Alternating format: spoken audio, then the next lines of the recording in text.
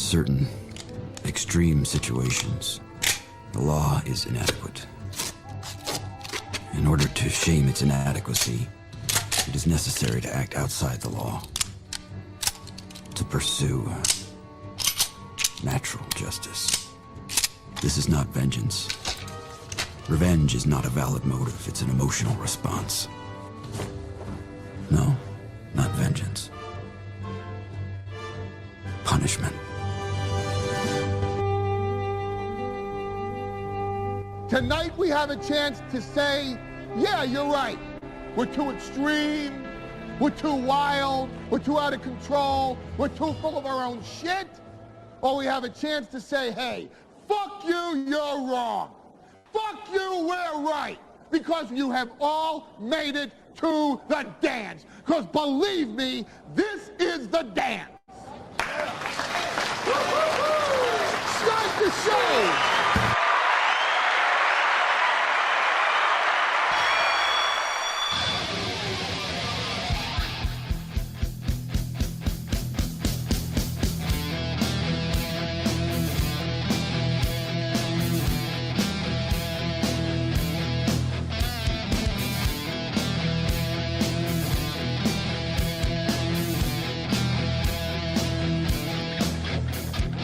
Good morning, everybody. I got my Jim Cornette shirt on. I'm wearing my dad's shirt. Welcome to the program. It's Thursday. It's our final regular show of the week. We've got a lot of stuff to talk about. You guys have had an amazing week. How about one for the audience?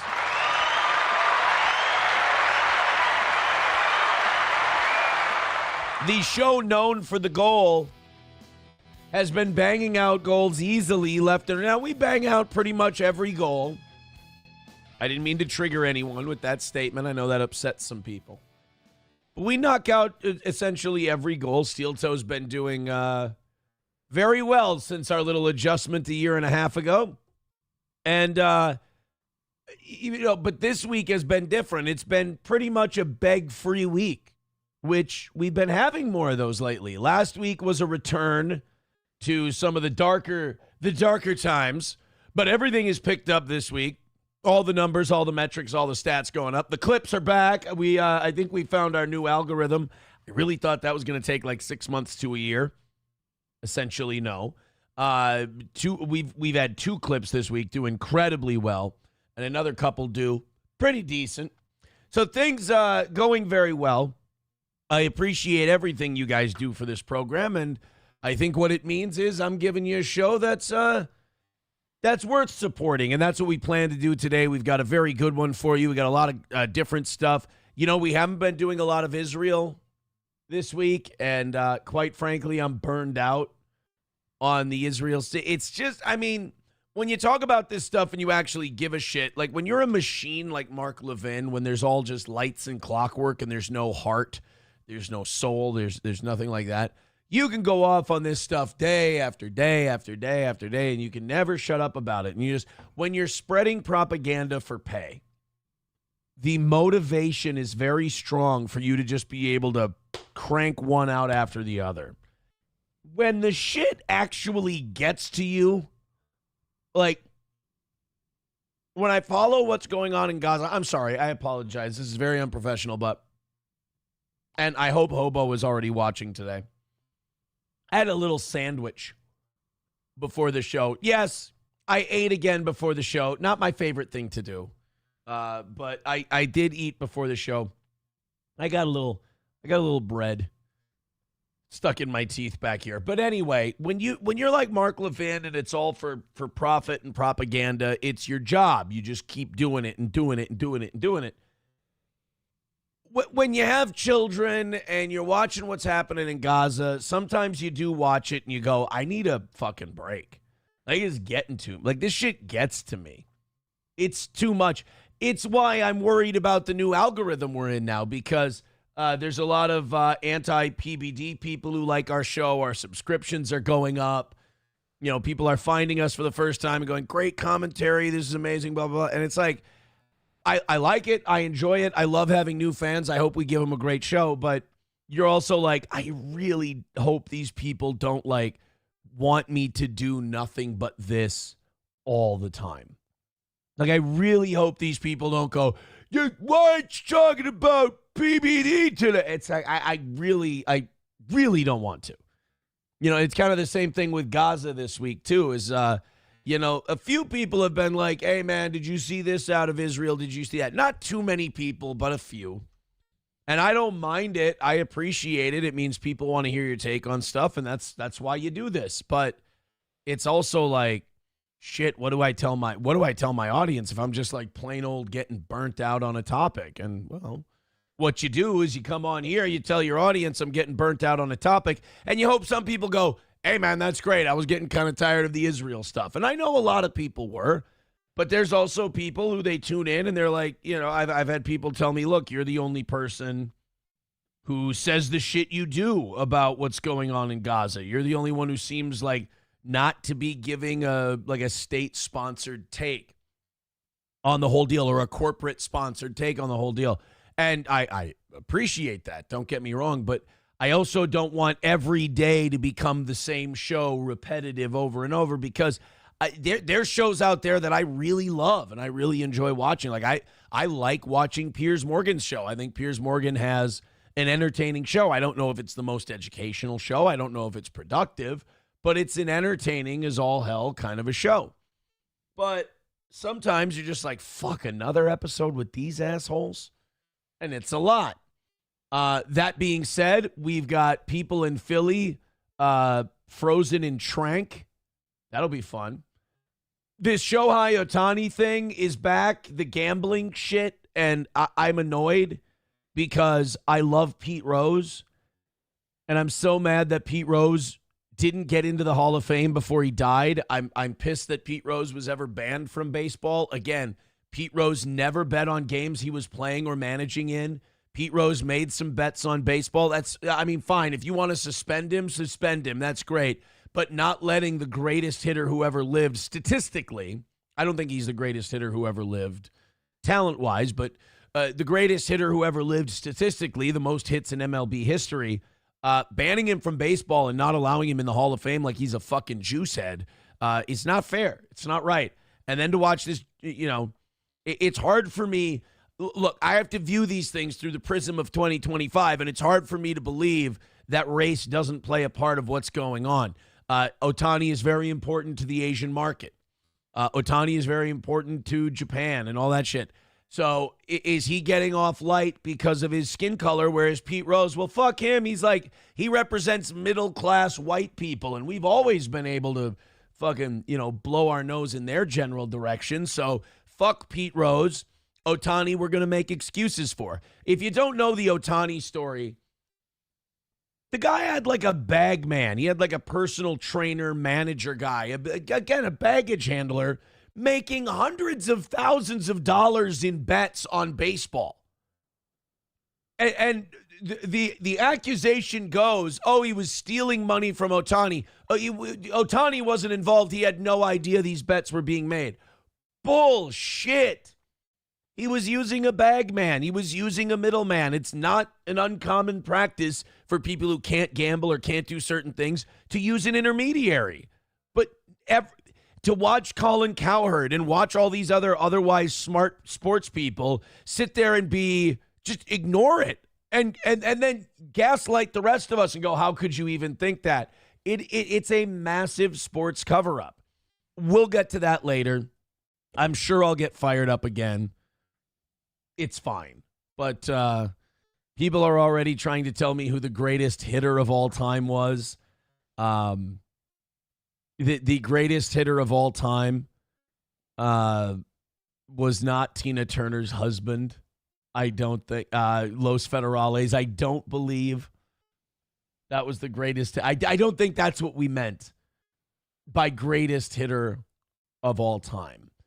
Sam Show says, yesterday's show was a rerun of 2 shows prior, and there wasn't much Gaza. See, yeah, I get from people like Sam Show, if I don't, this is the conundrum you get caught in. If I don't do the same show every day, then I'm doing the same show every day. Because Sam's show, he wants to hear about the Jews and Israel all the time. I get burnt out on the Jews and Israel all the time. So Sam's show doesn't hear all the different topics we do. He just hears not talking about the Jews. So if I'm not talking about the Jews, Sam's show goes, same fucking show as yesterday. Meanwhile, if I go, the Jews, the Jews, the Jews, the Jews, I kind of creep myself out a little bit. And all the rest of the audience goes, this is the same fucking show as the last 2 days. You're just the Jews, the Jews, the Jews. So it's, look, this ain't my first rodeo, I understand. But at the same time, keeping everybody happy is impossible. Do your favorite show. Numero uno, Josh Denny fan, tell me about this Saudi Arabia comedy festival. Is this part of Riyadh season? I love me some Riyadh season. You get the best boxing matches of the year during Riyadh season, baby. Dude, Canelo Crawford. I wish I weren't busy in September. I wish I didn't have shit going on. I would love to go get tickets to Canelo Crawford. Two of my favorite fighters of all time are fighting each other as close to their prime as they can be. What do we have here? Oh, shit. I was just going to look at Ticketmaster and see what tickets look like for that fight, and my app needs to update. Son of a bitch. We're going to do it desktop like a boomer. What do you say? Canelo Crawford. What are the tickets looking like? If I wanted to go to Canelo Crawford, how much am I going to have to drop on top of the tickets to Vegas, the hotel, the whole thing? All right, here we go. Canelo Crawford in Las Vegas. Oh, don't be ridiculous. Don't be an insane price for tickets. Let's go. What section do we want to be in? We don't want to sit way up. This is in Allegiant Stadium, by the way. This is the Raiders stadium. Well, this fucking sucks. Why does... Oh, God, the Ticketmaster website is fucking dog shit. Never mind, guys. We're doing this. I'll wait for the app. Numero uno, Josh Denny fan says, Saudi Arabia is evil, you fucking retard. Yeah, I know. What's your point? So are we. Oh, I'm the moral compunction of us working with the Saudi Arabians. Dude, we're supporting a fucking genocide. Like, are you really... You still fighting this fight? Hey, dude. Comedy festival in Saudi Arabia.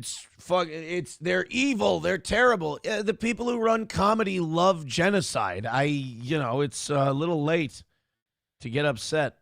All right, let's take a look. If I sit in the C section, holy fucking asshole, $2,200. Yeah, I think I'll skip that. All right, how about the second level, section 208? $731, a little more reasonable. Section 339. Yeah, seven. So you ain't getting in the bill. Oh, there's $535 for Canelo tickets. All right, so you'll drop about $600. You drop about $600 on a ticket. You can get in the door and sit in the third level to watch two 5'8" guys box each other. I'm sure that's a good view. They'll have it up on the video screen. That's the thing. You pay all this money to go to a fight. You end up watching the fucking thing on a video screen anyway. Stay home, watch it on TV, save yourself some money. And then it's on Netflix. I don't think Netflix does a pay-per-view option, do they? So that would just be included with... I didn't pay anything for Tyson Paul, did I? So Canelo Crawford's going to be free on Netflix, fingers crossed. I'm excited. Mommy says, good morning, everyone. My last day in the States. What shall I do today? What city are you in? I will tell you exactly what you should do. Annoyed Wawa Supervisor says, tickets, transportation, hotel, lawyer's fees to request the weekend off. It all adds up. Well... The nice thing is that part doesn't cost any money. They just say yes and you go. It's like, hey, thanks for telling me. Cool. Don't get raped. That's all they say. It's a weird message you get from them. They're like, hey, we hope you have a great time and wonderful. Don't get raped. It's like, what? Are you planning something? That's what I called this entire process. Numero uno, Josh Denny fan says, I'm supporting no genocide. Who's this we, white man? I meant the Jews. Mommy says, don't support genocide either. Yeah, I mean, don't do that. Don't support genocide.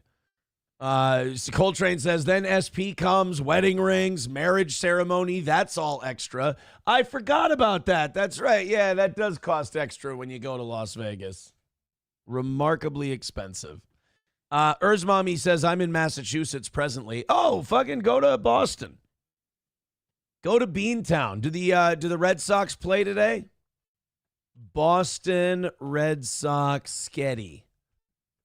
Nope, they don't play till tomorrow. They play the Marlins. All right.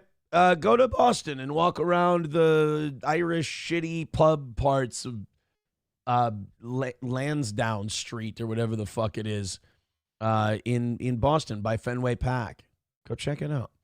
Annoyed Wawa Supervisor says it's free on Netflix. Yes. Yes. Thank you, Canelo, for giving back to this sport. Annoyed Wawa Supervisor says, what's Riyadh season? You don't know what Riyadh season is. It's a big, like, entertainment mecca thing. The whole Riyadh season thing is like comedy, music, boxing, athletics, entertainment. Like, Riyadh season is their big thing they do in the fall. That's where you get all the big fights in Saudi Arabia, and WWE comes out and does a thing. And you got comedians, you got musicians. That's Riyadh season, bro. Riyadh season. Aaron knows nothing about Boston. Don't listen to him. No, I know very little about Boston, but go do fun shit there. She doesn't really have a choice. She's in fucking Massachusetts. Where are you going to send her? Harvard Square? Nobody cares. Kraken Slappin says, wedding in Vegas means you will buy an overpriced gay shirt, too. Have to make sure that cost is included in your plans. That's true. Every trip I go on, I buy a ridiculously gay shirt. What do you do? Bappa Shop says they act tough, but they're like the stupidest, most killable people on the planet. Bostonians? Yeah, Bostonians are the Wile E. Coyote of people. They're very, very braggadocious. And they're stupid. Numero uno says, I guess the fact all these modern day philosophers and last line of defense against freedom comics are going to help whitewash Saudi Arabia as a global cultural hub is not an interesting topic. I fucking asked you to send me a link and tell me more about it. God, you guys get bitchy. It's hard being just a dude anymore. It's hard being a guy because guys have too much estrogen now. I don't know where they're getting it from, but they're sensitive and they're passive aggressive now. That's why it's good to go out into the real world, because there's still some people out there who are normal.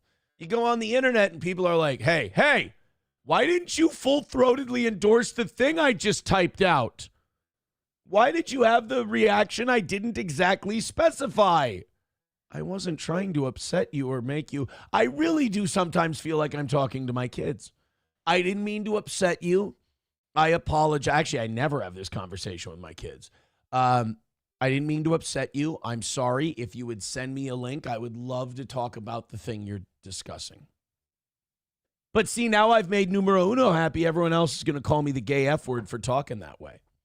Numero uno says, yeah, you said that and immediately went, well, everyone does genocide these days. What can you do? Is that what I did? Is that what I said? Like I said, people are funny. People are sensitive. It's very strange. No, we support genocide here in the United States. So it's hard for me to tell other countries, you support genocide and you, so do we. We're fucking, what I'm saying is we're fucked. Until something drastic happens, we're fucked. So, numero uno, Josh Denny, you now have two choices. You can whine and kvetch and bitch like a little girl, or you can send me a link to the thing you're talking about. Now, if you're saying like a bunch of comedians are going to Saudi Arabia to do a gig and they're getting paid probably metric fuck tons of money, there is a point in your life where you're going to have to grow up and you're going to have to go, all of these people are in it for the money. Full stop, no exceptions. Stop. Don't worship these people. Don't look up to them as moral leaders. Don't look up to them as people of virtue. They're all doing it for money. It's their job. They have families, and they're trying to accumulate as much wealth as they can before they quit because they've all watched Gallagher go fucking broke and not get any work since the mid-90s. So they're all trying to avoid that. So they go to Saudi Arabia and they go, oh, they murder journalists and they're overall just a really shitty people. Check clears.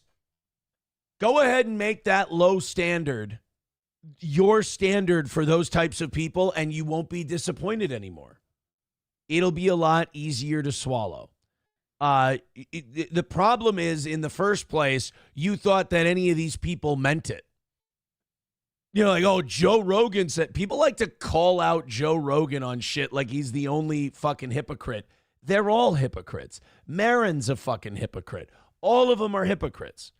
You know, like, people, there's a lot of jealousy of, like, Joe Rogan and the people around him. I mean, look, I think Bert Kreischer's a hack, but I don't fucking care. Like, everyone does videos. They embarrass themselves. They go like, this is the downfall of Bert Kreischer. Bert Kreischer is finished because he said this. Bert Kreischer is an eternal buffoon. He'll be fine. He's doing great. He's making a lot of money. I happen to not really dig his act. That's all. That's where it starts and stops. You don't have to be fully invested and give yourself agita because these people sold 6 more tickets than you want. You're going to drive yourself crazy thinking like that. That too lazy to try guy, he's fucking cutting up videos where every time one of these guys fucking farts, he's like, that fart is going to be the fart that ends their career because now Joe Rogan doesn't like them because Joe Rogan smelled the fart and Joe Rogan said that the fart was gross. And so now Bert Kreischer is pretty much just going to be known as the fart guy. And it's just like, just hang on. Enjoy the ride, buddy. It'll be fine. And you know, the other thing is, a lot of it is jealousy, unfortunately. You know what really opened my eyes to people, kind of a lot of the hatred of different comedians being jealousy? Dane Cook. The Dane Cook hate, especially from guys, because I hated Dane Cook when I was in my 20s. And it's because girls like Dane Cook. It's because girls like, Dane Cook is funny. Dane Cook's great. And we're like, no, you fucking hack. He's fucking shitty. Hack, shitty, what? Dane Cook would go on stage, he'd do shows, and he'd sell fuckloads of tickets. He sold out arenas. Sorry, you're good when you do that. You're good at something. If you sell out arenas, you're good. There's all these people who, you know, and look, I was an Opie and Anthony fan, but it was a show to me. Some of these people took it as their fucking life philosophy, and it's pathetic. And they're like, oh, that guy's a hack. That guy's a hack. That guy's a hack. There's only 2 things in comedy. Make money, sell tickets. Well, you know what?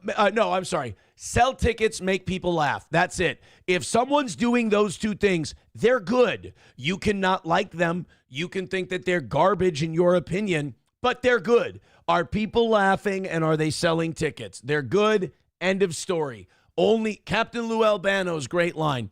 The only 2 things real in this business are the money and the miles. If that bothers you, if that upsets you, go watch a kiddie show. Is a show where we have takes that are maybe a little more elevated than mentally retarded. And then, don't get me wrong, plenty of mentally retarded stuff. But this idea that, like, you think Joe Rogan is shitty? It's like, no, he's fine. He does well. He makes a fuckload of money and people want to pay to go see him. Goddamn. That Dane Cook shit, though, was all jealousy. It was 1,000% jealousy. There's nothing about Dane Cook that should have upset you. He stole jokes from Louis C.K. Yeah, they both did fine. They both did fine. It is weird to watch fans get more upset than the people.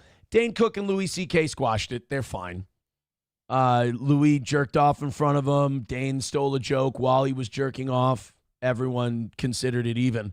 But the days of Dane Cook, I'm embarrassed of how I was about Dane Cook because I look back now, I'm like, yeah, it was jealousy. I didn't like what someone was doing.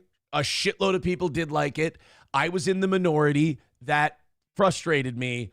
Grow up. That shouldn't upset you. The guy did great. He was very important to comedy, too. He kind of changed the way people market themselves. He was the first one to really use social media to make himself popular. And when the thing you do is you make people laugh and you sell tickets, he used social media to enhance both of those things. And again, that's your job. That's your job.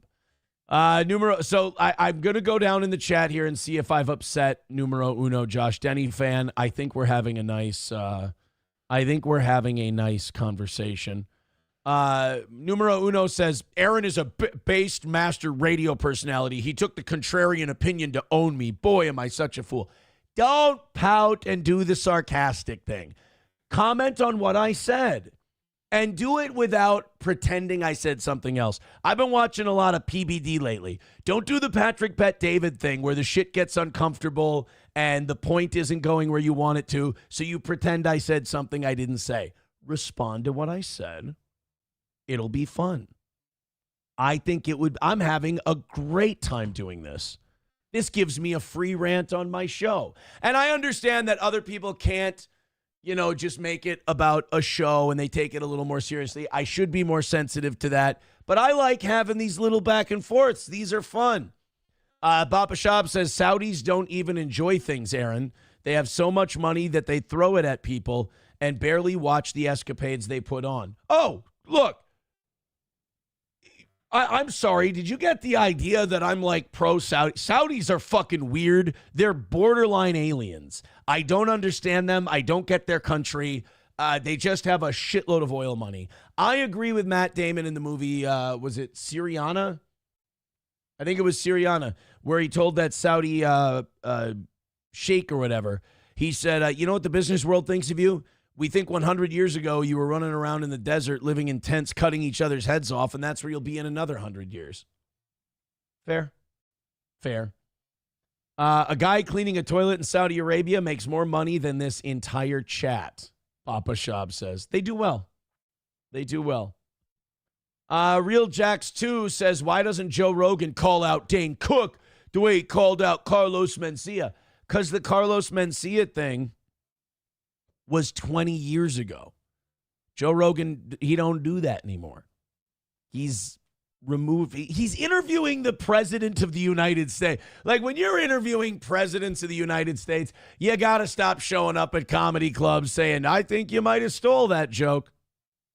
Numero uno says, comment on what I said. Oh, is this a comment where he's not going to comment on it?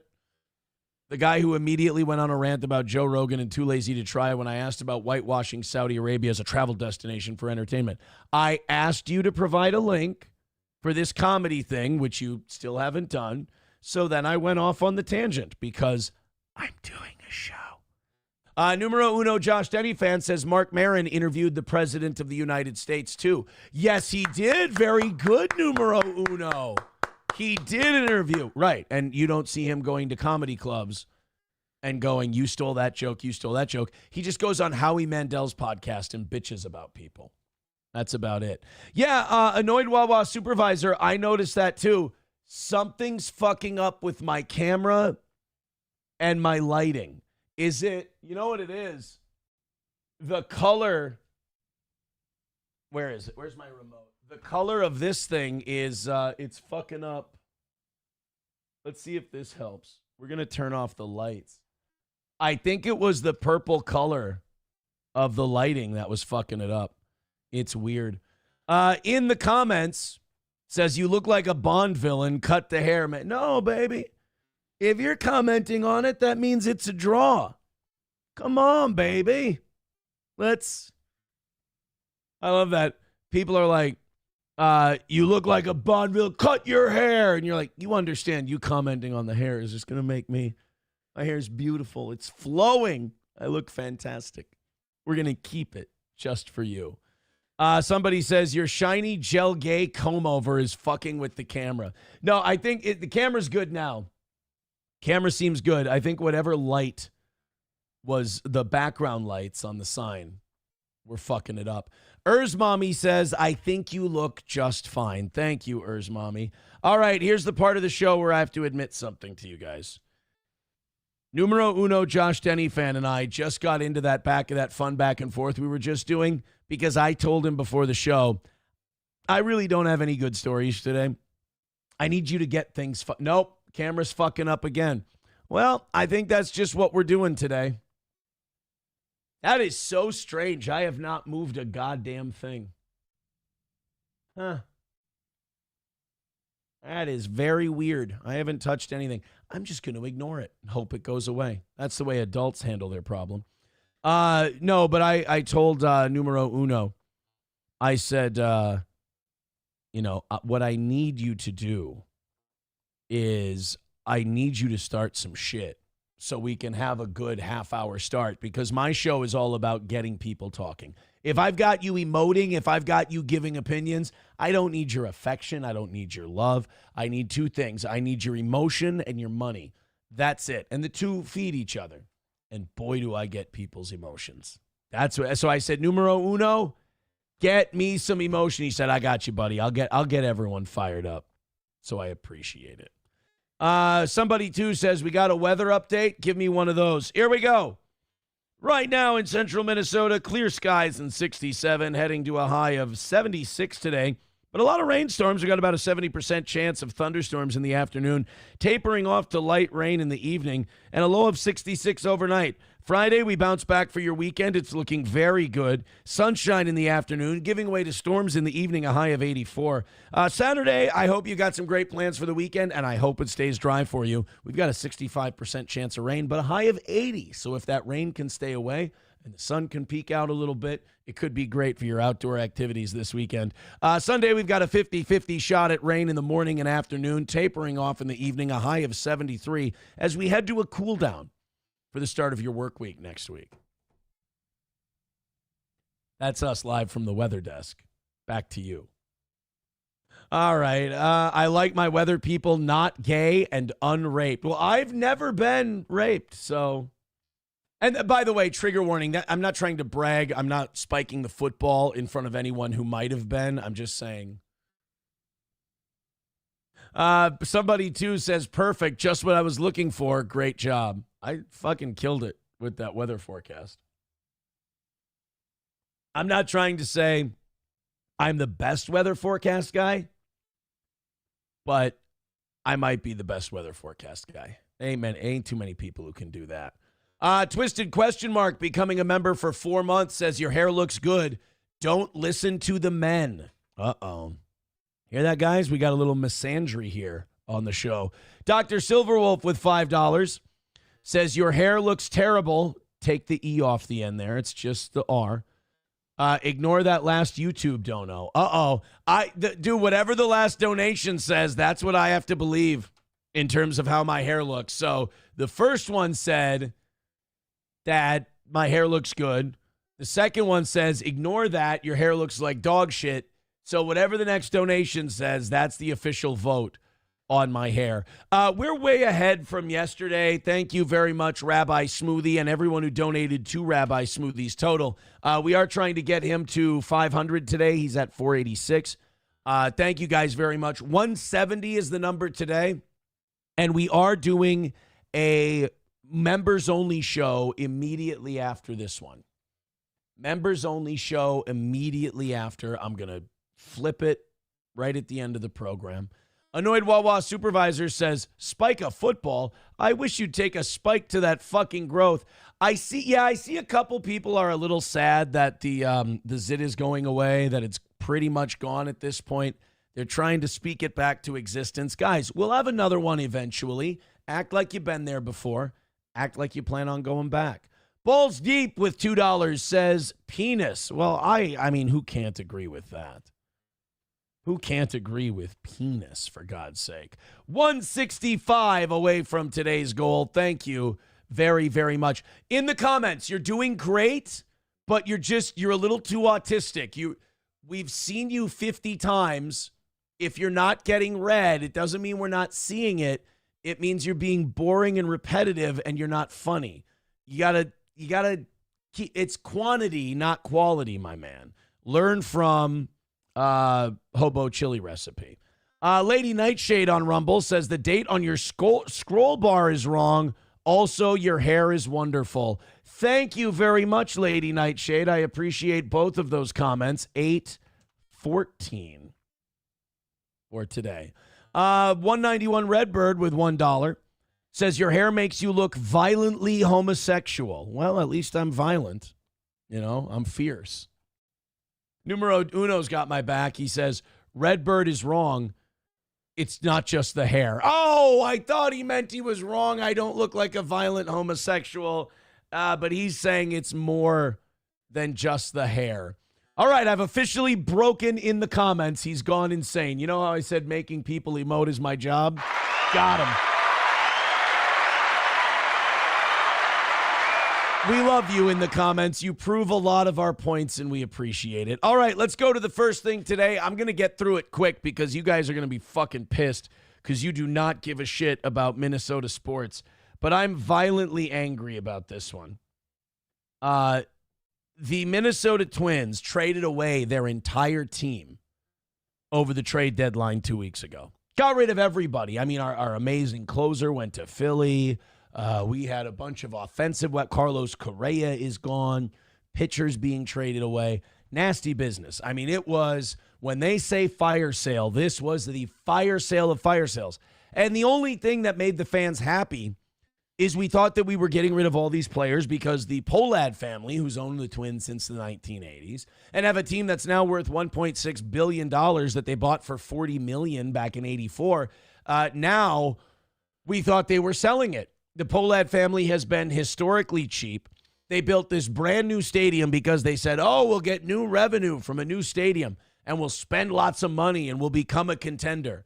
Our payroll barely went over $100 million. And now they're cutting it even further. So we thought, okay, they're trying to lessen payroll so they'll look more attractive to a buyer. I mean, after all, someone's got to pay almost $2 billion for this fucking thing. You don't want to inherit too much cost. Well, the Pohlad family announced yesterday they're not selling the team. Oh, here we go. Pulling the club off the market. Thanks for joining us tonight. I'm Julie Nelson.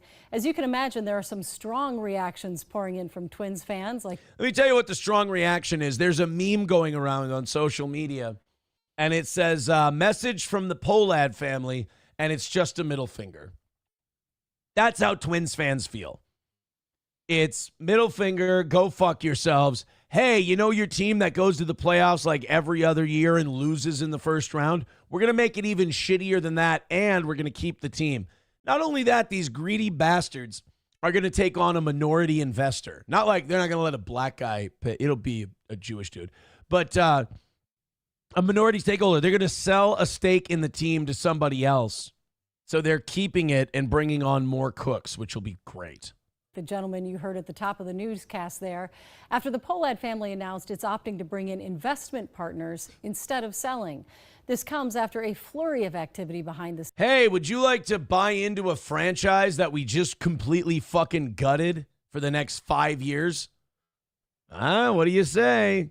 Scenes, shedding salaries, and gutting the roster. Gordon Severson leads us off tonight live from Target Field. Gordon? Yeah, Julie, the team may be away in New York playing the Yankees today, but... Which is also fucking great. Yeah, you know what? Hey, your team's in the doldrums, and we just got terrible news. Got anything else to tell us? We play the Yankees today. I'm going back to bed.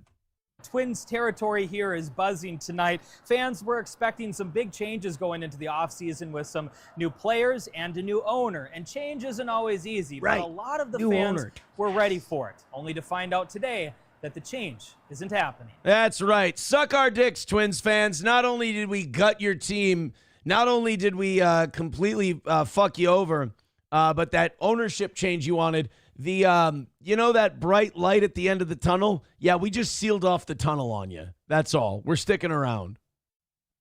We're like their little pet rats that they just want to torture. That's all we are to the Pohlad family. Why do you want to keep us when you hate us so clearly? This is, you know what? Now, being a Twins fan is similar to living in Gaza. It's the same thing.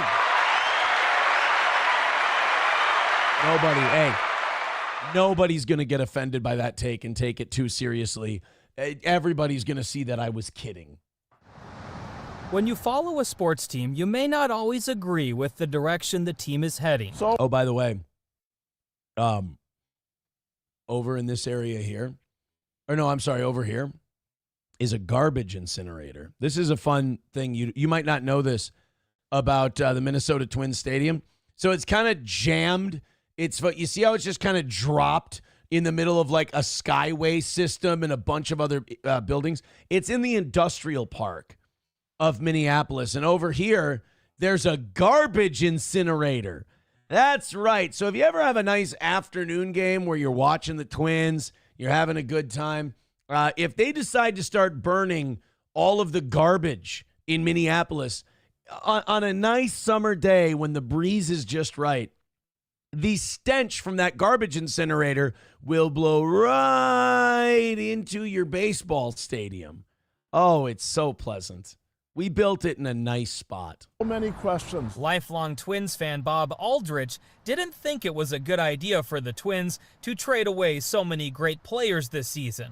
You unload everybody. But he says the moves made sense if your goal was to dump salary and make the team more appealing for a new owner. But no, we've unloaded everybody, and we're stuck with the same nonsense that we started with. I know that you guys are looking at that guy and going, wow, he seems insane.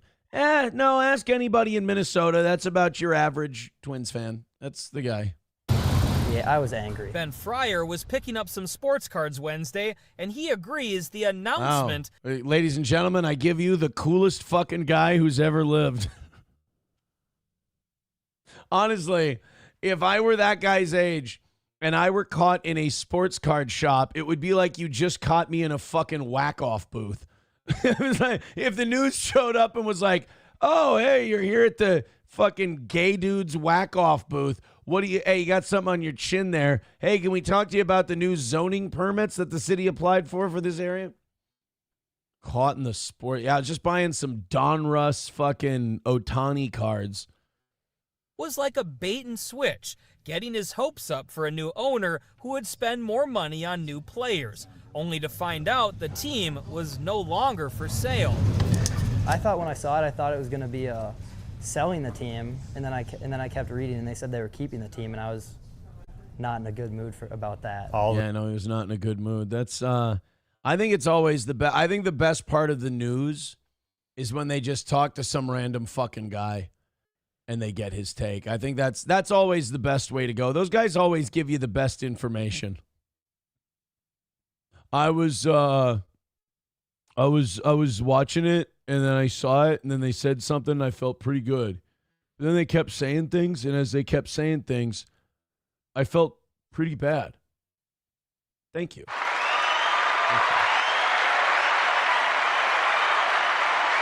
Los Federales with $1 says, please watch this. Just want to make sure kids. All right, we'll get to it when it's apropos. Absolutely.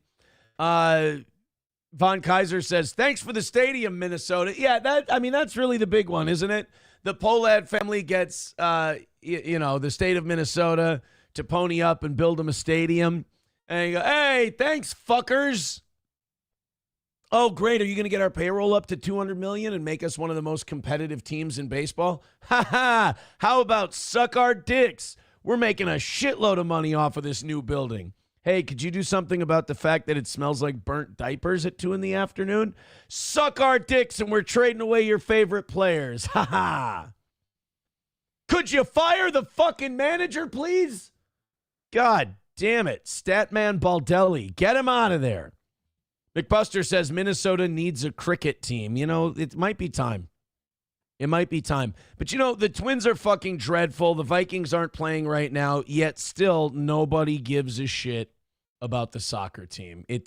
So if you're asking how much does it take to get Minnesotans interested in soccer, apparently more than every other team being dog shit at that time, and the basketball team, being in a league that's suffering from a dildo tossing crisis.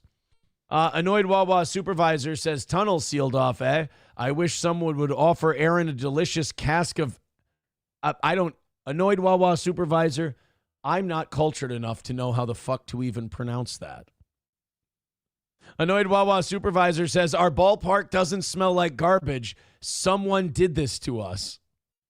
Yes, the Pohlad family. The Pohlad family. Bapa Shab says, what do you think about his core? I don't want to do this. It's just going to be gay. Free speech coach says, sometimes teams know best. I was mad at the Brewers for trading away what I thought was a good team, and all these no-namers are number one in the league. Yeah, I mean, it does happen. It's rare, but it does happen that teams try to fucking tank, and they just keep winning, like the A's back in the early 2000s. Oh, God, Papa Shab, why did you send me? Oh, no, this wasn't. No, we've already watched this, Papa Shab. I'm disgusted by this. I'm very upset that the Vikings have two male cheerleaders. We'll watch this video again. I don't want to say two gay male cheerleaders. I feel like that's being really presumptuous. I don't know anything about their dating history, so I don't presume to know that they're homosexuals. Jesus. Dude, those guy cheerleaders are so fucking gay. And this is a beautiful girl. I'm not saying anything bad about her, but those guys are so gay. I'd say it's more likely that she has a cock. And she's a beautiful woman. But those guys are so gay. Ugh. Oh. Jesus Christ. Why? Why are we doing this? What's the, like, I hate to be Sam show here, but like, what's the ultimate goal? What are we doing? Are we just slowly invading anything that's dude and just trying to gay it up so that the culture in general just becomes emasculated and we don't have babies anymore? And so white people just don't populate. Oh. Transgender sex. Oh, look at that. I didn't know we were going to stumble upon that. I'm sorry. Oh, Baba Shop wanted a core rating. I'm sorry. I don't know. Not a great core. Not a great core. I would say they need to tighten a little bit. Bigot on Socialist Media says Vikings tranny football team. I don't know what part of the car they'd be. Maybe the alternator. We don't know. Eaton Clams says, tell the truth, you're jealous of his hair. Eaton Clams, if we had to stop the show every time I was jealous of someone's hairline, we'd get nothing done on a daily goddamn basis. All right, let's do this story from Los Federales. This sounds fucking depressing as all hell. But the next story I'm going to do is some Tranq footage in Philadelphia. So, when in Rome. Registered sex offender will escape prosecution after he allegedly tried to kidnap a child. Oh, yeah. Okay, I know about this one. Thank you. This is an update. We talked about this guy before. So there's this ashy-ass black dude who tried to abduct a kid from a park. They arrested him. He's got a history of being a fucking creep, and they were going to throw him in prison. He identifies as a female, though, and they've decided that this person was not mentally competent to stand trial. So they're just going to let him just go ahead. That makes no sense. So you're kidnapping a kid. You don't even know what fucking gender you are. We think you're too fucking crazy to sit down in a chair in a courtroom and behave yourself while a trial happens. So therefore, crazy person who can't even sit still and has tried to steal kids in a park, get back out there. I'm sure it'll be... What? I feel like those people should be locked up more. Like, if you can stand trial and you can go through a trial, you can maybe understand that you did something wrong, whatever. All right, and then we punish you, right? If you can't even do that part, we just have to lock you up forever. A Colorado schoolyard. Now, this is due to a controversial law that is driving some fierce criticism. Shoot him. Just fucking shoot him. Alexis McAdams has the details for us. Good morning, Alexis. Hi, Dana. So, yeah, this is going on out in Colorado, right outside of Denver, where the suspect could be back out of... Dude, are we supposed to believe that there's still no Roger Ailes type guy at Fox making these women sit on their lap? Because Fox News always finds just the best looking news ladies. And I don't know if you remember the Fox News scandal of the early 2000s, but Roger Ailes used to have all these female employees like sit on his lap, and he'd squeeze their stomachs and have them do, quote, breathing exercises. And then he'd grab their tits and he'd finger blast them. make him blow him. He was a fucking disgusting guy. He was like, Roger Ailes is pure evil. But like, I'm looking at the women they hire, and I'm like, there's still got to be, I don't think they've cleaned the creeps out of that. There's still got to be creeps in there.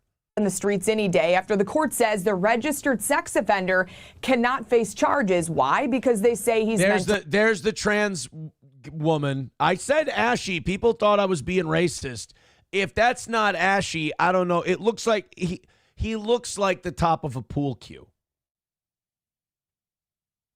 So when I said ashy black dude, that wasn't me being presumptuous or racially insensitive. That is the most apt description I can give of the man.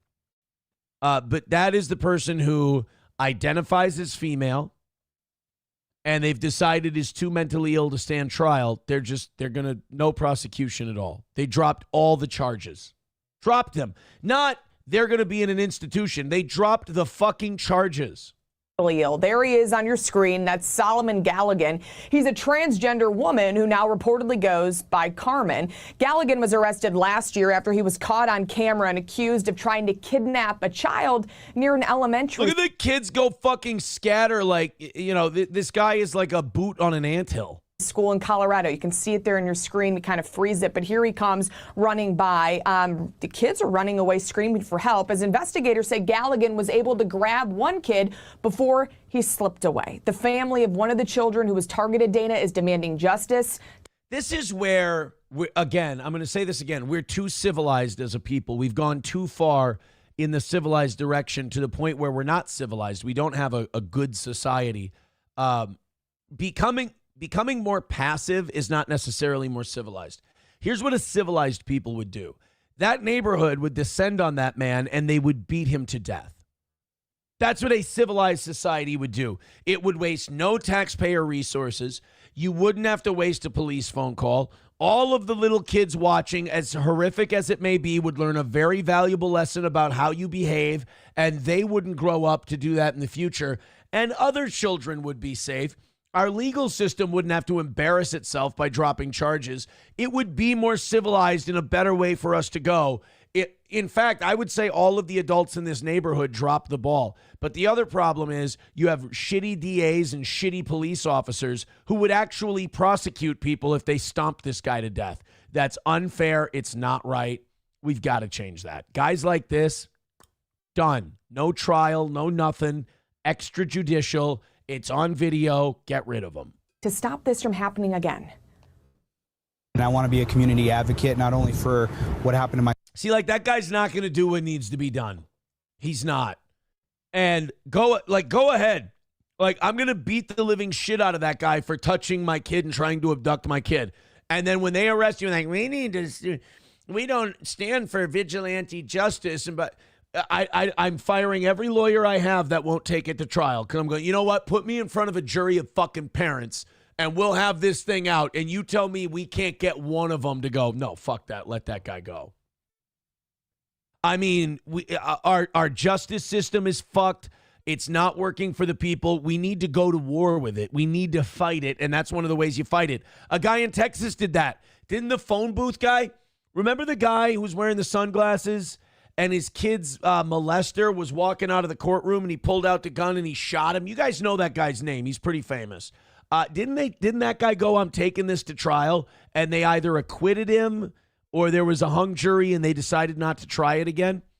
Everybody who takes vigilante justice against people who would hurt children should take it to trial. And if you ever get jury duty on a case where it's vigilante justice against someone who protected children from a guy who tried to hurt them, you have a duty as a citizen to acquit.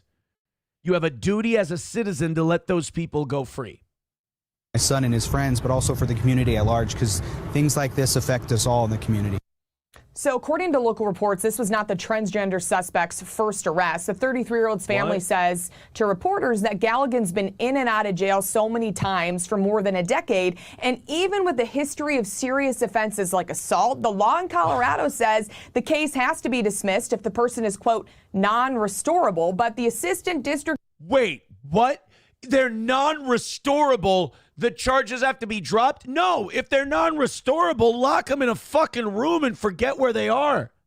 attorney himself says that law has to be updated. Ultimately, it Then begins. it's your fucking job to break it. It is your moral duty to ignore that law.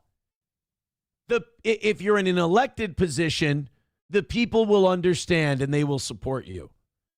God damn. One of the biggest tragedies of this country is when people go, well, there's a thing on a piece of paper that says I can't. Okay, but we all know it to be morally wrong. Break the fucking rule. We'll get your back. With legislative change, if we are going to allow a case to be dismissed under the criminal statutes, then we need to have stronger civil commitment. So according to reports, this is the fourth time prosecutors have dropped felony charges against Galligan due to competency issues, and there's no guarantee if he will even be held long term. So we'll keep an eye on it, Dana. Wow. I think you should have to have I don't really believe in freedom the way I used to, because I think it just gets taken advantage of. I think you should have to test out for everything. I believe everything should be subject to a test. I believe you have to be of a certain cognitive ability to get due process. And I think if you're below a certain cognitive ability, you get no due process. We just lock you away and you're gone. I don't believe in due process for everyone. I don't believe in freedom for everyone. I don't believe in liberal democracy for everyone. I believe it should only be for people who can handle it, and you should have to test out on everything. Otherwise, fuck it. Like, why? There's guys like this out there. Jesus. Lady Nightshade says, just shoot him, so much cheaper. It's very weird to see somebody without a membership. Go ahead and gift Lady Nightshade a membership. Somebody jump on that. And then she doesn't have to watch any ads. I'm glad Bapa Shab made the Carmen Sandiego joke. I appreciate that. Vodka Rock made the Carmen Sandiego joke. There we go. Okay. I liked this person better when they were that, what was that rapper? Ashy Bone. That's who it was. 191 Redbird with $2 says a new law makes it now officially illegal to make a woman uncomfortable in the UK. If you're sending us the catcalling thing, we did do that yesterday. Sam Show says half the time teachers just let the shooters in. Yeah, well, and the cops don't go in. Remember that. The cops just sit there. Which one was the shooting where the cops sat outside the classroom while the gunman was in there with people? I can't remember which one that one was. And unfortunately, we've had too many. Mommy says, y'all need public executions again. We need Putin over here, Mommy. We might need a strong man like Putin. Sam Show says, beards like that are gross. Get the hair off your neck and under your chin, you dirty fuck. Hey, Sam Show, I shaved this morning. Don't I look pretty? Mike Go says, put that abomination down. There's no hope for it. A shit recidivist. Yes, you're right on all counts. Switchblade Proper says, why do we play these fucking games? We aren't more civilized. Firing squad. Yeah, I believe executing people like this is far more civilized than whatever crazy horseshit. This is where I'm going to get a little Sam Show and Bapa Shab, and I know Bapa Shab's smiling, going, all right, where are we? I think that we were brainwashed by people like Freud and his ilk. I've been through therapy, and certain therapy is very good. But the kind of therapy that was pitched by Freud and his ilk, I think has been a master gaslighting tactic to fuck with people. And I think it's been really, really bad for us. I think a lot of psychiatric tenets are wrong. I think they are. I think they were used by manipulative, gaslighting, brainwashing people to subvert us in many ways, especially the working class, and make us more obedient. I think Sigmund Freud was an evil man, and I think he set us back a long, long way. Grand Poobah with two, and guys like Jung and Freud, and look, I don't want to get into it, but psychiatry was hijacked and abducted and used for really fucking evil, shitty means. Grand Poobah says, Aaron, the solution isn't beat the perv to death. The solution is to beat the prosecutor to death for dropping the case. Well, I understand. I do understand that. But I also believe that that guy is kind of a slave to the system he's serving. It's their law that if the person is ruled incompetent to stand trial, you can't keep the charges. He technically doesn't have a choice. I mean, he should break the law, but, that's just, we're just, there's so many levels of fucked up in this story that by the time it gets to that assistant district attorney, it's already been remarkably fucked. Uvalde, thank you. Uvalde, Texas. That was the one where the cops were right outside the classroom. Then there was the Lakeland, was it Lakeland, Florida, the Marjorie Stoneman Douglas shooting, where that police officer was outside the school and wouldn't go in to face the gunman, and he retired like a couple of weeks later. Numero uno, Josh Denny fan says, we need Putin. LOL. Instead, you got Trump. Nice work, guys. Well, the media would tell you same thing. Same thing. Somebody, too, says, government, this guy just doesn't know what he's doing. He's not all there. We can't charge him. Also, government, hey, we should bomb brown people overseas. Hell yeah, let's do it. Numero uno, Josh Denny fan says, everything Freud did was proven to be wrong, including the idea that sometimes a cigar is just a cigar. Yeah, Sigmund Freud was a drug addict, pervert weirdo who nobody should listen to. Bapa Shab. Edward Bernays was Freud's nephew. It all starts to make sense. Here's the thing. When you start looking into modern psychiatry and you start looking into Freud and you start really digging into that stuff, it just gets so depressing because you're not looking for the answer that you're going to get. And when you get the answer, when you just follow the dots, you connect the dots and you get the answer, you sit there and you go, like you find yourself out loud going, wait, but I'm not anti-Semitic.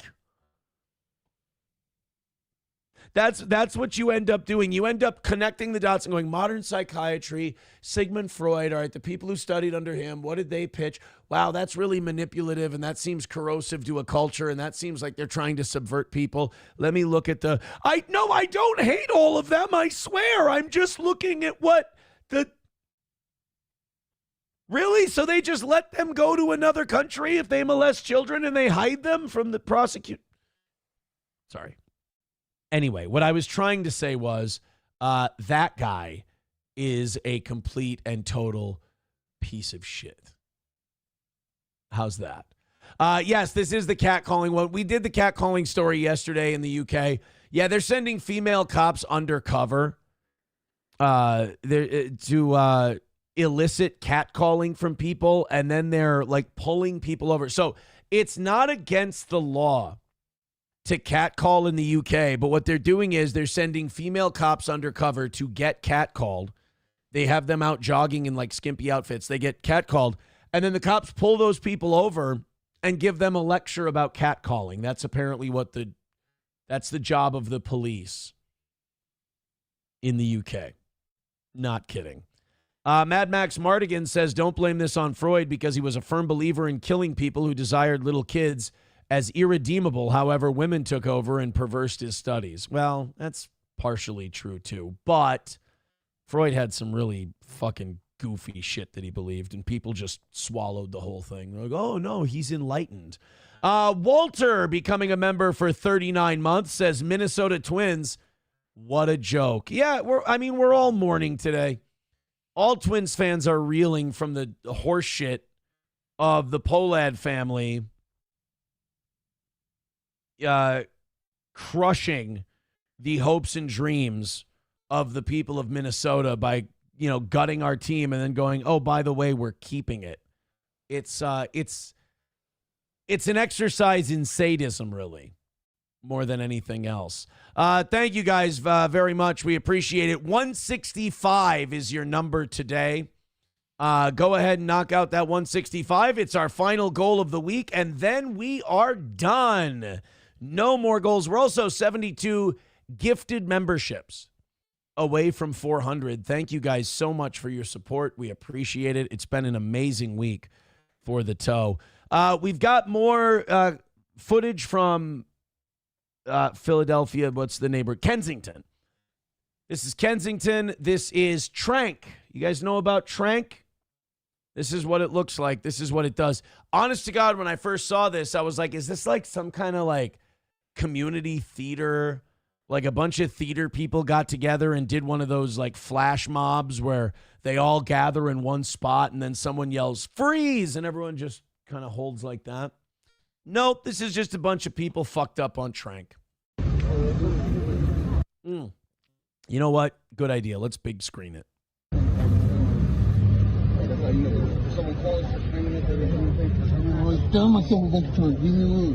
Look. I'm not trying to make light of the suffering of these homeless bum drug addicts. But I do believe that we need to find a silver lining in everything. If there are any, and I also believe that to get people off of drugs, you have to give them purpose. Could somebody Google while we're going through this video if there are any competitive freeze tag leagues out there? Because if so, I have an idea that could turn all of these people's lives around. Oh, he's out.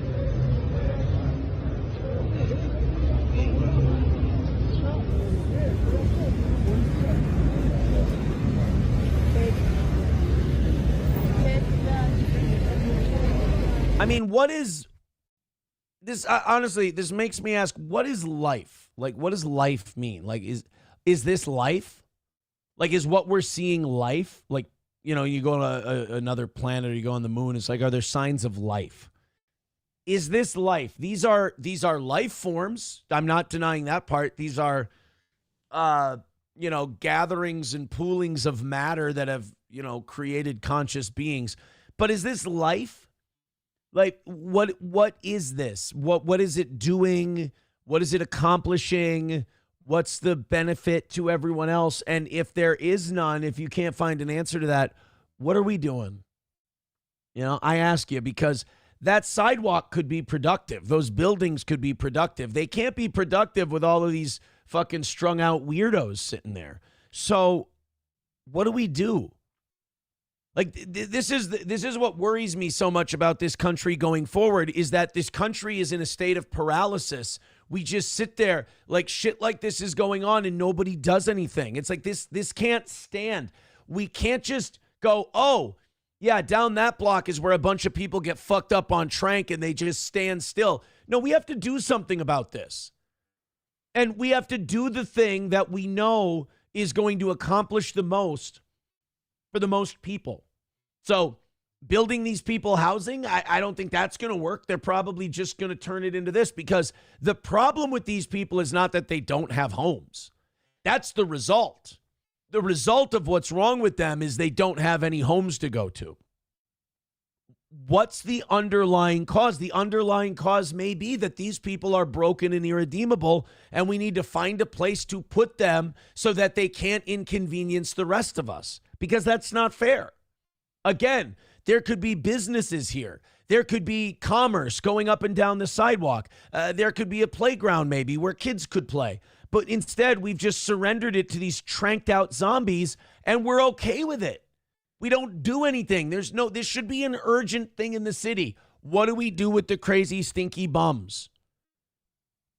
And that's what worries me for the country going forward, is that they are conditioning us. They are conditioning us to live amongst this and be okay with this. And I hate to draw parallels to Rome, but at some point in Rome, the people of that generation watched as the things around them built in a better time began to crumble. And they realized that they were living in the shadow of a once great civilization. When I see people geeked on Tranq and just sitting there frozen in major American cities on a sidewalk that could be full of commerce and productivity, it's got to feel like, when I see it, I go, we are living in the shadow of a colossus that was created by better men. And we do nothing. We're paralyzed. It's like we could do something to fix it, but we're worried about being called mean. It even boils down to things like the trans argument. It's like we all know what the right answer is, but we're afraid to be called a name. We're afraid to be seen as insensitive, but we know what the correct answer is. I'm not saying, like, there's going to be people in the chat, and I haven't seen it, but I'm sure it's in there. People like, why don't we just kill them? Blah, blah. In all reality, like, I'm not talking hyperbole for the show or anything like this. In solving this so the next generation can have a more prosperous experience than the one before it, and maybe this country can kickstart a new era of prosperity. A realistic solution. I have one that I'd like to try on you guys, and you tell me if it works. If we cut our military budget by $100 billion a year, we spend $1 trillion. If we cut our military spending budget by $100 billion a year, could we afford to put all of these people in an insane asylum, lock them away, forget they ever existed, and be productive again? Would $100 billion a year cover it? Because if we could take it from somewhere else, I'd be okay with my tax dollars going to locking these people in a facility, and we can get them help if we want to. I mean, I guess it would create jobs in the medical field. That's wonderful. That's great. That $100 billion would go a long way. Lock them all up. These people, what's the best case scenario? Like, if you leave them on the street, but there's some kind of government program where they get clean needles or whatever, what's the best case scenario? It's still not good. It's still the degradation of our society. So why can't we cut militaries, all the spending we do abroad? Why don't we bring that money here? And why don't we lock people away who can't be who can't keep up? Oh, there's somebody who's naked or fucking or sucking or doing something that they had to blur out.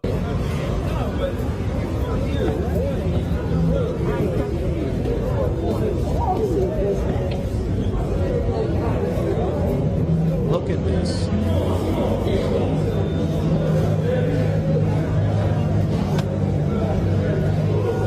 Like, okay, think about the movie One Flew Over the Cuckoo's Nest, right? What's wrong with that? Even if there's a Nurse Ratched in there, what's wrong with wouldn't America be a better place if there was a building with rooms full of fluorescent lighting, and these people were all in there just playing dominoes or cards or whatever, and we paid to keep them there, and they could be zonked out, and they could be gone like they are now, but we don't see them, we don't hear them, they're out of sight, they're out of mind, and this city block is filled with commerce and hustle and bustle and stores and jobs. That would be better. I'd be willing to... Look, man, I'm not against paying some taxes. I'm not against a program being created by the government if it works and it's efficient.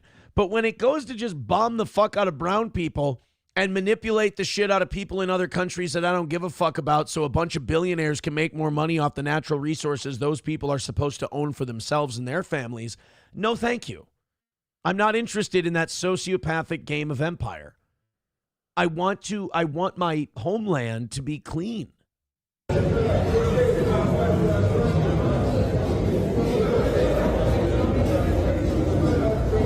Yeah, I mean, those escalators could be taking people to their jobs instead of a bunch of junkies playing freeze tag on it. One man's opinion. One man's opinion. Fucking terrible, man.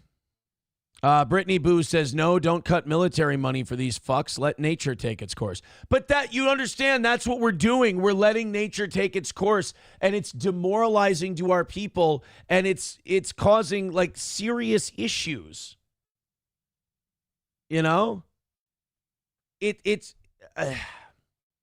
We're letting this shit just kind of take hold and naturally go, and it's showing that our country is in free fall, and it's a bummer. It's a bummer. Sam Show says, no matter what, taxes will go towards bombing Arabs or it's given to... It's never used to benefit you, so stop asking for it. No. You got to ask for it. I mean, you'll never get it.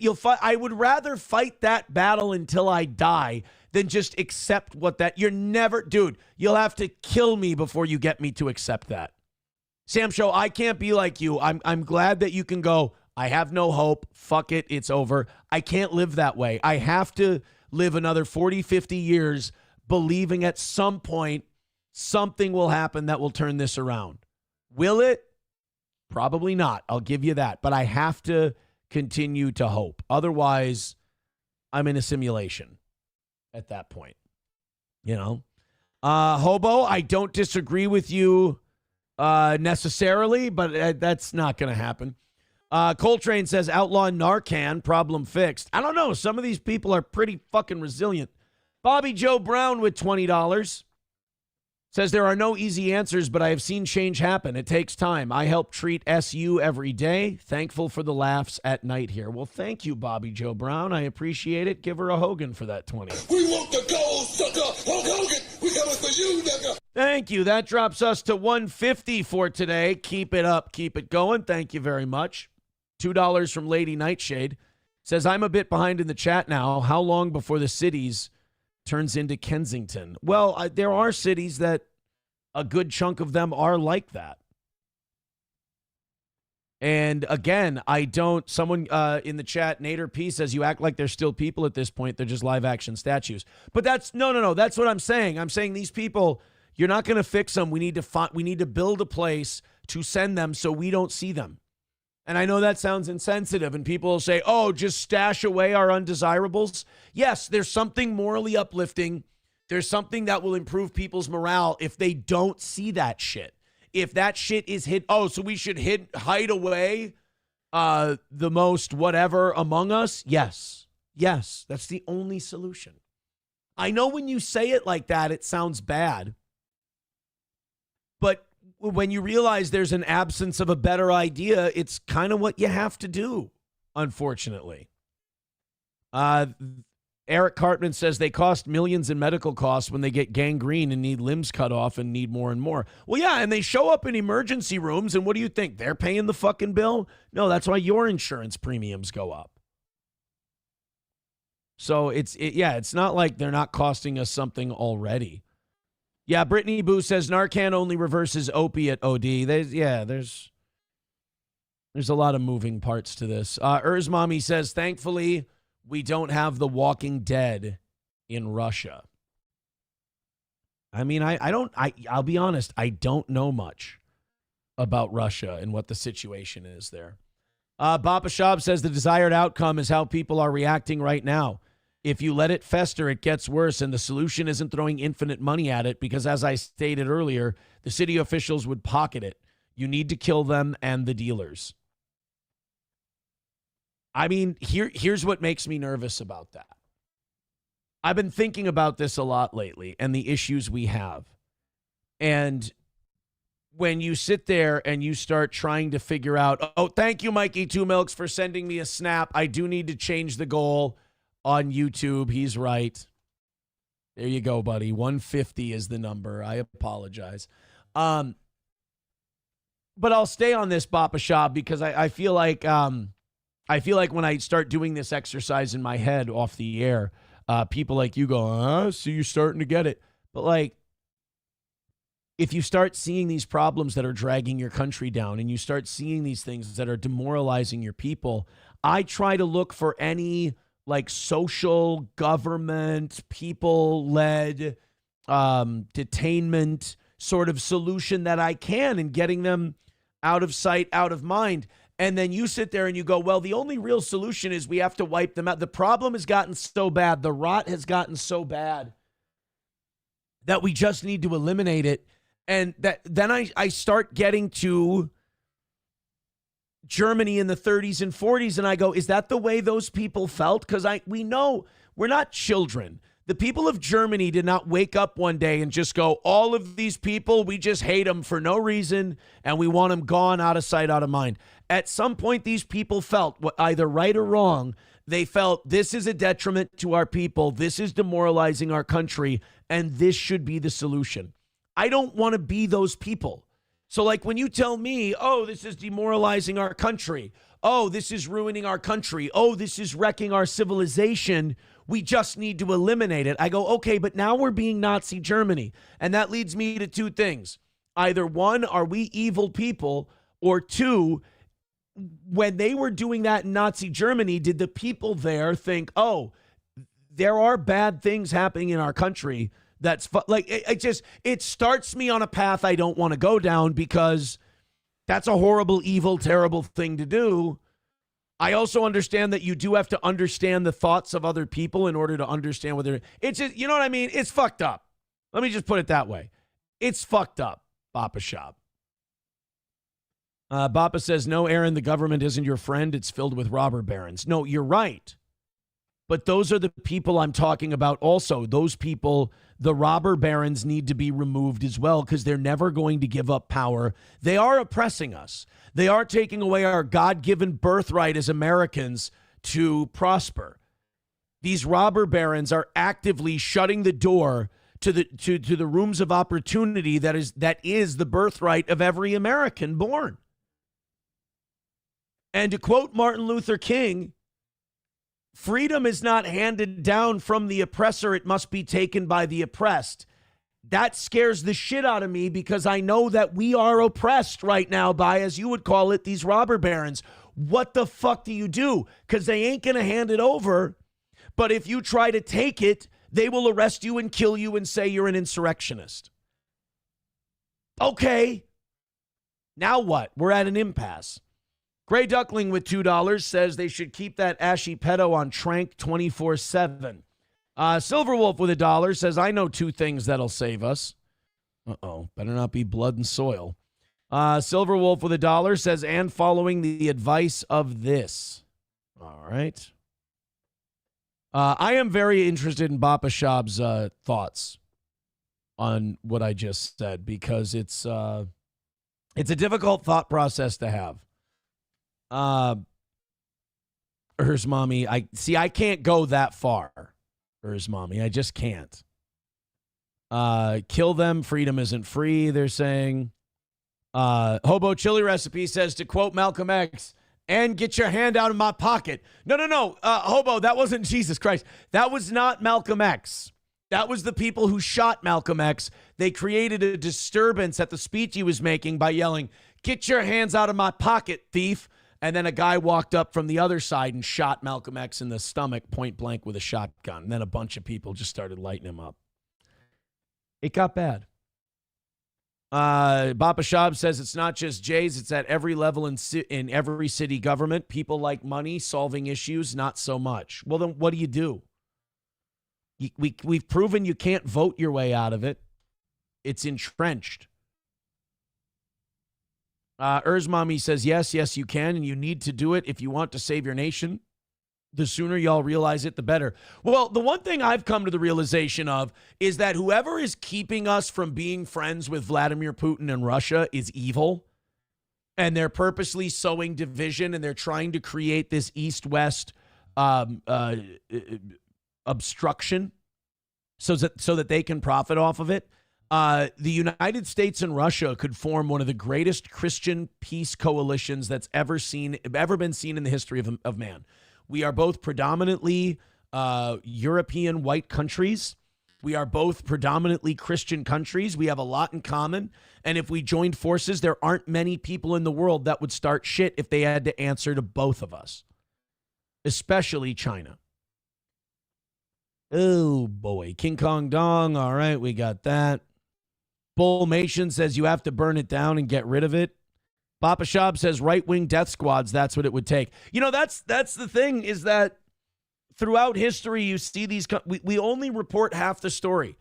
You know, the lesson is in the how we got there, not in the what happened. So when they report on these countries that like, oh yeah, these guys, these militias started forming death squads. The lesson isn't, oh my God, the death squads are terrible, the blah, blah, blah, blah, but we know murder is wrong and all that. How did you get to death squads? That's the question I want to ask. How did you get to death squads? And I feel like there would be a lot of uncomfortable conversations if we went to how'd you get to death squads? You know? Sam Show says Christians have more in common with Muslims.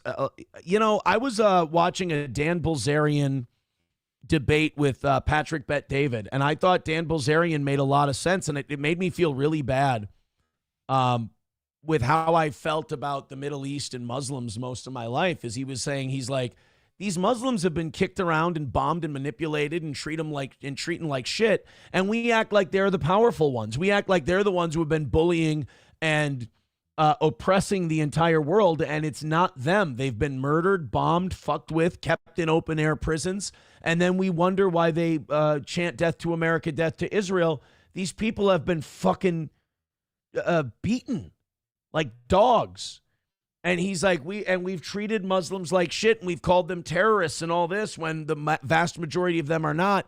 And I'm like, oh my God, my government has had me looking in the wrong direction and vilifying these people in this racism and this bigotry towards Islam. And when in reality, you look at Christianity and Islam, and while they're not, perfectly in sync, there is a lot in common there. Coyote NV with 199 says it's the thinning of the herd. You see why I don't get into this shit? It gets way too fucking deep. Like, it gets me thinking way too much. Way too much. Numero uno, Josh Denny fan says Death Squad. So we're back to Rogan. I needed that. I needed that.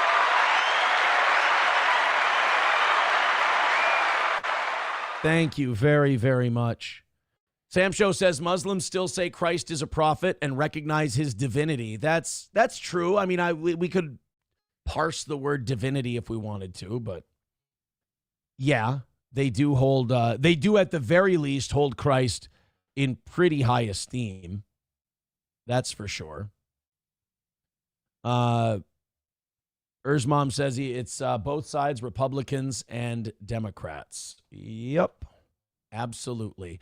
All right, guys, thank you for those contributions. I appreciate it. 145 is our number for this morning. We are also 72 gifted memberships away on Rumble. Thank you very, very much. Keep throwing in a little bit. I really would like to get off this topic. And the reason I would like to get off this topic is because, oh, thank you. Somebody sent in the Rumble Friday theme song. The reason I want to get off this fucking topic is I know it's bumming me the fuck out, so I'm sure it's bumming the audience the fuck out. And I'm sure they're not getting the steel toe experience they typically pay for, which is distract me from this shit. I just, I'll be very honest with you guys. I am going through a philosophical period in my life, like the way I see the world and shit, that is making me very uncomfortable. As I watch the news, as I see what's going on in the world, and you pay attention, it makes me think shit I don't want to think. It makes me feel shit I don't want to feel. It makes me recognize shit I really don't want to recognize. You know that the saying, ignorance is bliss. It's there for a reason.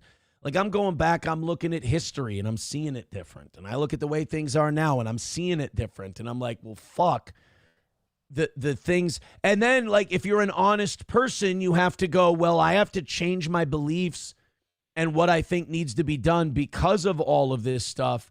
And that's taken me to weird places, too. And again, I really don't like it.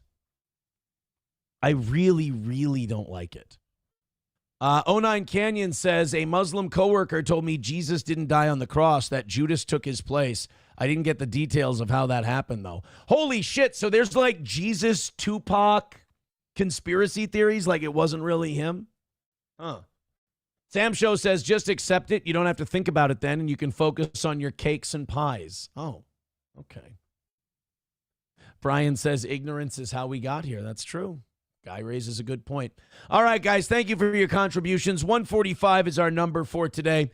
Slow and steady with the fives and the gifted memberships and everything else. Or if you just want to throw a shitload of money at us, go for it. Either way, we got one final goal for this week, and we appreciate you contributing to it.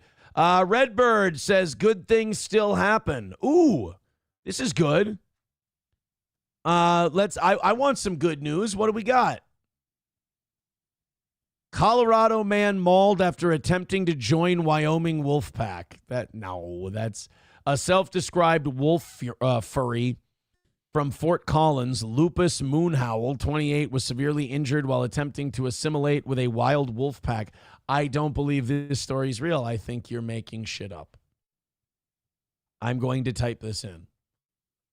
Colorado man wolf pack. This is not a real story. Yeah. No, this isn't a thing. Oh, wait. Advocollective.com. That's not a real thing. Yeah, this is a parody site. Jesus fucking Christ, guys. Come on. How long have we been here? How long have we been seeing fake shit on the internet? How are we still here? How? Let's go ahead and move on to... Oh, I had one more kind of Tranq thing, but this isn't quite as bad. This is more just boilerplate decline of Western civilization. This is really just kind of more of a Portlandia kind of a thing. This is a bunch of hippies walking their people dogs. I guarantee this is Portland or this is some kind of Pacific Northwest. I believe that's iDubbbz right there. And these women are walking their he dogs around the street.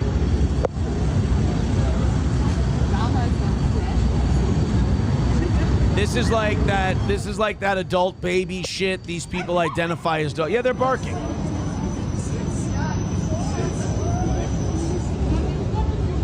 They're shaking their tails, they're barking, the whole thing. This is another one where you just look at it and you go, I don't know. I don't know what we're supposed to do with this. I don't. Why? Okay, that's the first question, and that's a good question. Because it happened during my lifetime, but I missed the exact moment. How did this become socially acceptable? Is it the death of shame? Because I've always said we need to bring back shame. That's a very popular opinion. We need to bring back shame. People do need to feel bad for the way they do things. People do need to feel bad for their hobbies. People need to feel bad for their kinks. You know, I heard Alex Stein gave Steel Toe a shout out during his appearance on Mike Malice's show yesterday. And Mike Malice said he didn't want to kink shame. And I'm like, why? Why? Shame is good. Shame either shakes you from a bad idea that you don't fully support and you didn't think through, or shame hardens your belief in the things you believe. If someone tries to shame you out of something and you really have to look at it and you go, no, I'm pretty passionate about this. I believe in this. I don't care if it seems shameful to you. This is something I believe in to my core. If you don't believe it to your core and someone tries to shame you, you go, okay, embracing this thing is not worth the ridicule I'm getting. I'm going to drop this. This is not paramount to who I am as a person. That's why shame is good. Shame makes you reflect. Shame is the tempering hammer of life's sword. Shame is the thing that hammers the steel as it comes out of the fire and shapes it into a weapon. It knocks off the useless parts.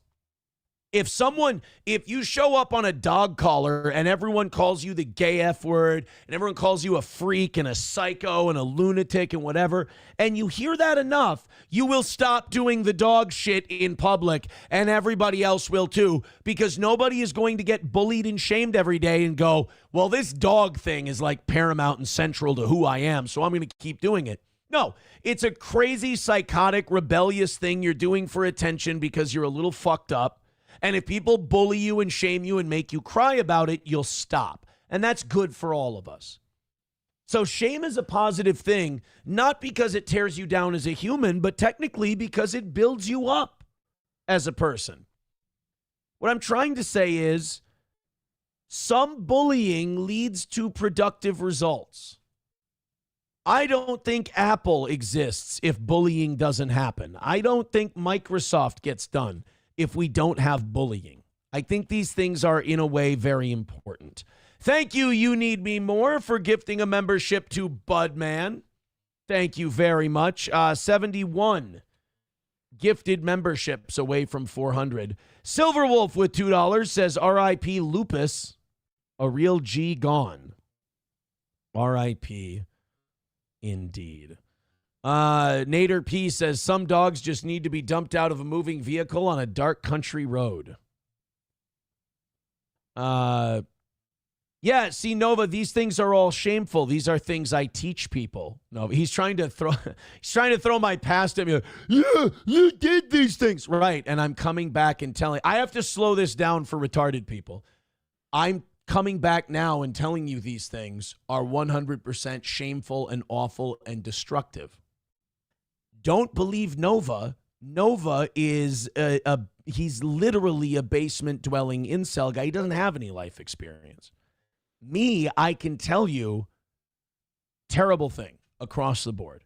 Across the board. Nova comes with loaded guns.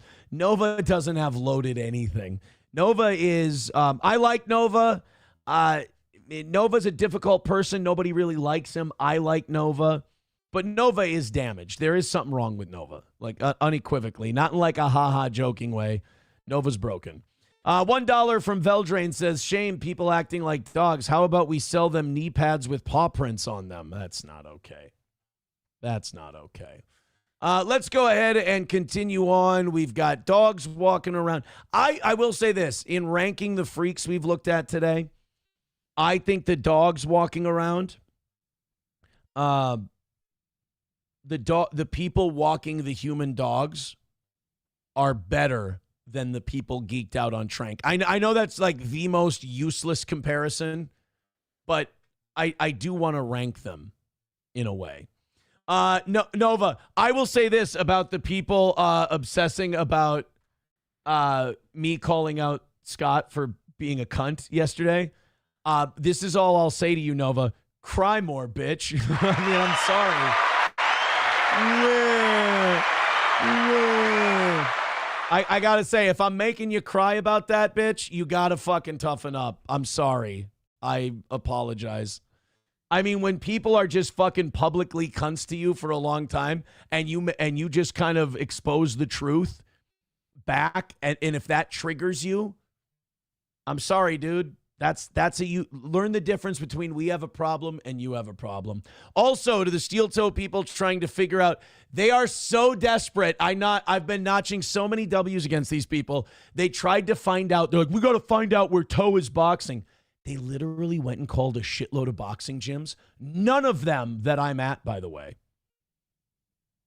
And they were calling them and they were mad. That's fucking crazy. They have given up any self-dignity or any self-respect, and they still hand the Toe W's. Thank you, Nova. Thank you to the rest of you. And I'm sorry, I think I have to stop saying it because you guys will just have to learn the hard way, and Lord knows I understand that, so I'm not shaming you, but I've tried to show you the way, and you've just let yourself become immersed in anger and steel-toe derangement syndrome. I've told you what the end stages of it are. Sorry, kiddo. When you're ready to come in and have fun with the rest of us, we'll be here waiting for you. But if you choose misery, I'm just going to have to giggle at you because otherwise it's sad to see the waste of humanity. All right, let's go ahead and continue on with today's show. Thank you guys very much for your contributions. Yes, Mikey, I see your message. I'm really sorry. I will update it. 140 away from today's goal. There, I've got it in both chats now. 71 gifted memberships away from today. I will make that the final statement, and I'll tell you why. It drives these people more nuts when you say nothing.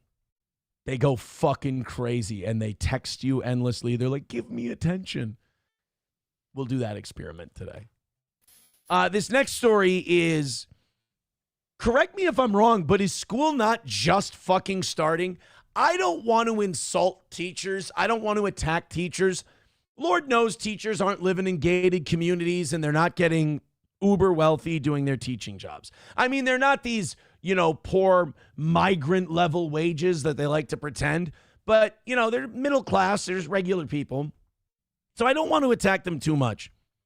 But sometimes I feel like when I listen to like a teacher's union or teacher stories and all these sob stories you hear, I feel like these have to be some of the softest fucking people walking the earth because you hear all these stories from teachers and it's just like, oh, woe is me. It's terrible. It's awful. It's the worst.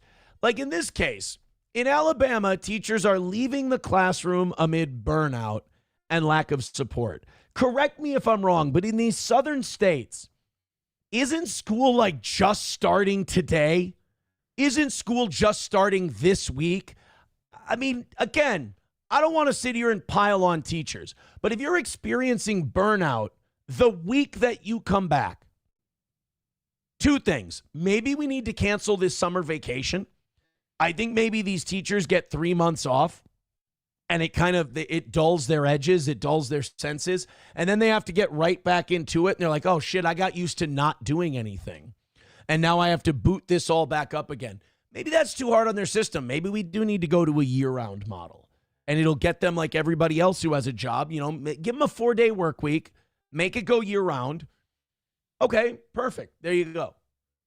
Because, like, you shouldn't be getting burnt out and feel a lack of support. And, like, we have a lot of people who watch this show who work regular 9-to-5 blue-collar job. And they go every day and they look, they feel burnt out. They feel like they're not supported, but they fucking put their nose down. They get the job done and they go home. These teachers, every time they get a fucking feeling, we've all got to hear about it and we've all got to stop what we're doing. We've all got to go, oh my God, they're our heroes and blah, blah, blah. Like, again, it's one of those professions where it's people who need a constant stream of smoke blown directly into their asshole. So this is a story about how Alabama teachers are feeling burnt out and not supported, which confuses the shit out of me because they just got back. We call it the leaky bucket. You know, we're producing as many teachers as we can, but they are filtering out fairly quickly. Teacher after teacher leaving the classroom here in Alabama. About 3,500 teachers retired ahead of this school year, and there were many who quit early. WVTM 13's Sarah Killian sat down with former teachers. Okay, well, I will say part of that could just be demographics. I mean, boomers, the youngest boomers are turning like 63, 64, 65. So they are getting to retirement age. But yeah, okay, maybe people are getting burnt out. To hear about their experiences and why they left the classroom for good. Marissa Roth taught high school English for 35 years. She could have taught longer, but after COVID, I just couldn't do it. And she's not alone. So why are teachers leaving? What happened during COVID? Again, I know that teachers and people that support teachers won't like this take, but I'm trying to put 2 and 2 together here. Teachers during COVID got to stay in their pajama pants. They got to sit at home. They got to do their classes via Zoom. Now they have to go back to the classroom these last couple of years, and it's, oh boy, it's really hard on them. I think that's the same thing with the summer vacation. They get this big break. Like, in a way, it's not their fault. They get this big break, and then, boom, you got to go right back to school and the screaming kids and everything else. It's a lot. Maybe we got to keep these people in the classroom more. Maybe we got to make them go year-round. But here's my problem with teachers. Their union's going to bitch about that, too. Leaving the classroom? We asked that question to several former teachers in Central Alabama. Salary was an issue, but it wasn't the only one. Michael Armand. I don't see how salary could be an issue, and here's why. You've known your whole life that this is not a get-rich-quick scheme, teaching. So why'd you go into the profession? You knew what the salary issue was going to be. Taught high school and middle school math for more than 10 years. Do you miss it? No, I mean, no. He says one of his biggest struggles was keeping up with the ever-changing standards. Somebody would come up with some new way to teach the same elements of math, but we have to teach it differently. It made it exceedingly difficult. I agree with that guy there.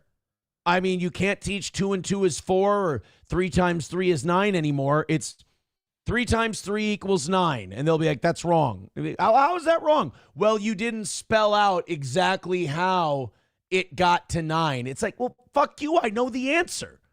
That's why I always thought showing your work was so fucking stupid in school. You know, 2 times 5 is 10. Why? Because Stone Cold said so. That's why. Is it right? 2 times 5, 10. Boom. Write it. Stamp it. Send it off. It's an A. But now it's like, no, you have to draw a picture of 2 gremlins 5 times and then say, well, there's 10 gremlins. So therefore, if I have 2 gremlins 5 times, I have a total of 10 gremlins. It's like that was such a fucking waste of time. And also, the things we teach are very frustrating. Like, again, this leads me to a conspiracy mind in that why aren't kids taught about interest rates? Why aren't kids taught about borrowing? Why aren't kids taught about budgets? Why aren't kids taught about the cost of things and market economics and things like that? These are things that are going to have a direct impact. Car payments, things like that, applying for loans. how to do your taxes. I have a hard time believing that with as much effort as the government puts into Common Core and Show Your Work and all these different standards that they have for schools, that it's not intentional that they don't want to teach you these things. Here's a tragedy.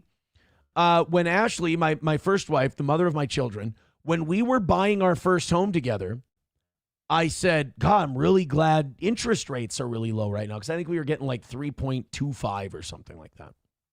This was during like it's 2012, I think. So this is when rates were really fucking low. And we had just missed the first-time home buyer tax credit by a year or two. Well, I told her, I go, thank God the interest rates are really low. And my wife at the time goes, what are interest rates? We were 25. We were 25 years old. And she goes, what are interest rates? I said, that's really funny. She goes, no, really, what are interest rates? And I had to explain. I go, well, you know, the bank borrows people, that loans people money. Yeah. Well, the interest rate is the thing they charge so that they make money on the money they lent you. She goes, oh, I thought banks just gave you money and you paid them back. And I was like, I wasn't like, we laughed about it and we joked about it at the time. But like, when I think back on it now, I'm like, our fucking school system cranks out these people. And like, my first wife is like, she was an A student. She was a better student than I was. I was a dog shit student. So, like, she went through our educational system and I think graduated with honors. You can graduate with honors and damn near, I think she was like runner-up to be valedictorian in her graduating class. And yet, graduated, went into buying her first home without knowing what interest rates were. That's a problem. And I didn't learn about interest rates from school. I learned about it from watching the news and my mom and my dad. So it's kind of odd that people don't teach you about mortgages and what those are and you know, retirement accounts and Roth IRAs versus regular IRAs and health savings accounts and shit like that. We're not taught that stuff.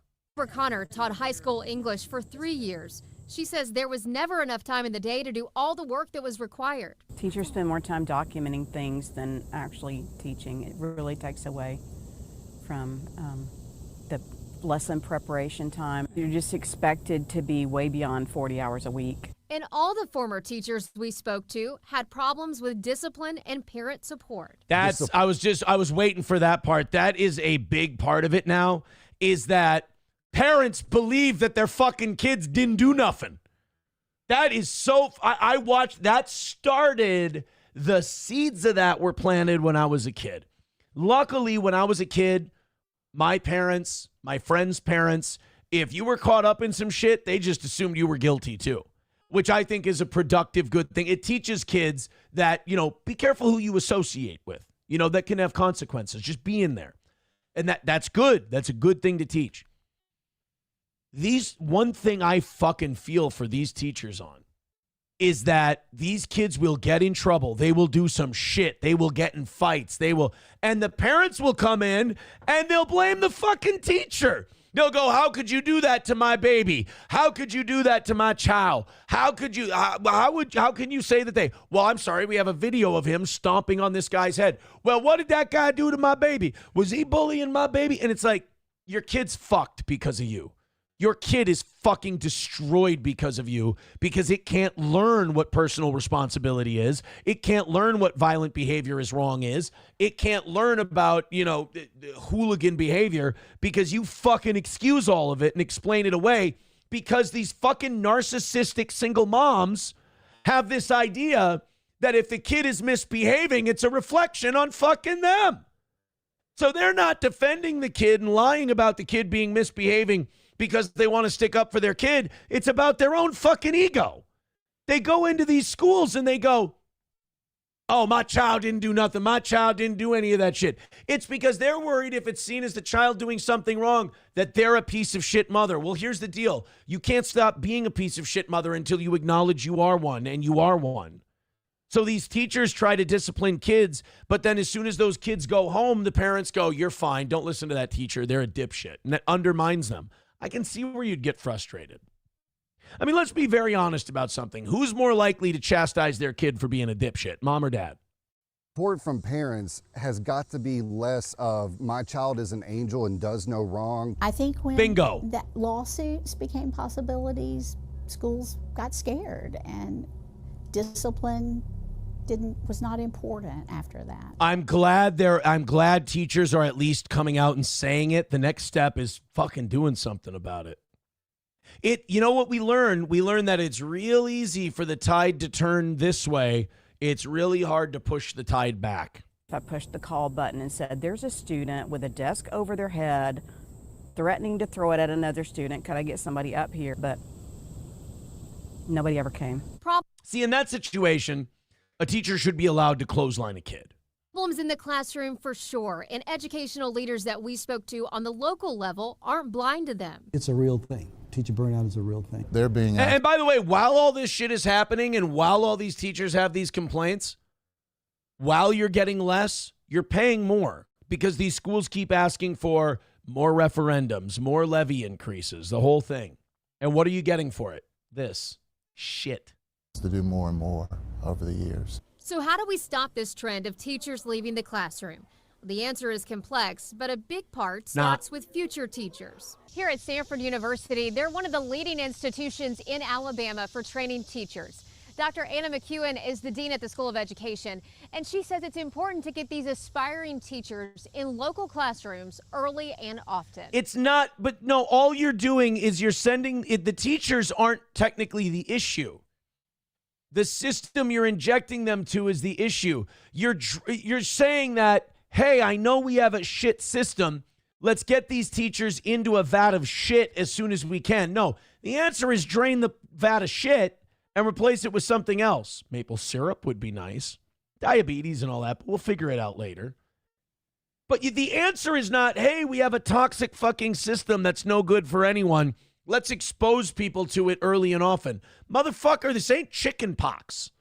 All right? This is education. This is important.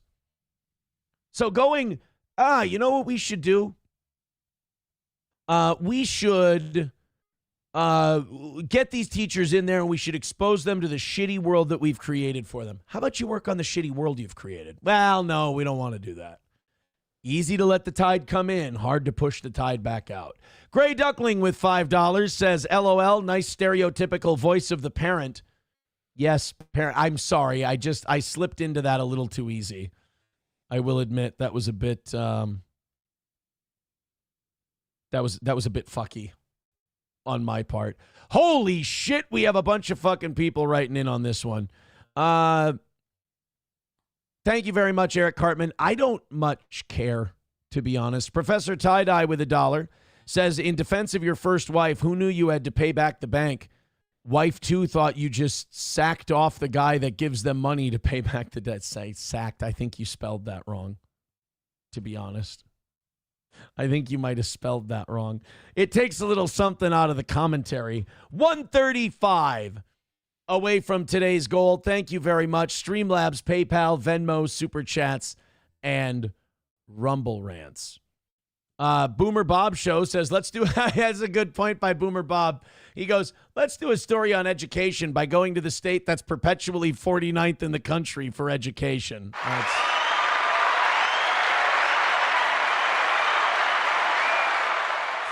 Switchblade Proper, I agree with you on your commentary, but you can't fix these people. They're broken. I don't know what happened with mommy and daddy. I don't know, but they are. You see the way their mind works and the way where they go, and you're just like, well, that's just someone who you just kind of got to leave them alone in the corner to break all their toys, I think. And Sam Show says, need remote learning. All the teachers are on camera already. They can't protect kids from school shooters, and they teach them garbage. I don't know, man. I feel like, because everyone in the chat is going, well, here's the solution, here's the solution, here's the solution. But it's like I feel like we had the solution at one point, or we at least had the shit to shoe level. It's so sad because I learned about Roth IRAs at 28 from John and SLP on Corey's show. School was focused on teaching us to go to more school and not telling us how school loans are scams. That is, if you think about it, that's crazy. that people don't learn about that shit until they already should have had one, you know?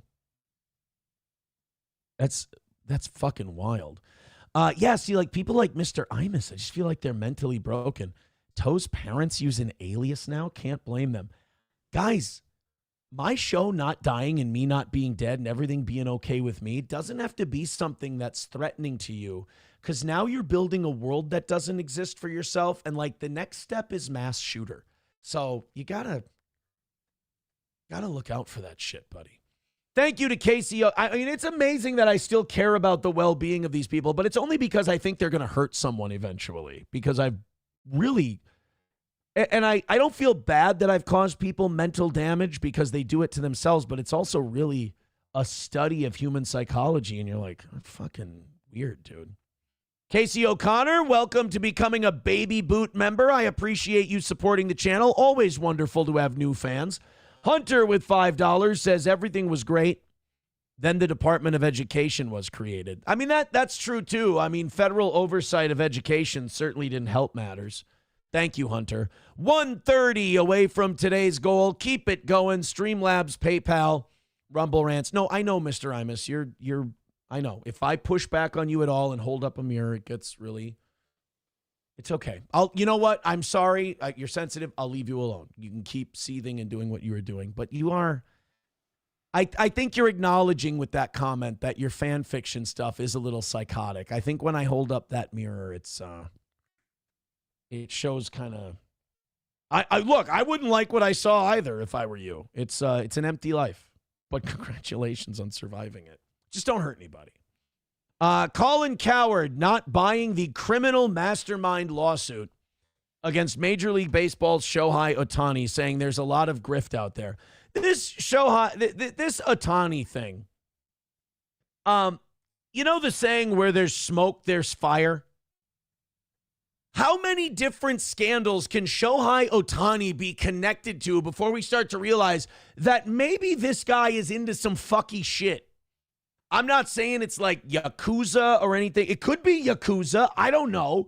But Shohei Otani has been connected to some kind of real estate scam now. Shohei Otani has been connected to a gambling ring. And it's like all these things start gathering. And people like Colin Cowherd, who... You know, I like Colin Cowherd. I think he's entertaining, but I think sometimes he's purposely a dipshit for effect, and Lord knows I can understand that. It happens. You got to get a rise out of people. I do it all the time. Look at some of these psychos. I successfully get a rise out of people. He does the same thing. We're entertainers. That's what we do. But some of his takes are so willfully ignorant, like this Otani thing. It's hard for me to believe he's not being paid off by Major League Baseball or something else. Shohei Otani, if you don't know him, he is I'll say this, a once-in-a-generation baseball player. He's very special, a guy who can pitch like an ace pitcher, who can hit like a triple crown winner. It's really unbelievably talented. Well, he's been named in a lawsuit in Hawaii. Otani and his agent are being sued for their alleged involvement in a real estate scheme. According to the two Hawaii-based real estate developers, Otani and Balelo, his agent, allegedly got them fired from a $240 million luxury housing project. The Japanese baseball star purchased a $17 million home in the development and was described as a public-facing sponsor of the project. So this happens a lot. Some guy will move into an area and they will get paid money by the developers to allow those developers to use him as, hey, guess who lives in this area? This is a very exclusive neighborhood. So like if a famous movie star moves in or a famous baseball player moves in, executives who maybe aren't very well known and don't have any fame, they want to move in too because they can tell all their buddies, Shohei Otani is my next door neighbor. And that becomes like a status point for them. So they'll make a little money from that. So Otani moves into this development. He's one of the first people, and they go, do you mind if we tell everybody that you live here? He's like, no problem. On Wednesday's episode of The Herd, Colin Cowherd explained why he believed it was simply another frivolous lawsuit against Otani, saying there's a lot of grifters out there that have always been trying to take advantage of musicians and celebrities and actors. Let's play the clip here of Colin Cowherd. Now, I disagree with him. I think Otani's a shady guy. And the reason I say that Otani is a shady guy is because Shohei Otani has now been connected to, if you don't know about his gambling thing, his trainer was spending hundreds of thousands of dollars on sports betting, on gambling. And the league found out about it, and they punished that guy immensely, but they said, hey, Otani didn't know anything about that. I mean, this guy was taking duffel bags full of cash and making bets, and we're supposed to believe that Shohei Otani had nothing to do with it. That this underling had all this dispensable income, and he was spending it on gambling, and Otani had nothing to do with it. Meanwhile, Pete Rose can't get into the Hall of Fame even after his death. And there's no evidence that he bet on games he was managing or playing in. I mean, and now you have a real estate scheme. I'm sorry, but if you're connected to a bunch of shady shit, in my opinion, you're probably involved. Here's Coward's take on it, and there's a lot of people lining up to protect Shohei Otani. Mess that Shohei Otani is in. I've defended Shohei Otani. Remember earlier when his lying, degenerate, gambling interpreter took him. Interpreter, not trainer. I apologize, but still, your interpreter isn't making hundreds of thousands of dollars in gambling money for a ride financially, and it was remarkable to listen to the media say, "Oh, you know he's involved in this." He's literally in a country he doesn't speak the language. You can still... What? That's your excuse? He can't be a degenerate gambler. He doesn't speak English. Hey, Colin, on betting apps and shit, you can get them in Japanese, dude.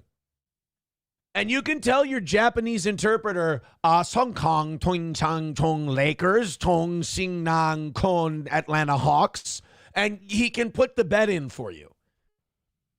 I mean, why are people sucking this guy's dick? It's embarrassing. His interpreter just found a shitload of money on a bus and put it on the under? No, he was instructed by Otani. And, I mean, if I moved to Japan and started doing businesses, I can't be involved in the vetting process. I'm a broadcaster. He's a base. Yes, you can. You don't have to speak the language to do the business. There's people who can be the middleman for you, and that's what his interpreter was. That's like saying Shohei Otani is in the country he doesn't know the language in. He can't talk to anybody. Yes, he can. He has an interpreter. He has a middleman. Shohei Otani doesn't speak the language. He can't bet on sports. Yes, he does. He has a middleman. The interpreter is evidence that you can do that shit. Baseball star. So there's a lot of grifters out there that have always been trying to take advantage of musicians and celebrities and actors. So when I see lawsuit against famous person, I don't necessarily think famous person's in the wrong. Diddy. Now do Diddy, Colin. Now do Diddy. Go ahead. Have some balls. Now do Diddy. Well, don't do Diddy. Do Diddy, Diddy, Diddy, do. Don't fuck him. But come on. This is kind of like mildly racist in a weird way, like that soft bigotry of low expectations. Oh, come on. The stupid Japanese guy doesn't even speak the language. He can't do anything untoward. The dumb Japanese guy. Look at this dumb, stupid Japanese kid. President has had like 4,000 cases of litigation in his career. Some he's right, some he's wrong. So there's a lot of grifters out there. I mean, Elon Musk and Mark Cuban not only have attorneys on speed dial, but in their corporations, they have attorneys on staff. Fox has attorneys on staff. Yeah, because they might do some shady shit and they might need to argue in court that they should be allowed to do the shady shit. Shohei Otani's doing shady shit. There's a lot of grift out there. So the first time he got into trouble, I had more, losers contacting me, telling me they had a friend of a friend in Vegas. They knew Otani was betting Brewers games. None of it came to pass. Everybody in Vegas. That's because Major League Baseball didn't want it to come to pass. Colin, come on. This is my problem. Colin Coward gets stuck in his opinions, and then he plays stupid. Colin, you've been covering sports for too long to go, that Major League Baseball didn't make any of it stick. He's the fucking face of Japanese baseball. Asia is a massive fucking market for Major League Baseball.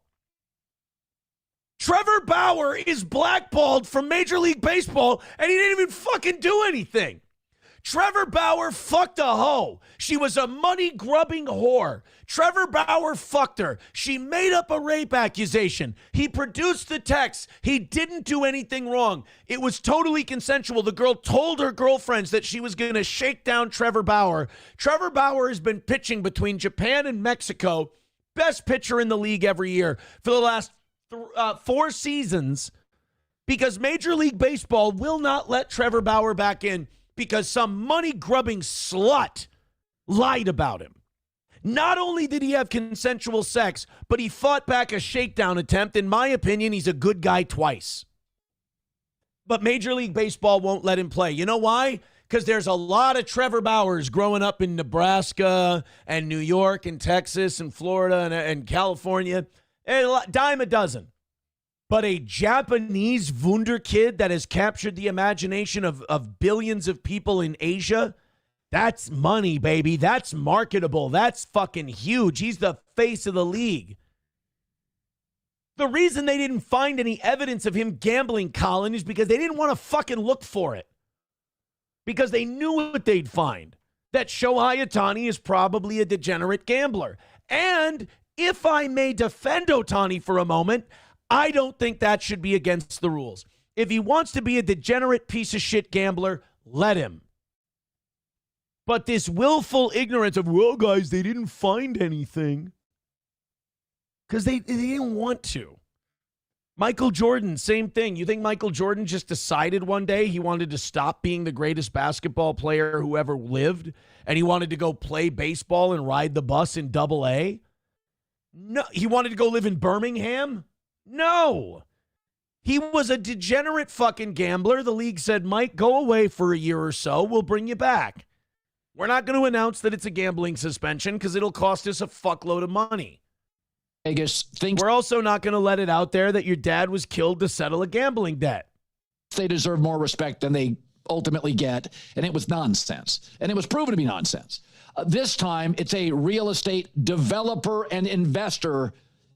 I got to tell you, that industry, and I've played around with real estate, is not known for transparency. And oftentimes there's a lot, it's ripe for bad actors. I'll just leave it at that. Oh, I thought Colin Cowherd was going to say Jews. Look, all right, let's split the baby, Colin. He's guilty on the gambling thing, and this is a shakedown. How about that? But this willful ignorance on the Otani thing has always bugged the shit out of me. Always bugged the shit out of me. I don't want him to be a shit guy with a gambling problem, so I'm going to pretend he's not. But he is. 383 Novocaine with $1 says, in 1987, we had senior life skills. They taught us to sew, cook, keep a checkbook, and do taxes. It helped. I did have the class in 6th grade where we did do sewing. I made a pair of boxers. We did do a budget and a checkbook in 6th grade. The taxes thing, I don't think we did. Oh, thank you, Sam Show. He says Japan said Yakuza doesn't exist anymore. Well, then clearly. By the way, Sam Show, I know you're I know you're being funny. I get the joke. I'm right there with you. You know, I think you're totally right. I agree with the Japanese government too. Yakuza's gone. What Yakuza? Sam Show, I don't even know what Yakuza means. Chevmatic with $1 says your complaints about the Twins losing in the first round of playoffs every year is falling on deaf ears. My Mariners missed the playoffs for over 20 years. All right, I'm sorry. Flagrant Vagrant says, imagine being male and knowing how to sew, faggot. I didn't say that I'm sitting here knitting sweaters, you fucking prick. I said they taught us in school. Yeah, King Kong Dong says, if Mahomes did that same shit in the NFL, they would bury it in the sun. Yes, exactly. Eaton Clams with a great point says, is Cowherd really Drew Lane? I've never seen them together. It's a great point. Eric Cartman says, the Yakuza is under new management. They go by Yahtzee now. Is that true? Is that true? Mersh is a fat wigger says, classic joke at the Japanese government's expense. Hey, you know me, I'm punching up.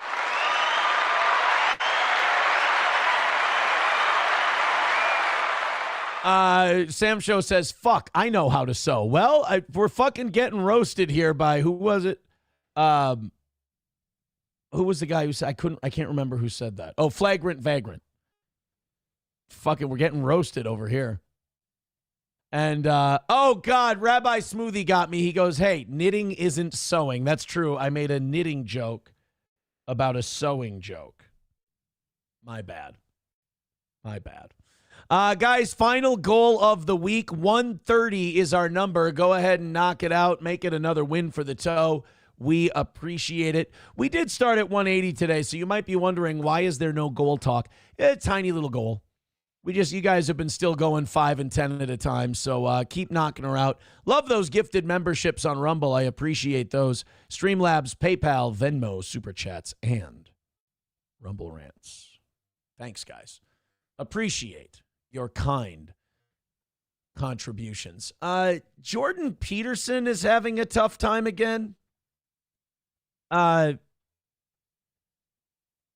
Apparently Jordan Peterson's going to be taking time off from everything. Look, I hate to tell you I told you so. I hate to be right all the time because a lot of you get very fucking emotional when I am right all the time.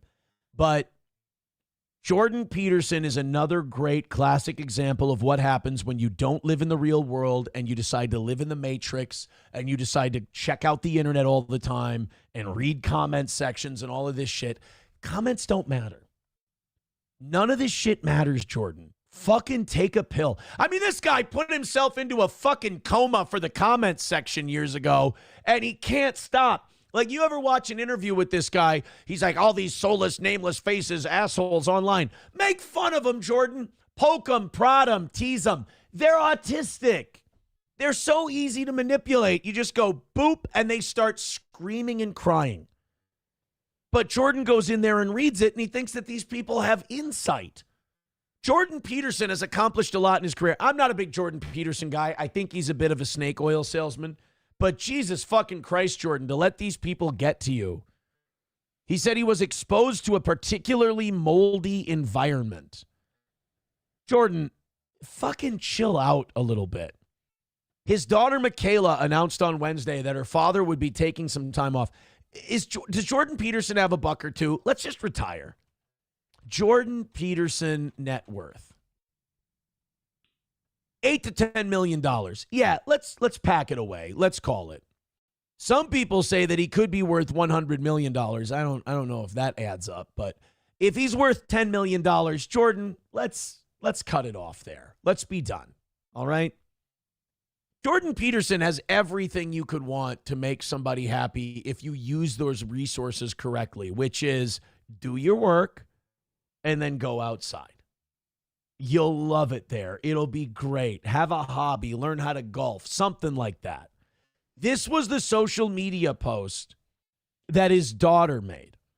He was diagnosed with chronic inflammatory response syndrome. Now, Jordan always gets these crazy illnesses. Jordan always gets really, really sick when he reads the comment section too much or he's on Twitter too often. He he drank some apple cider vinegar and he died. He read the comment section and he got AIDS. He always gets these crazy diseases whenever he sees people make fun of him. He was diagnosed with chronic inflammatory response syndrome due to a genetic predisposition that causes the immune system to have an inability to identify and detoxify mold bacteria in indoor air. Well, see, if he would have been outside, he wouldn't have been exposed to it. Over the last year or so, he's been feeling the impact of CIRS more and more. Recently, he was exposed to a particularly moldy environment while helping clean out my grandfather's house after he passed away, which severely flared symptoms. I'm really not buying it. He says that Peterson explained, oh no, this is her talking. I forgot. His daughter's talking. explained that her father had been suffering from this badly since 2017. We just didn't know what it was called. So she's about to pivot to all of my dad's emotionality, all of the times you've seen him crash out on the internet. It's because of the mold disease. Only eating meat helped keep the symptoms under control, but it hasn't been enough recently. Dude, you can't just eat meat. Yeah, he did this thing called the caveman diet. Bro, you need more stuff in your body, not just meat. And also, you're going to have terrible farts, and nobody's going to want to be around you. Peterson also suggested her father's sensitivity to mold was responsible for his frequent crying during interviews. I told you they were going to blame his mold issue on his internet behavior. Fucking insane. In recent years, Mr. Peterson has gained a reputation for getting emotional and weeping during interviews. I mean, Piers Morgan, he cried on Piers Morgan. Jordan Peterson was on Piers Morgan. He starts breaking down crying, really for no reason. And to me, Jordan Peterson he belongs more in like the group with the Novas and the Mr. Imuses. People who can't handle the internet, think it's real, trick themselves into thinking this is their real life, and get remarkably emotional over it instead of performing and then going and being your real self. Jordan Peterson became more like a comment person and less like a host, a guy in charge. And now we're getting this, you know what happened was he got exposed to mold and he's got mold AIDS and that's why he cries all the time. No, I think Jordan Peterson is just a great example of what happens when you find out you can't handle certain shit and then you push through it and you try to keep going. It can fuck you up. So if Jordan does have this disease, it's terrible. That's too bad. I hope he gets better.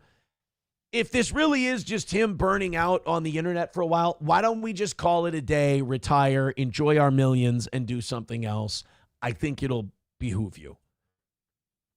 But the guy it's like with Jordan Peterson is like that really hot girl you knew in school, but she always had some kind of problem.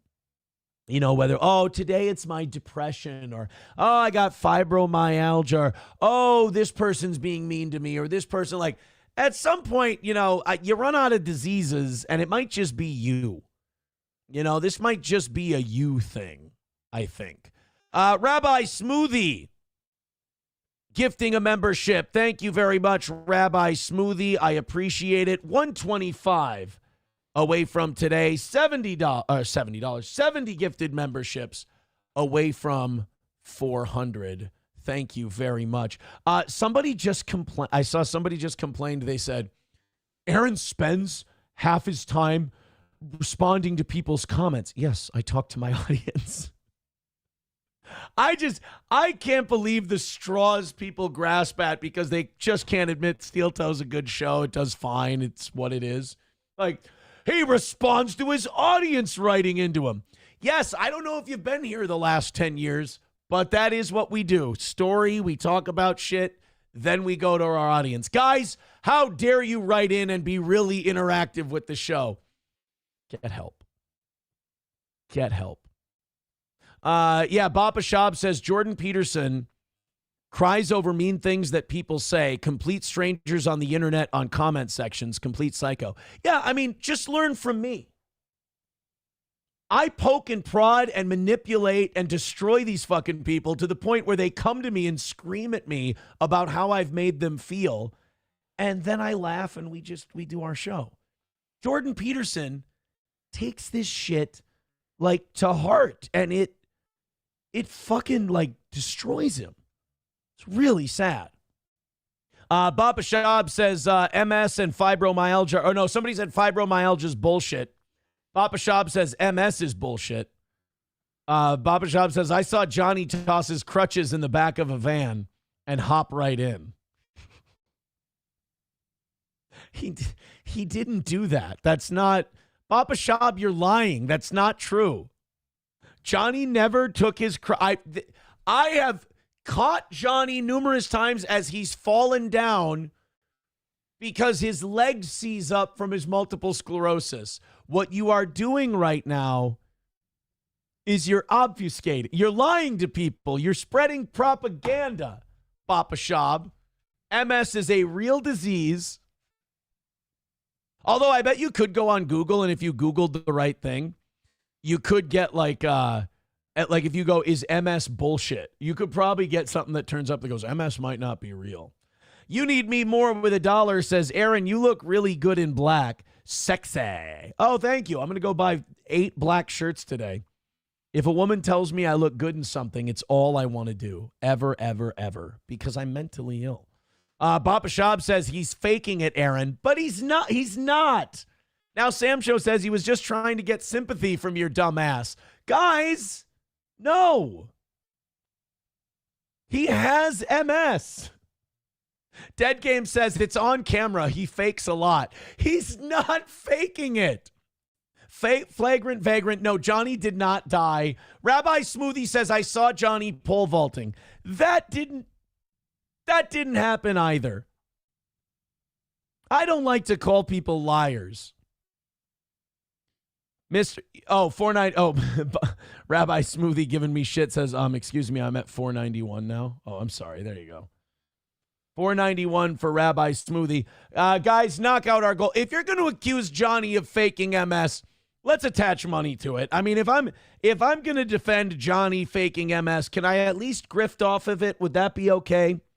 Gift memberships, throw in Rumble Rants, Streamlabs, PayPal, Venmo. If you want to give me evidence that Johnny is faking MS, I will hear you out. But I don't agree with you. I'm telling you this right now. Flagrant, vagrant, Johnny is not your 400-meter sprint coach. A, I don't believe you run the 400 meters. B, Johnny can't use his legs. Fauci's Pangolin says blacks think Aaron doesn't look good in them. Oh, God damn it. Eric Cartman says the crawl to the stage on the anniversary show was definitely fake. And then Dead Game, just being a fucking prick, goes, just a visual thought of Johnny pole vaulting. Ha ha ha. Asshole. Just an asshole. All right. Mersh is a fat wigger is going to get really mad if I have any more fun with my audience. He's going to get really triggered if we keep reading the chat and having a good time. I apologize. Tim the Toolman Taylor says, by the way, don't send in super chats and Rumble Rants and PayPals and make fun of Mersh as a fat wigger about how we talk to our audience. He's going to get really mad. Rabbi Smoothie with $2 says, check the roster. Johnny signed up to learn how to swim with the Vikings. It was the Ravens, you dick. And it was Michael Phelps teaching them. $493 for Rabbi Smoothie as he inches ever closer to $500. Thank you for the 2. Tim the Toolman Taylor says, I live by Riverside Park, and I see Johnny playing Frisbee golf regularly. I've been keeping it a secret, but I guess the cat's out of the bag. That's not true. You're lying. You're lying. We are 69 gifted memberships from 400. Gray Duckling says, I need a membership as he gifts a membership, and Lady Nightshade got it. That is awesome. I love that Lady Nightshade now doesn't have to watch ads on Steel Toe. She got gifted a membership. Hey, somebody gift a membership now and hook Gray Duckling up with one. He deserves it. Look at that nice boy. Stolen illness valor. He has MS. Papa Shab says, I want to attach a neural link to Johnny and send electrical pulses to his brain and nervous system simultaneously and play QWOP with his baby.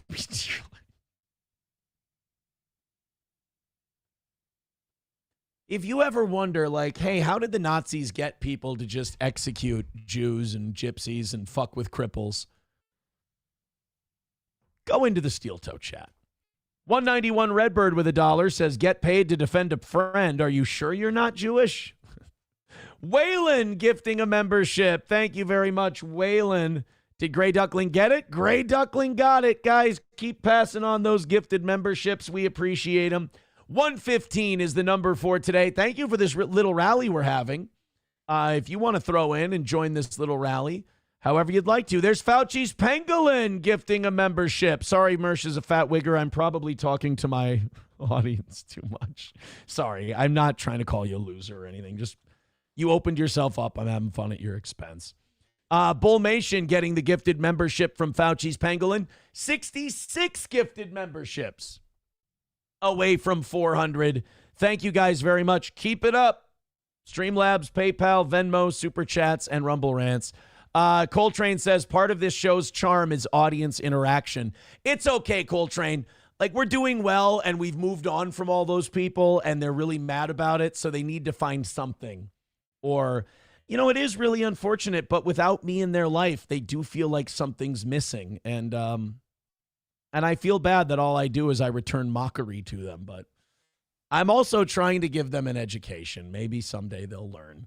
Thank you guys very much for all of those wonderful gifted memberships and those Rumble Rants and whatever. 110 away from our final goal of the week and over 2 hours left in the show. Just keep going at this pace and we're money, baby. We are money. Let's do the Mad Dog Russo rant. I don't care if Mad Dog Russo is talking about cookbooks.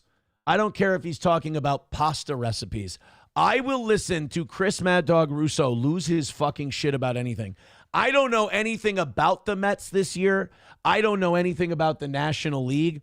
I don't know anything about Pete Alonso. But Pete Alonso hit his 254th career home run in a game against the Braves. It gave him sole possession of the franchise record. So Pete Alonso became the first New York Met to hit 254 home runs. And they celebrated it, and they were thrilled about it. Everybody in New York was happy for Pete Alonso, except Mad Dog Russo. He was mad that everyone was celebrating Pete Alonso's home run.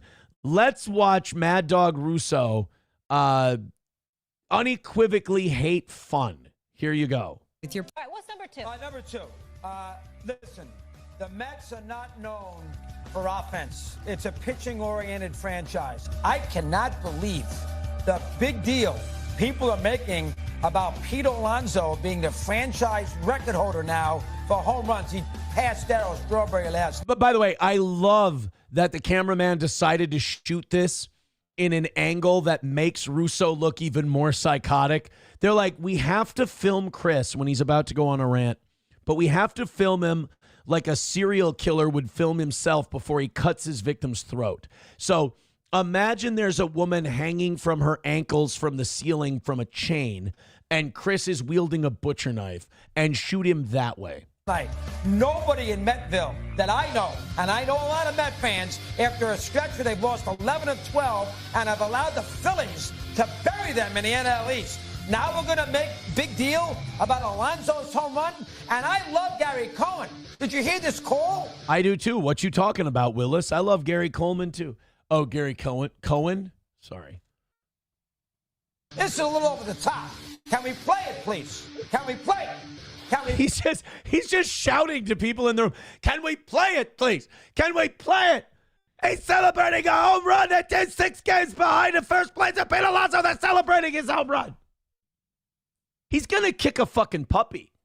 Yeah, we're playing it. Pete drives one to deep right center field, headed back toward the wall. It's out of here! Out of here! Pete Alonso stands alone. The polar bear on his own private iceberg. Ew, I fucking hate sports announcers. God damn it. The polar bear on his own private iceberg. Oh, I wish global warming would melt it. That analogy sucks. Pete Alonso, the most prolific home run hitter in New York Mets history. You can't even tell me what the home run record was before this nonsense. Why? Chris, why are we so upset? They're 6 games out of first place, like you said. They're happy to be winning the game. They're happy that they had a guy break a record. Why are you shouting, Chris? This is ridiculous. And by the way, if the Mets love Alonso so much, why did they pay him in the offseason, for crying out loud? He was a free agent. They didn't want to pay him a nickel. He bounced around all over the place, and then he came back basically with his heart out. You see what I mean? I don't know shit about Pete Alonso. I don't know shit about the Mets. I don't know shit about the National League. I would watch this guy rant about anything. Season 3, episode 6 of Seinfeld. Go. He signed me. Why did they have to go? Why did Jerry have to tell that guy to change his restaurant? Babu had a great idea for a restaurant, and Jerry made him change it. Nobody came in.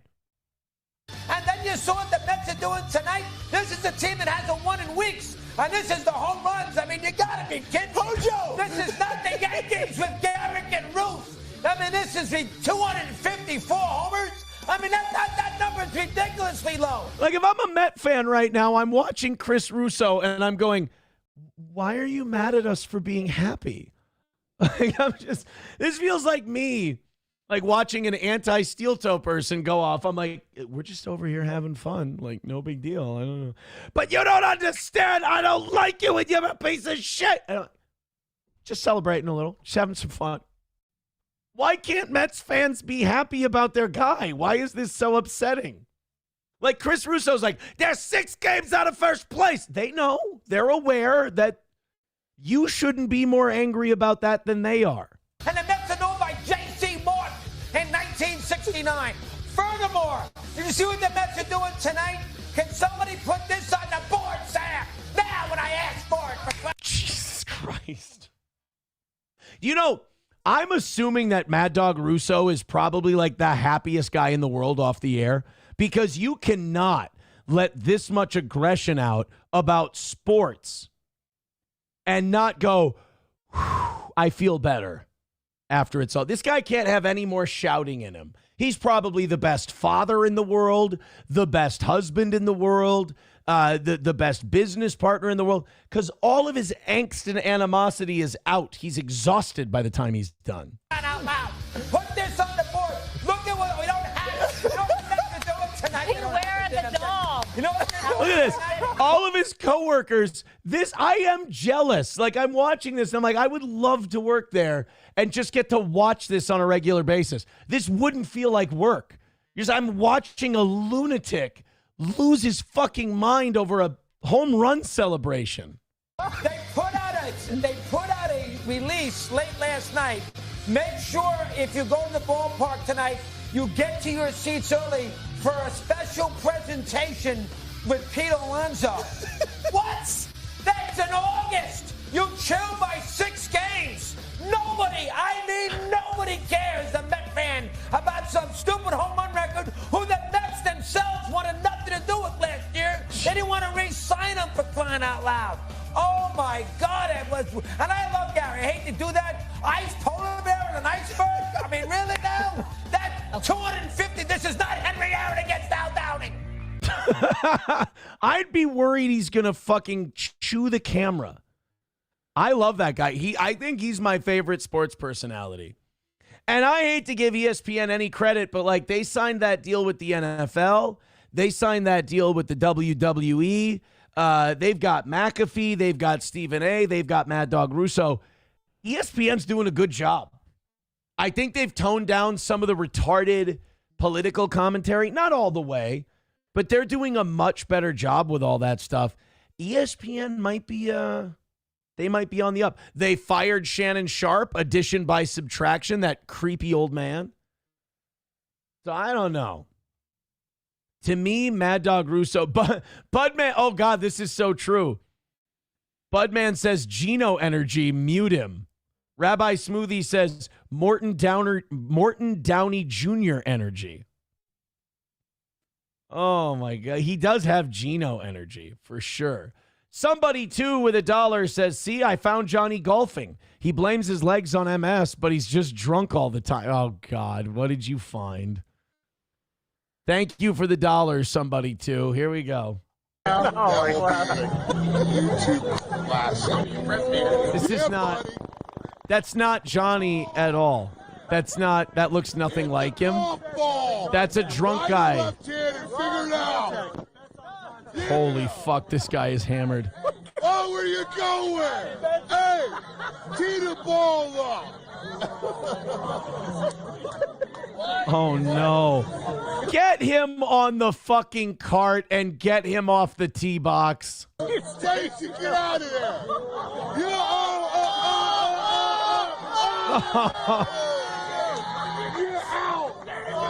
First of all, that is not Johnny.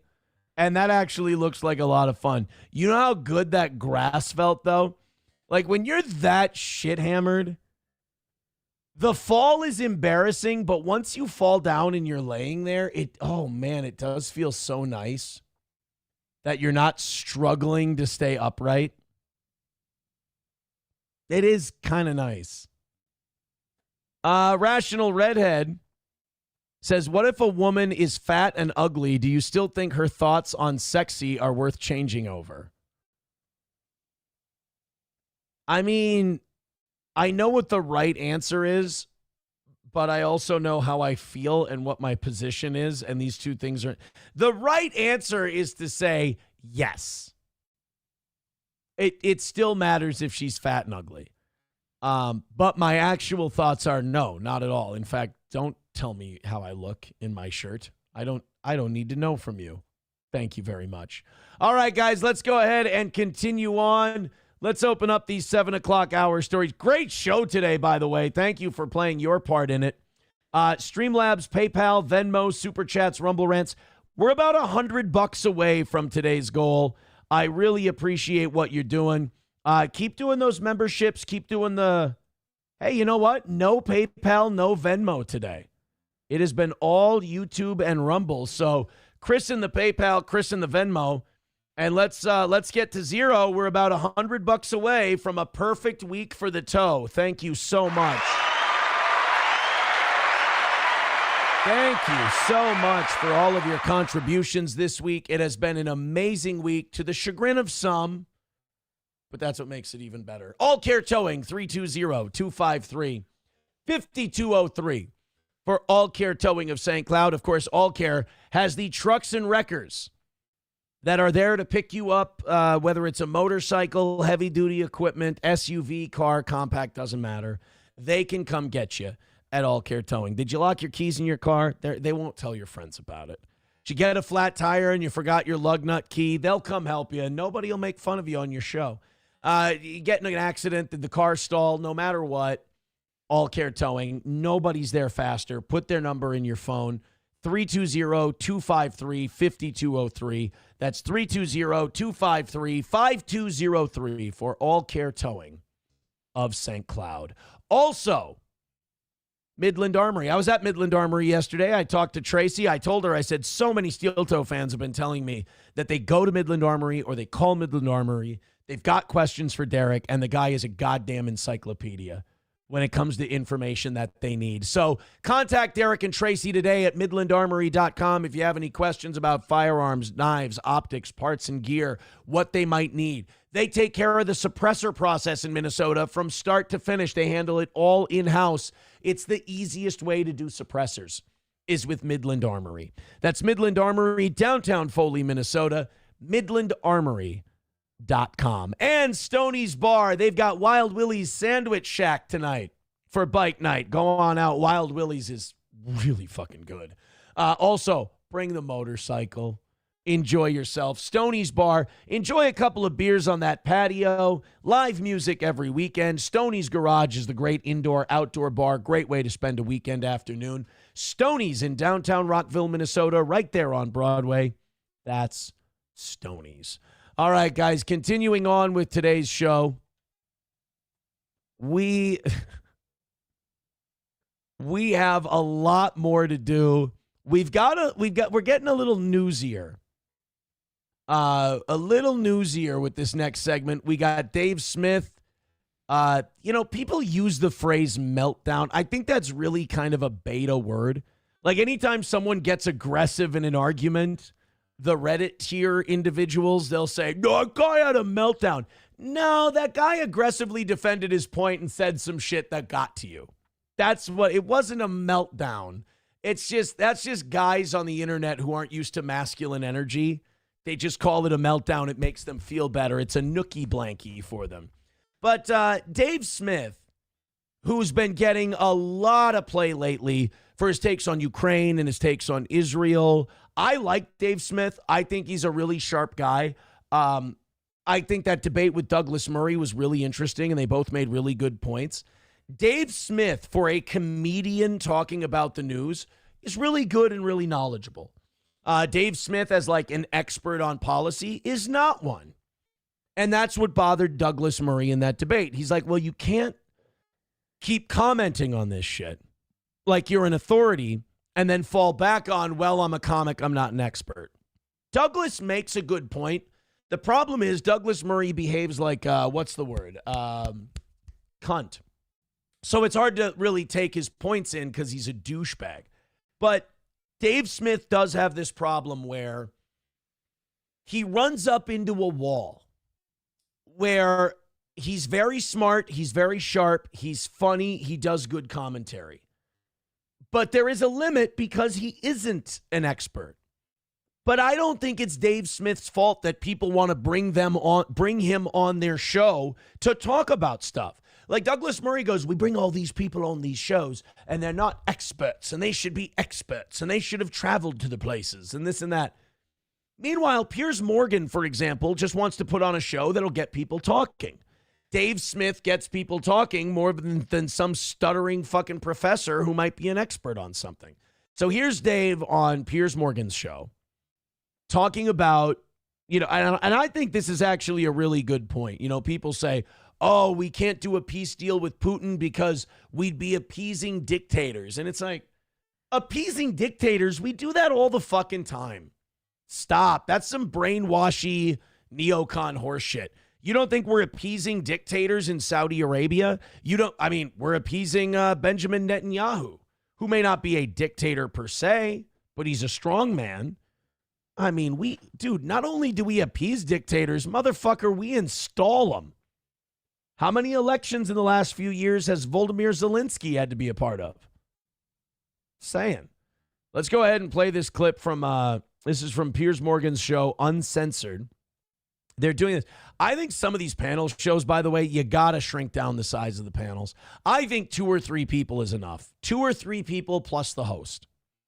When you start getting 6 or 7 people in, it just becomes those uncomfortable screaming matches. I don't understand what the point of those are. Let's try to negotiate an end to this nightmare that never needed to happen. Yeah, that's exactly what Neville Chamberlain did. Oh, my God. I'm getting really tight. Guys, not everything is World War II. Nothing is World War II anymore. Stop. Neville Chamberlain did that when he made the thing. Yeah, that's what we're doing. You're saying that the Russia-Ukraine situation is analogous to Neville Chamberlain and Adolf Hitler in 1938, 1939. You don't think that the socio-political situations of that day kind of informed that decision versus what's going on now? Vladimir Putin has the Donbass. He's going to get the Donbass. The Donbass doesn't want to be part of Ukraine. So let's make a peace deal where Russia gets the Donbass. Maybe it teaches us not to fuck around in Eastern Europe so much, and we can stop having to fight these proxy wars. This asshole's position is that, well, if you have a stop to the Ukraine war and you give Putin the Donbass, well, then Putin's going to take Latvia and Estonia and Romania and all these. No, he's not. This war has been incredibly costly for Russia. In Putin's mind, he's saying, this is the stand I'm going to take to show the West that they've gone as far to the east with NATO as they can go. I'm willing to fight for this. And that'll be it. And he'll pick up a little extra territory. That's the fuck around and find out of this whole thing. But to say that it's Neville Chamberlain and Putin's Hitler and he's just going to keep sweeping westward, I will bet you any amount of money you want that he's not going to invade Ukraine proper again or Romania. He's not going to try and take Poland. It's not going to. It's silliness. Oh, shut up. Just the dumbest, what are you, 80 IQ, Neville Chamberlain. That's right. Anybody ever arguing against war is always Neville Chamberlain. That is the one and only lesson of history, that appeasement never works and aggression is always right.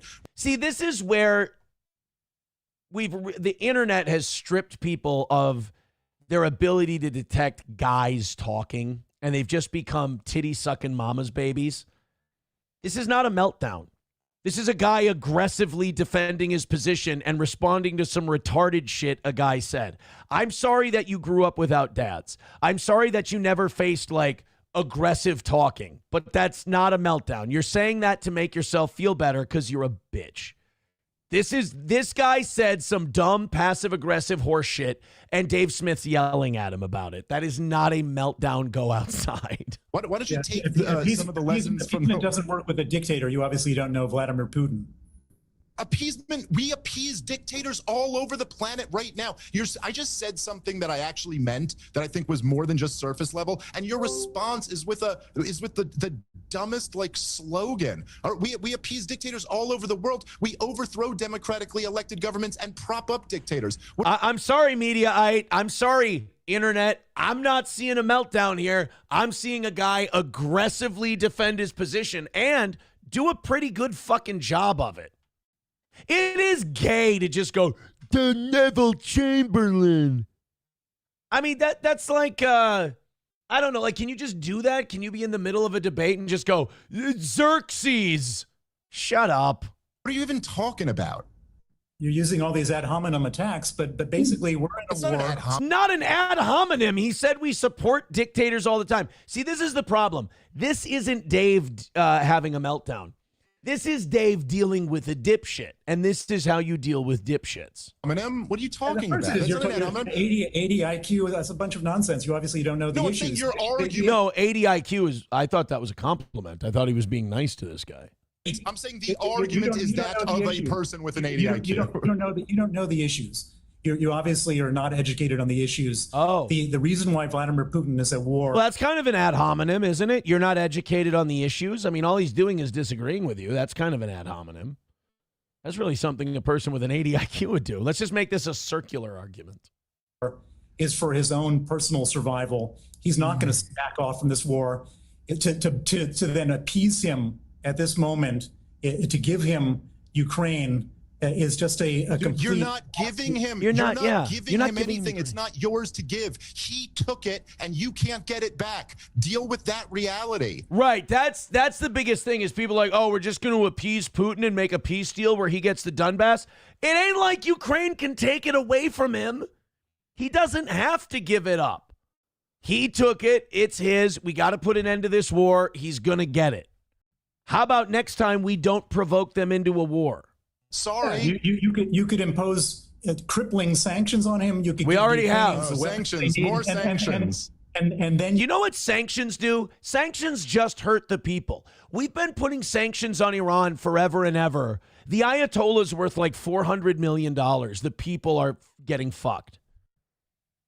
That sanctions don't hurt the regime, they hurt the people. You could negotiate from a position of strength. You don't negotiate from a position of weakness, which is what... We don't have a position of fucking strength in Ukraine. Putin won. The war is over. We need to bring it to an end. He beat the Ukrainians. Now, credit to the Ukrainians. They fought back. They stabilized the lines at Donbass, Donetsk, and places like that. The Russians didn't get Kiev. Congratulations. You fought hard. You stopped them. But they won. They got territory. I mean, you want to keep just dumping my fucking taxpayer money into this goddamn thing so Raytheon can have good Christmas bonuses for their executives? Okay, I guess. Or we could go, well, this ended about as well as it could for us. Let's draw this down to a close. And for you to say that it should be up to the Ukrainians when the war's over. No, fuck you. I paid for it. I get to decide. You're a client state now. You took a quarter of $1 trillion of my fucking money. I get to tell you when the war's over. There's Joe Biden's plan. We could end the war with you don't have to call it sanctions. Joe Biden's. We're years. You don't have to call it Joe Biden's anything. You don't have to politicize. It is Joe Biden's plan. That was Joe Biden's plan. That's. By the way, I bet this guy never said Obamacare. Yeah, we shouldn't politicize these things. Logic.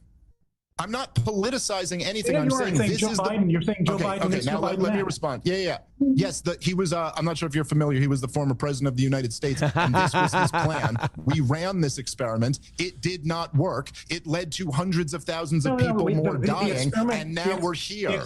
This is, I don't know why Mediaite called this a meltdown. This is a taking apart. This is a dissection. This isn't a meltdown at all. Dave's actually doing a really fucking good job here. I'm glad you guys have me to help you with your internet trauma. Because if you think this is a meltdown, you don't know shit. That we ran is to give the Ukrainians weapons. I'm sorry. Just I got give some weapons and not the weapons that they need. Fair enough. Can I? That's okay. That's the end of the clip. So I guess they just bitched at each other the rest of the time. Look at the headline on this. Dave Smith melts down while arguing for peace with Russia. That wasn't a meltdown. Dave Smith won that exchange. All that guy had was, you're Neville Chamberlain, and we should end this thing with sanctions? Sanctions is the... I don't know. I don't think sanctions is the answer. Miss Tay with $7. Thank you very much. She says this is for Rabbi Smoothie. Thank you very much, Miss Tay. We've got... Oh, that puts Rabbi Smoothie right at $500. Hey!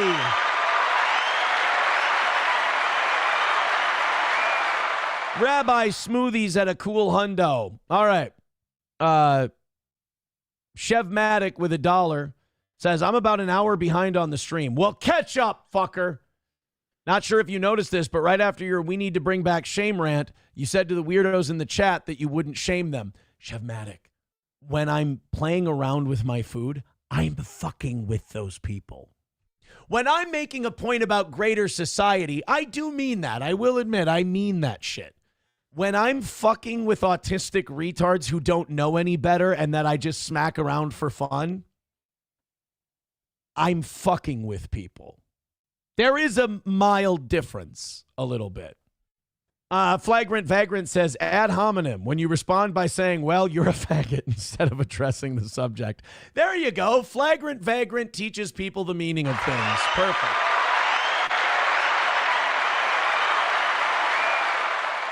McBuster says, how about next time act when they take your, Crimea and not sit there like weak bitches? Yeah, I mean, if you would have made a stand during the Crimea thing, this might not have happened. But also, if you wouldn't have pushed for Ukraine to be in NATO, that corrupt fucking country, and if you wouldn't overthrow their government and install a guy who's, friendly to you, there's a lot of different ways that Ukraine thing could have ended differently. Papa Shab says, guy won't end the war because Jews tell him to keep it going. And if he does end it with concessions made from the West, the spin will be hilarious. The latter is the most realistic outcome. We're going to have to give Donbass to Putin. I'm sorry. Because you can't take it from him, and he knows he doesn't have to give it up.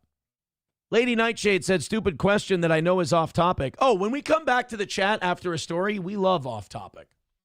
Do you post your old radio shows on Rumble like on YouTube?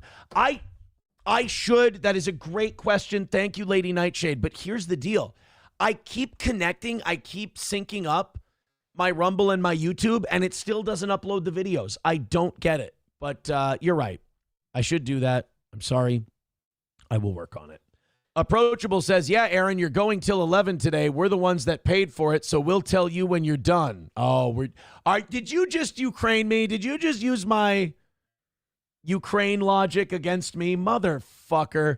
Guys, $105 away from today's goal. Hit me up on PayPal, Streamlabs, Venmo, Super Chats, Rumble Rants, beg, shake, shake, shake. And let's hammer up. We are officially at the last $100 of the week, and it feels so nice. Yeah, Tin the Tool Man Taylor says this isn't melting down. This is verbal ownership. Right. It's just the internet produces a lot of beta energy, I think, and they don't know how to respond to just regular dudeness. Rabbi Smoothie says, to sound like an internet person, he rage quit. Yeah. A lot of people cope with being owned. I mean, I know it because I own these guys on a regular basis. They cope with it through really weird, mentally ill means. Chevmatic says, gotcha, man. Thank you, Chevmatic. I appreciate it. I'm glad we understand one another. Sam Show says, newsflash, Aaron watches clickbait. That's true. I did get clickbaited. You are right. Tronanon says, sync doesn't work. Upload manually. Okay, thank you. I appreciate it. Well, then, why do they have the sync option if it doesn't work? I don't understand. Bapa Shab says, quick question. Do you ever just wake up and look in the mirror and go, oh, no, I don't want to, I'm not finishing that. You can pay for that. You can pay money for that one. That hurts. That really hurts. It's the word elongated that got me. Because I don't, but now I'm going to. I never have.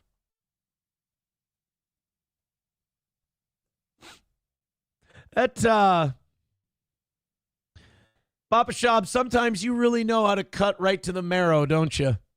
You know how to saw that bone right in half, right there at the joint.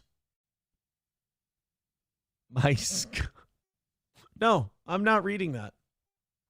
I am not reading the rest of that comment because it does not behoove me to read the rest of that comment. 105 away from today's goal and 66 gifted memberships on Rumble away from 400. Streamlabs, PayPal, Venmo, Super Chats, and Rumble Rants. Again, no Venmo, no PayPal today. We have done it all on the streaming platform. So throw in a couple of bucks if you'd like to. Having a hard time getting past Papa Shab's commentary on my skull. Makes me want to put a hat on. Oh, boy. You Need Me More says, you leave Aaron alone, Bappa. He's a beautiful boy. Yeah, Bappa, you fucking Jew-hating piece of shit. Sorry, You Need Me More was calling me a beautiful boy, and now I'm shouting at people. My skull is fine, by the way. All right, we got a socialism update for you today. You know how that Mamdani guy in New York wants to open up government grocery stores? Which, I mean, I can't tell you how great of an idea that is. I mean, the government, everything the government runs just does so well. And it always comes in under budget, and it always saves the taxpayers money. Apparently, Mamdani is not the first person to want to do these government-subsidized grocery stores. Apparently, it's been tried in Kansas City, and, well, they're closing them. They got to cut them loose. Kansas City is closing their subsidized grocery store despite receiving millions of dollars in taxpayer funding. The Sun Fresh grocery store, which the city has invested at least $13 million into, is closed. Now, $13 million may not sound like a lot, but we're not talking about the federal budget. Hell, we're not even talking about the state or the county budget. This is a city budget, and they've dumped $13 million into a government-funded grocery store. And, you know, I'm really getting tired of repeating myself, and I'm sure a lot of other people are tired of repeating themselves. This shit just doesn't work. Stop it. Just cut the fucking bullshit. It doesn't work. Stop doing it. We have grocery stores. The grocery stores are good. Yeah, but we don't have them in certain neighborhoods because they steal. Sorry. They commit theft at the grocery store. My dad, union baker, would work at bakeries that were inside of grocery stores. And the union would have to talk to the grocers union and the other people, and the bakers union would talk to this. And one thing they would always talk about is how short, how small the profit margins are at grocery stores. Grocery stores do not run a lot of profit. They sell a lot of inventory, but their percentage is small. They want to sell as much volume as they can so that their 0.4% or 1.4% profit margin generates millions of dollars in profits for the company. Well, fuck all that. That means that if a lot of people get away with stealing or they commit crime in and around the grocery store and it keeps people away, it doesn't take much for those profits to disappear, the grocery store to lose money, and for it ultimately to close. So let's say you open a grocery store and it's in a high crime area. It's not going to make it. But you can't bitch and yell at the grocery store then for closing down and now there's no place to get healthy food. They tried to open up. It didn't work. So the government opens these government-funded grocery stores, and they go, well, we're going to help these poor people, and we're going to dig them out of this poverty hole that we've all created. It's all our fault. Let's see how that went. Years of taxpayer investment and 2 different operators. The Linwood Sunfresh grocery store is now closed. That grocery store was off of 31st and Prospect. Now, the company posted signs on the door saying it was their dream to operate the store. KMBC 9's Brian Johnson. Why are you doing that? Don't do that. There's no you look like an asshole. We know where you are. You're holding up it's right. The sign is next to your ear. You don't need to hold up a bag of groceries. Live there tonight with why the store closed and what's next for that location, Brian. Yeah, Bria. Well, community builders of Kansas City. Oh, he bought enriched bran. Oh, he's having trouble shitting. Poor Brian Johnson can't shit right.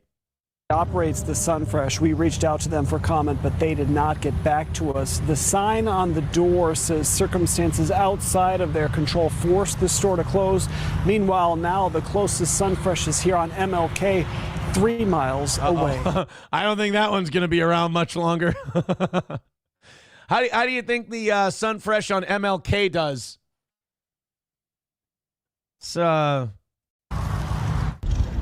Black plastic masks years of investment, but people know what's missing. That's not very nice. We call them customers, not black plastic. That's not. I get it. They pay with their debit card. That's not very. But black plastic is a little on the nose, bro. Let's not be racist. Actually something that the community needed. Neighbors say this Sunfresh was crucial to the community at 31st and Prospect. They can't believe it's gone. It's going to be and now we're kicking the door. Maybe a great example of why it's not there anymore. Here's my deal. Like, at what point do we keep trying shit? At what point do we keep pumping money into these areas and go, hey, maybe it's not the government's fault. Hey, maybe it's not the taxpayers' fault. Can you guys fucking do something different? You know, the way you're just living your lives right now? Do you think you could talk to each other like a community and go, what can we do to figure shit out? Because the government's tried, the taxpayers have tried, everybody has tried, and by the way, this man's cart is just full of fucking booze. Does anyone else notice this? Can we big screen this, please? That is just like little airplane bottles of wine. This guy is just buying booze. Anyway, sitting there, the entitlement I hear when this shit happens. This was the only grocery store, man. This was the... Well, can you guys maybe do something different to keep these fucking places open? All I ever hear is, systematic racism. Well, this and that. Fucking help us help you. We have pumped trillions of dollars over the years into these communities and nothing's happening. You cannot say that we haven't been doing our part. Jesus. Lift a fucking finger and help us. Put your shoulder to the wheel and push. Good God. The only thing I don't mind helping out. I don't mind trying to lift people out of poverty, but it's the lack of fucking gratitude that really does get me sometime. We pour $13 million into your shitty fucking neighborhood to give you a grocery store that you've been bitching about. You can't support that grocery store enough to keep it open. And then when they have to close it because we can't keep taking other people's money to run this, you go, oh, fuck you. This was our only grocery store. What did you do? We wrote a check for $13 million to feed you on top of EBT, welfare, all of that other stuff. What the fuck did you do? Help us. I'm willing to help out, but don't sit here and shit on me and call me privileged and all kinds of fucking names when you're not doing anything to meet me in the middle. Tragic on this neighborhood. It's going to be tragic. The closest. I mean, I would drink a bunch of small bottles of wine to help me cope. Thing is Happy Foods about a mile east. You only have... Oh, my God. Change that H to an N and you got it. Wild Woodies. It says it's seeing a slight increase in traffic. There's also an Aldi about a mile south. I definitely... Now, Aldi fucking rules. Aldi is great. All you got to do, you put your items in the cart, you go up to the checkout, you pay for what you took, you don't steal anything, And Aldi will stay open forever. Aldi's a great place. I just went to Aldi yesterday. I love grocery shopping at Aldi. You save a lot of money, and the food is fine. Would have liked to see it last a little bit longer. For months, the store hasn't fully. Look at that. That is a government-funded grocery store. That's what socialism gets you. It's not a joke. It's not a meme. It's legit facts. It will be empty shelves. You need the profit motive to keep these things going. Stocked. Still, person after person comes to buy groceries. I thank the previous operator for the years they put into that, as well as their predecessor. And now we'll try to do all we can to make sure that this works. Mayor Quinton. You do everything you can to make sure this works. You're going to have to ask something of the people. Ask not what your government can do for you. Ask what you can do for the fucking hood, yo. Lucas is disappointed. He met with the store operator 2 weeks ago for hours trying to come up with a solution. And you know what the store operator did? They pulled out the insides of their pockets and went, I can't buy any more food. I'm fucking tapped out. I got to go. There are different challenges to how a grocery store can operate. Part of that challenge is that the city certainly has been happy to be a partner, but there's always a limit to what we will invest as well. It comes down to money. The city owns the building and has invested nearly $29 million in the store. Still, the Sunfresh was losing money. All of a sudden, you roll down here this morning and they're gone, and they're saying they're not coming back. All neighbors know is I'm sorry, but if the shelves are that empty and they've poured taxpayer money into it, there's only one answer. People are fucking stealing. That's what causes these places to lose money. Because inventory's going off the shelves. They can't keep fucking meat on the shelves. People are taking shit. They're robbing them blind. There's no food here now, and they wish that wasn't the case. I'd like to know what could be done, maybe to bring it back. You guys could fucking buy shit.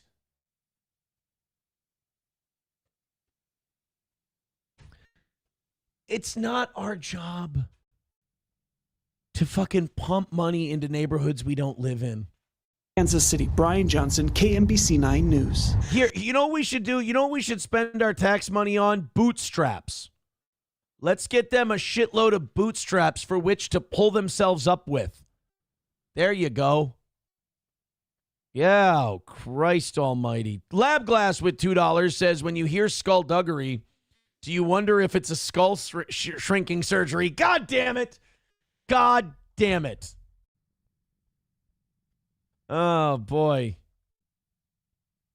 Somebody, too, says, April would be disappointed in you, Aaron, going to Aldi. I know. I pray to her picture every day, and I ask for her forgiveness. Rabbi Smoothie says, we put $500,000 into this show over 5 years. Help us help you. And I give you a fine product every day. Switchblade Proper says, we need to give up on these people. They are entitled and take no personal accountability. They are incompatible with our society. And then Roots goes, I agree with Switch. Roots' only take was, I agree with Switchblade. It's just... Yeah, Roots says Aldi fucking rocks. Next time you come to Minnesota, Roots, we're going to hold hands and go to an Aldi like a gay couple. That's what we're doing.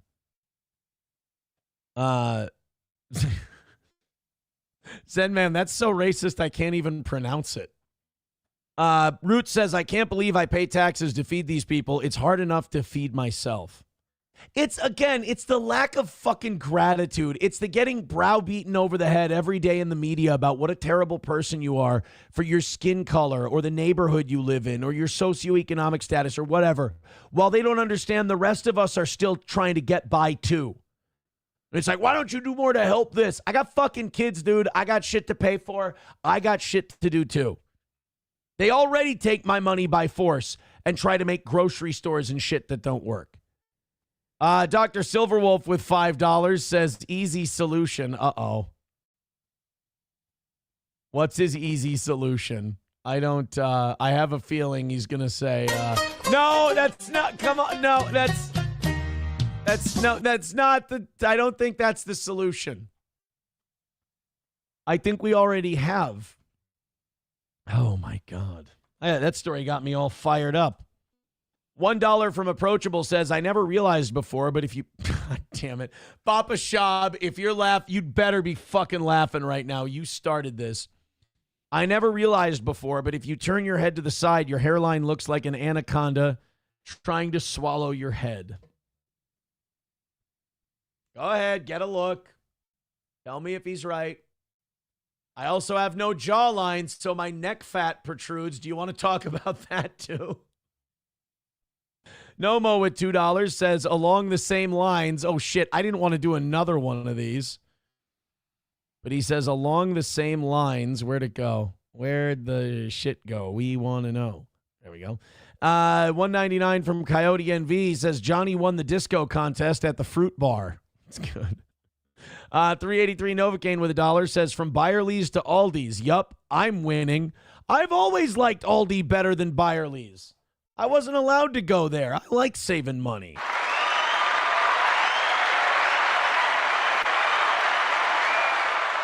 Root says, I'm down, Aaron, and we don't have to film it. Yeah, no, I don't want to film it. I want it to be an in real life experience. I don't want it tainted by the internet. It's a pure, kind, loving moment. Eric Cartman says, shopping in Aldi, eating at Pasta Buckets. Someone's living. I've never been to Pasta Buckets in my life. That is that's another, what do you call that? Fan fiction that people came up with because they were having trouble with the toe. It is funny to me though. Baba Shab says, toe is starting to resemble his namesake. I don't know what you're talking about. I don't know what you're talking about. Every time I go by Pasta Buckets, I want to go there, but oh, shit. I just realized what I was about to say makes me look like a fat fuck. I was going to say, every time I go to Target and I see Pasta Buckets, I want to go there, but I've just eaten. Stupid.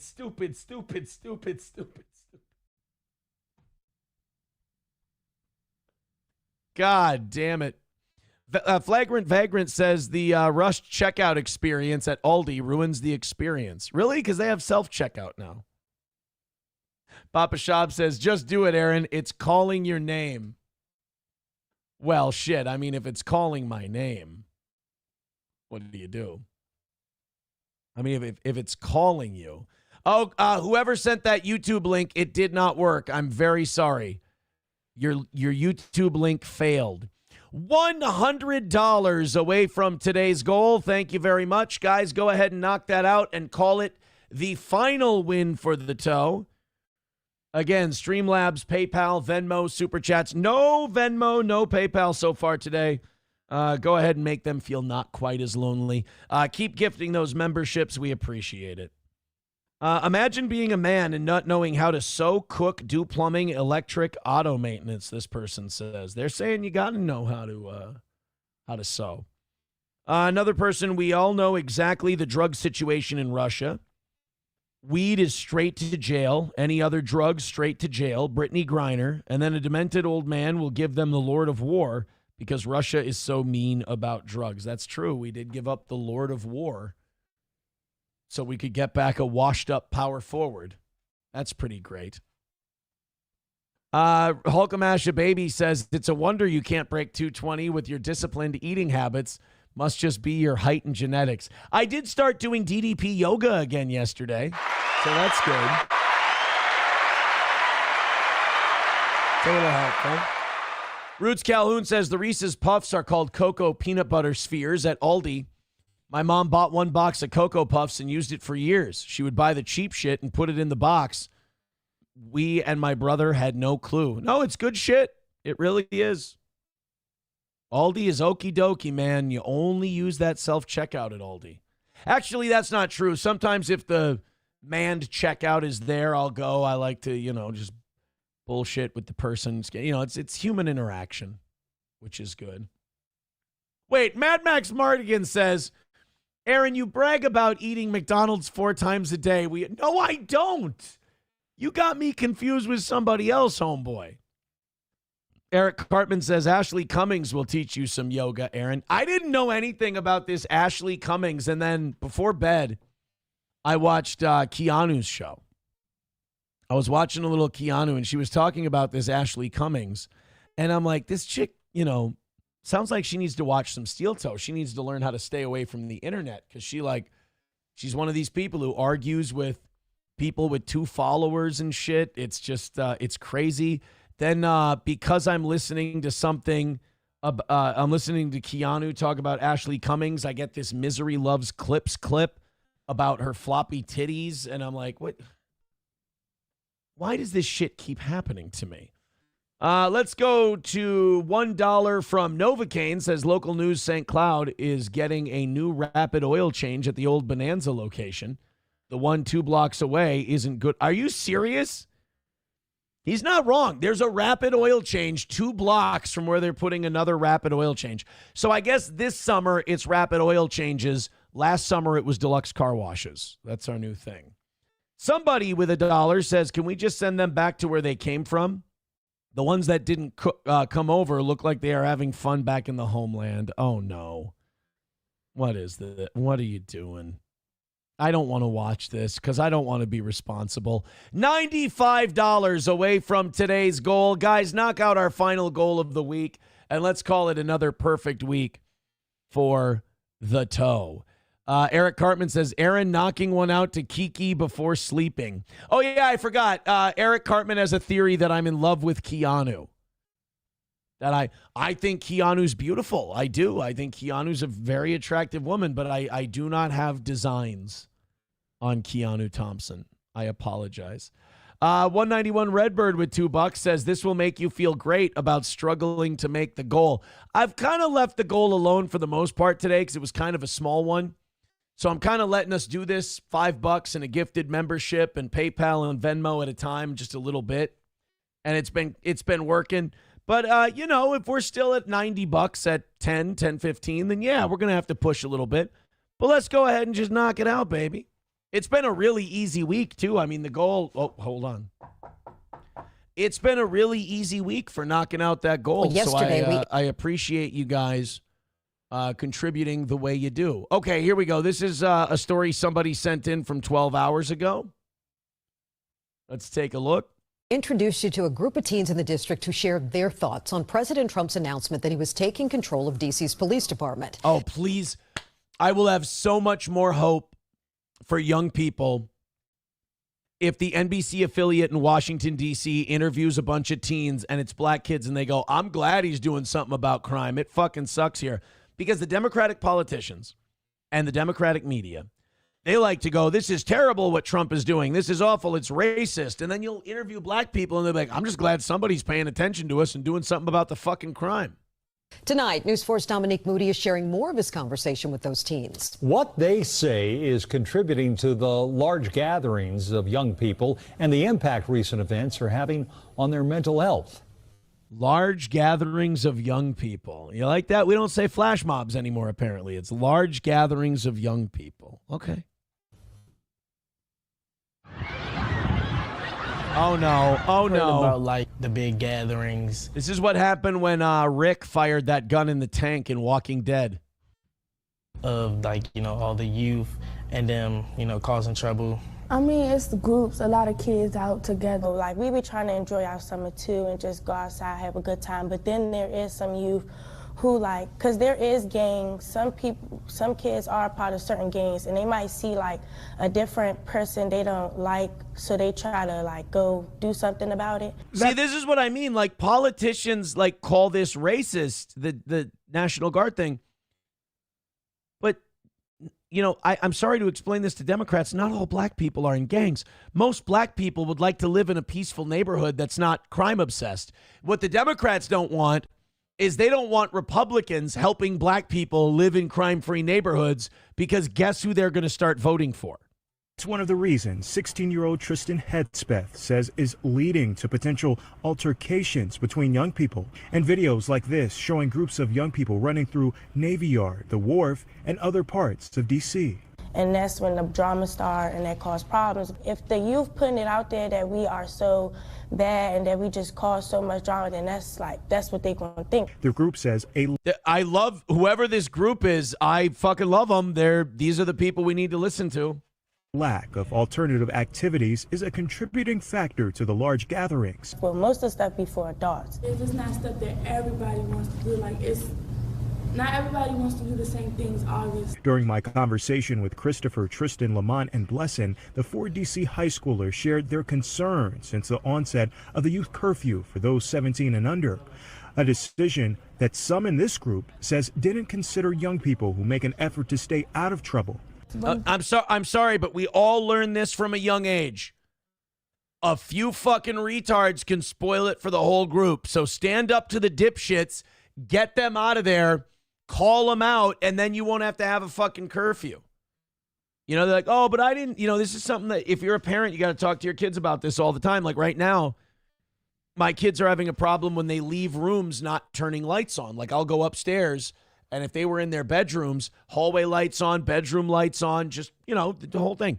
And isn't it funny when you become your parents? And I'll go down there, I'll go, guys, we got to turn lights off when we leave the room. The first thing one of them will say is, well, I didn't do it. And I go, it doesn't matter if you did it or not. I'm not going to single anybody out. When you leave a room, just turn the lights off. That's all. This is kind of the same thing. And it's, you know, but I'm talking to an 11-year-old, an 8-year-old, and a 6-year-old. You know, they're talking to high school kids and going, I don't fucking care who's doing it. We're not letting you guys out at night because shit's going crazy.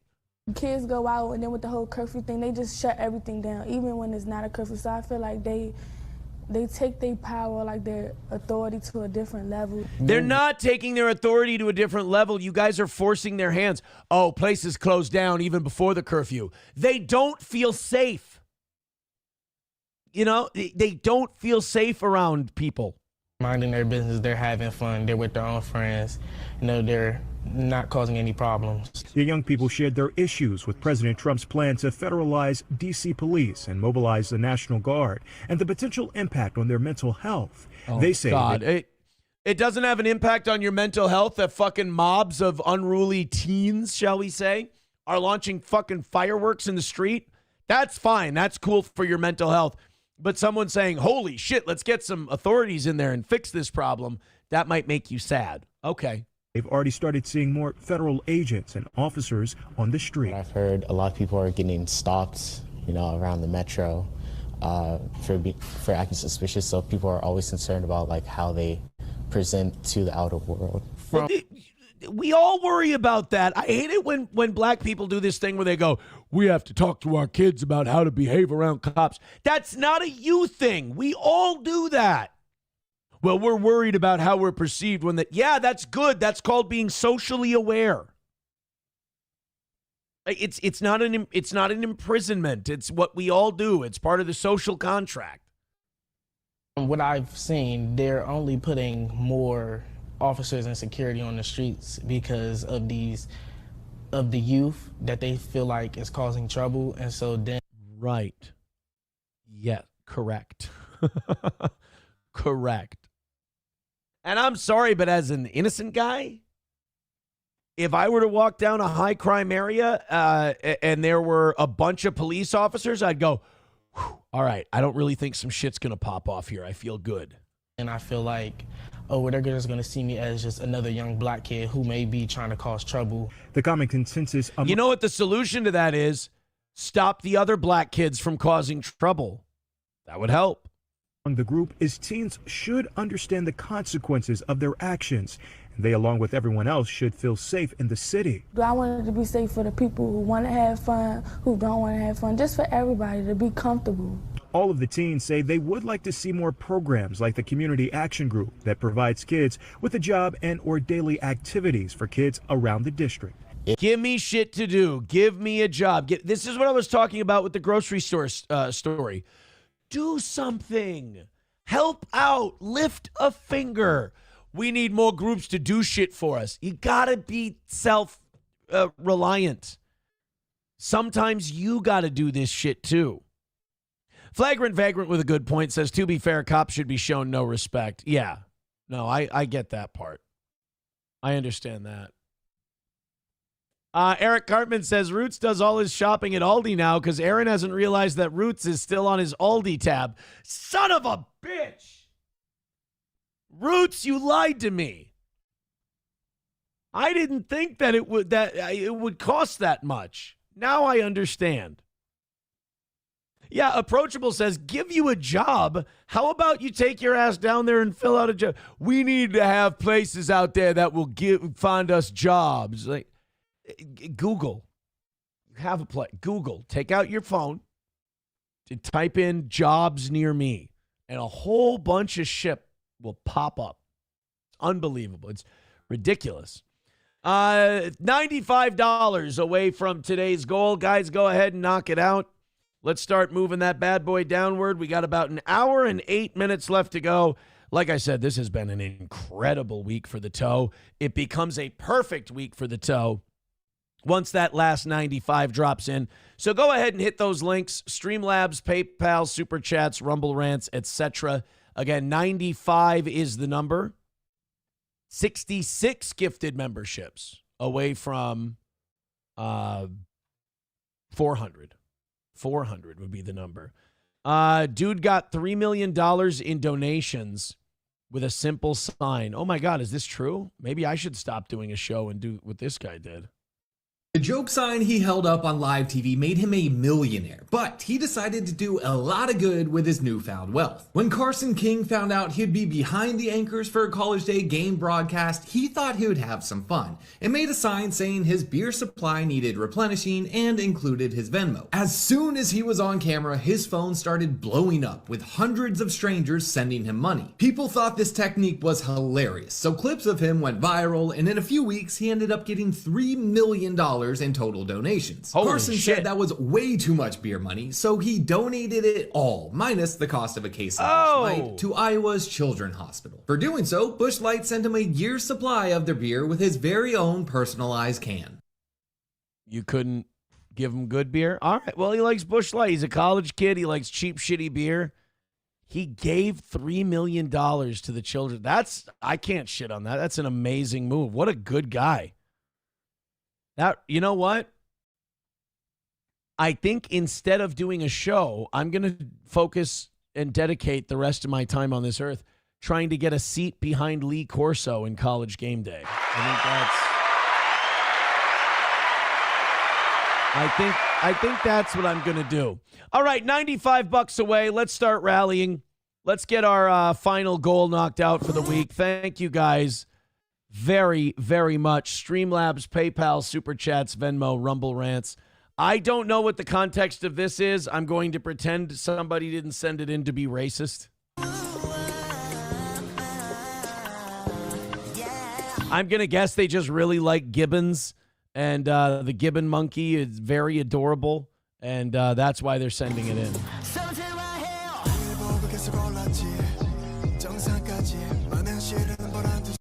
Yeah, that's just a nice, wholesome. People like animal clips.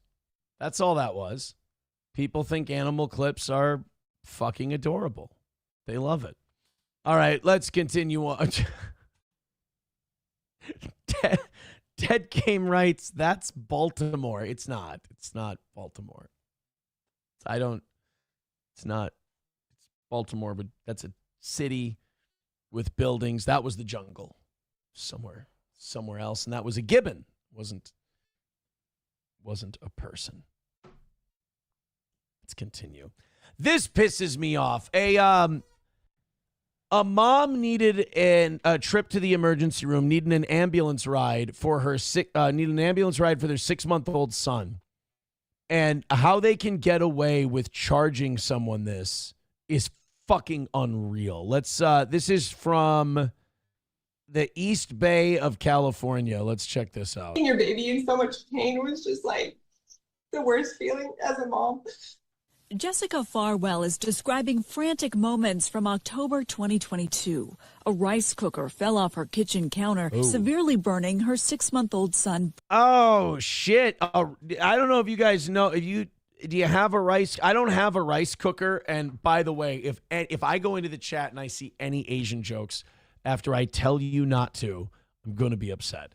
But they are hot, and if that lid falls off, that's just steam and heat. That's all kinds of bad. Brody. The water just made his skin instantly like bubbled up. I was just like, is the face going to start bubbling? Is the skin going to start peeling off? Panicked. Yeah, it is.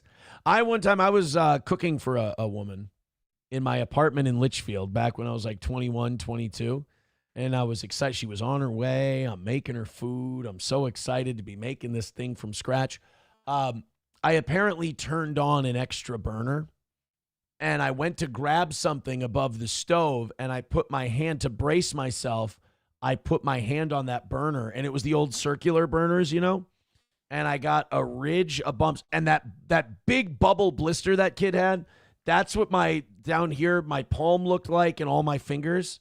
Oh, that was awful. If I wasn't holding on to a bag of ice, the minute I took that ice off my hand, it was just redlined a burning pain. You know what the funnest part of those blisters is, though? And you're not supposed to do this, so don't. You poke that bad boy, and then you squeeze it, and it's just like your hand just pisses. It's unbelievable how much fucking fluid and pus is in that thing. Anyway, knock out that last $95. Jessica rushed Brody to the Sutter Antioch emergency room. But they gave him fentanyl through his nose for the pain because he was just screaming. And they said that they didn't have a burn unit, so they were calling an ambulance. But, it was the end of COVID, so there was no ambulances available. And there was Oh, shit. So you had a little 6-month-old had to be on. How little fentanyl do you have to use for a 6-month-old? wasn't going to be an ambulance for like 7 hours. She says doctors deemed it medically necessary to transfer Brody to Shriners Children's Hospital in Sacramento. Instead of waiting 7 hours for an ambulance, Jessica asked if she could drive. I said, no, I'm sorry, you can't. I can't let you leave with him. Why? I already called the helicopter. They're on their way. So they couldn't get an ambulance. She wanted to drive her kid to the hospital. They wouldn't let her, so they had to get the kid a helicopter. So ambulance to the hospital, helicopter to the children's burn unit. They told me there was nothing I could do. I had to go on the helicopter. A 15-minute helicopter ride that cost nearly $90,000. Fucking hell. That's wrong. So you don't give her a choice. You don't let her drive her kid. You make her take the helicopter, and then you charge her $90,000. That's fucking evil, dude. She says doctors assured her she would not get the bill because the hospital was requesting it and she had insurance. I was just absolutely terrified. I don't like to fly. So I just, I'm breaking down. You have insurance and they can still charge you $90,000 for how does that work? God, when you start hearing stories like this, you start to get Luigi Mangione. Because if an insurance company saw this charge and they went, nope, we're not. Can you contractually do that? You can just not cover a helicopter ride. You can go, well, it wasn't necessary. It was voluntary. We don't cover voluntary shit. You got to pick up the $90,000 for this helicopter ride. Holy if that was your kid and the insurance company you pay your premium every month and they will not cover any of that. I can see someone being a Luigi Mangione over that thing. Screaming. It was just awful. Upon arriving on the helipad, she fell into another trap, a required ambulance ride to get to the hospital entrance, which was only 0.3 miles away. You fucking assholes. Walk across the street to the hospital quicker than that ambulance could have got us there. And they charged me $10,200. Okay, this is homicidal. This is it would be if she went in and pulled a John Q, I would understand. Jesus Christ. This should be criminal. We have no recourse on this shit. You don't have enough money to sue them. You can't afford it. They've got all kinds of paperwork that you sign when you're in distress that makes it okay for them to charge you this much. And then if you try to fight back violently, they'll arrest you and throw you in prison, even though you're not in the wrong. So they protect these fucking criminals. They protect these thieves. They let them charge you $10,000 for an ambulance ride to take you across the street. They let them charge you $90,000 for a helicopter ride. And you can't do anything. This look says it all. In no world does a 0.3-mile drive seem like it should add up to a $10,000 bill. Oh, by the way, that woman has a giant forehead, and I don't think she's hot. God, that's so sad. God, that's awful. Brody's second-degree burns were treated, and he was discharged the next day. But a couple months later, Jessica faced another battle. Bills amounting to more than $100,000 for the 15-minute helicopter ride and the 0.3-mile ambulance ride. I just couldn't believe my Oh, but hey, insurance covered the burn unit thing. Oh, thanks. You covered the bandages and the salve. It's real great. eyes. We got hit with a $600 waiting fee. And there's a fee for it being a nighttime service. And there's just every single fee that you can think of. Despite what she says doctors promised her. I need to get on that Luigi Mangione jury because I'm going not guilty. This is insane. Jessica's insurance only covered less than half of the helicopter bill, leaving her on the hook for more than $57,000. And only a fraction of the ambulance bill was covered, leaving her responsible for more than $7,300. Fucking crooks, dude. They're fucking crooks. You covered $2,500.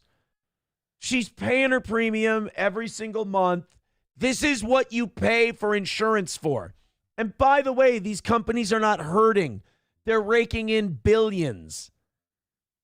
What am I supposed to do? All of this unfolding shortly after she quit her job to help care for her children. I've got the hospital, I've called my insurance, I've called the ambulance companies numerous times, and it's been 3 years.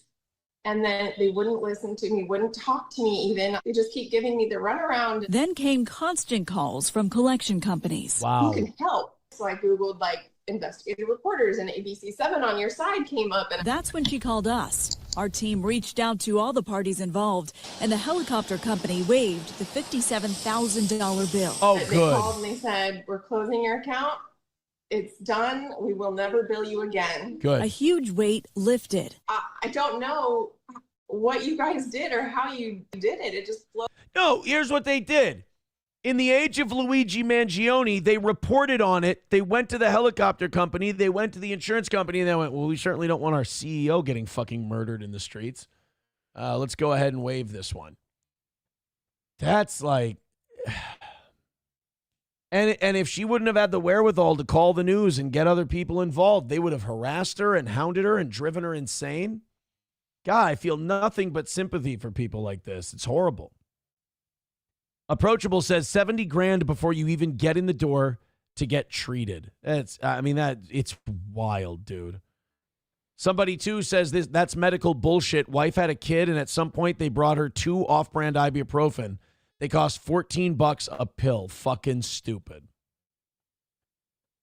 I love her. I think she's great. I good for her for not paying, because a lot of people would just try to pay what they can little by little. Good for her for not paying a dime, even though they were calling her all the time. That is Flagrant Vagrant says this bitch should have her children taken off her. Yeah, that's adorable. That's cute. You're cute. You're fun. You're fun at parties. Phantom X says she's cute, but not I am a forehead man. Nader P says also quit her job to take care of her kids. Sounds like code for subscribe to my OnlyFans. How else are you supposed to pay for your goddamn bill? I just triggered the shit out of So Thorough Joe Burrow. He's getting mad. And what I just did to him now is going to make him even more mad. Sorry, buddy. The ghost of I Sneeze Profanities with $2 says, I'm popping the PayPal cherry. Good morning, pasta bucketarians. Thank you, I Sneeze. Thank you for the $2 over on PayPal. We are $90 away from today's goal. Guys, we got less than an hour to go. Let's hammer out that $90 and call it another win for the toe. Streamlabs, PayPal, Venmo, Super Chats, and Rumble Rants. Let's get this thing kickstarted and call it another win for the toe.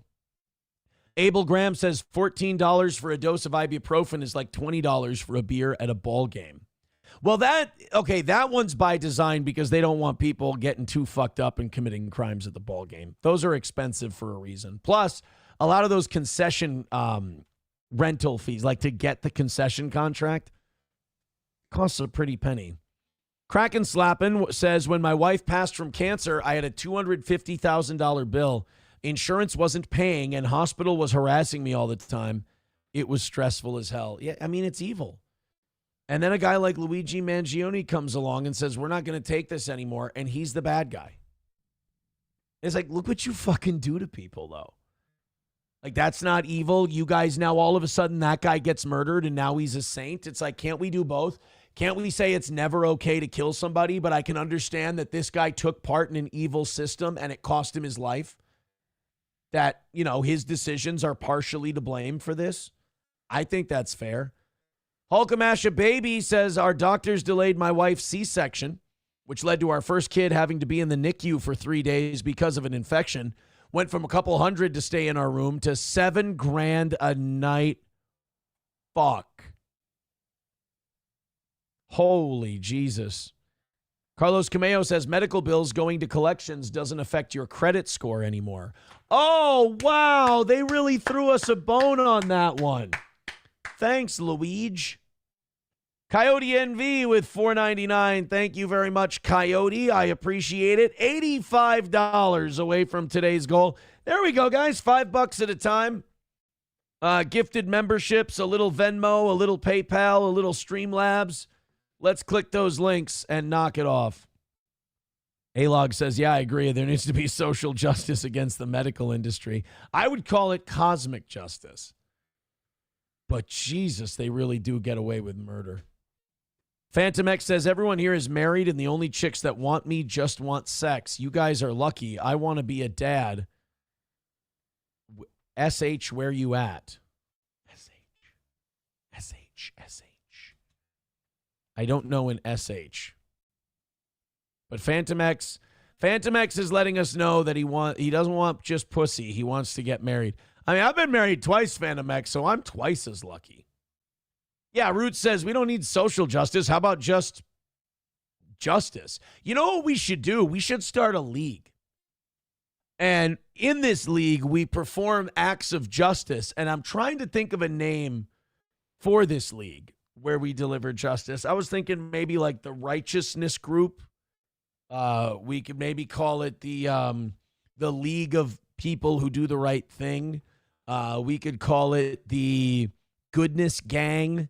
Trying to think of what else we could call, because like we'll be a league of people, and what we'll do is we'll go around and we'll commit acts of justice, extra law, extra what's that word called? Extrajudicially, as it were. Yeah, Phantom X says the League of Justice. The League of Justice isn't bad. That's not a bad one. I like League of Justice.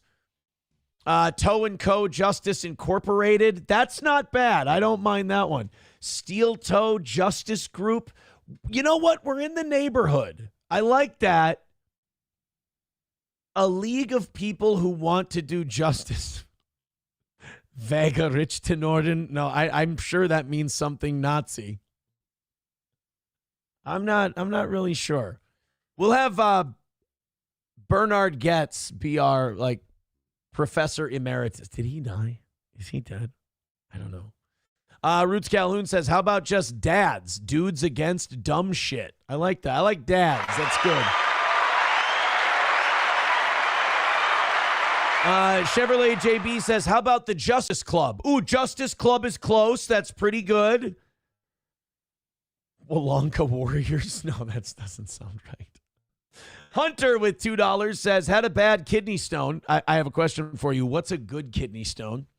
Was in 2 hours, CAT scan, IV, and muscle relaxers, $6,000. Yeah, well, they care about us. They want to make sure we're super healthy. $80 away from today's goal. Thank you very much.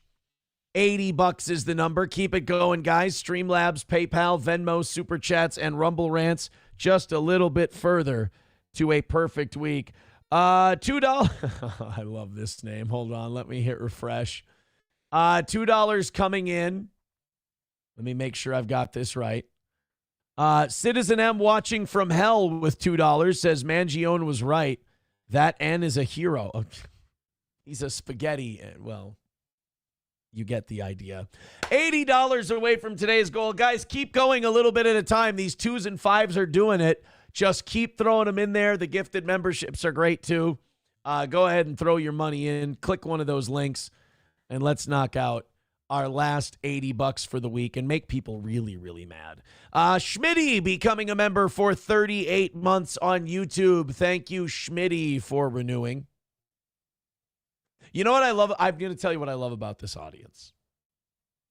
I wanted them to make a Justice League joke, and you all knew that I wanted you to make a Justice League joke, and you were like, I'm not giving this fag the satisfaction. So congratulations. Did the bit go on too long? Sure, but it's steel toe, baby.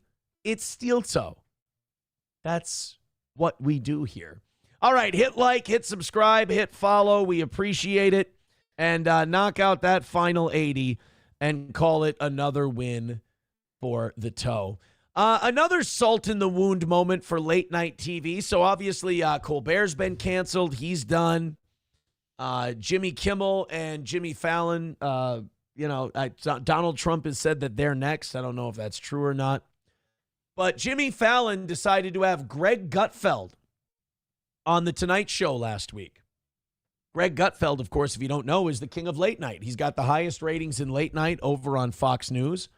And Jimmy Fallon decided, well, I'll have Greg Gutfeld on, and I'll show that we're not politically biased. You know, it is amazing. Colbert, probably the most politically biased late night host there is. He gets canned, and now all of a sudden these guys, Fallon's the smart one. He's like, I better start having some fucking Republicans on. I better show that I'm, good-natured, lest I'm on the chopping block.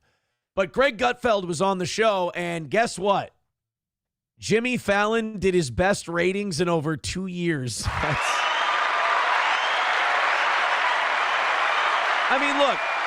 I'm sure you really want to look like you're being magnanimous. You want to look like can't we all get along? And that's great.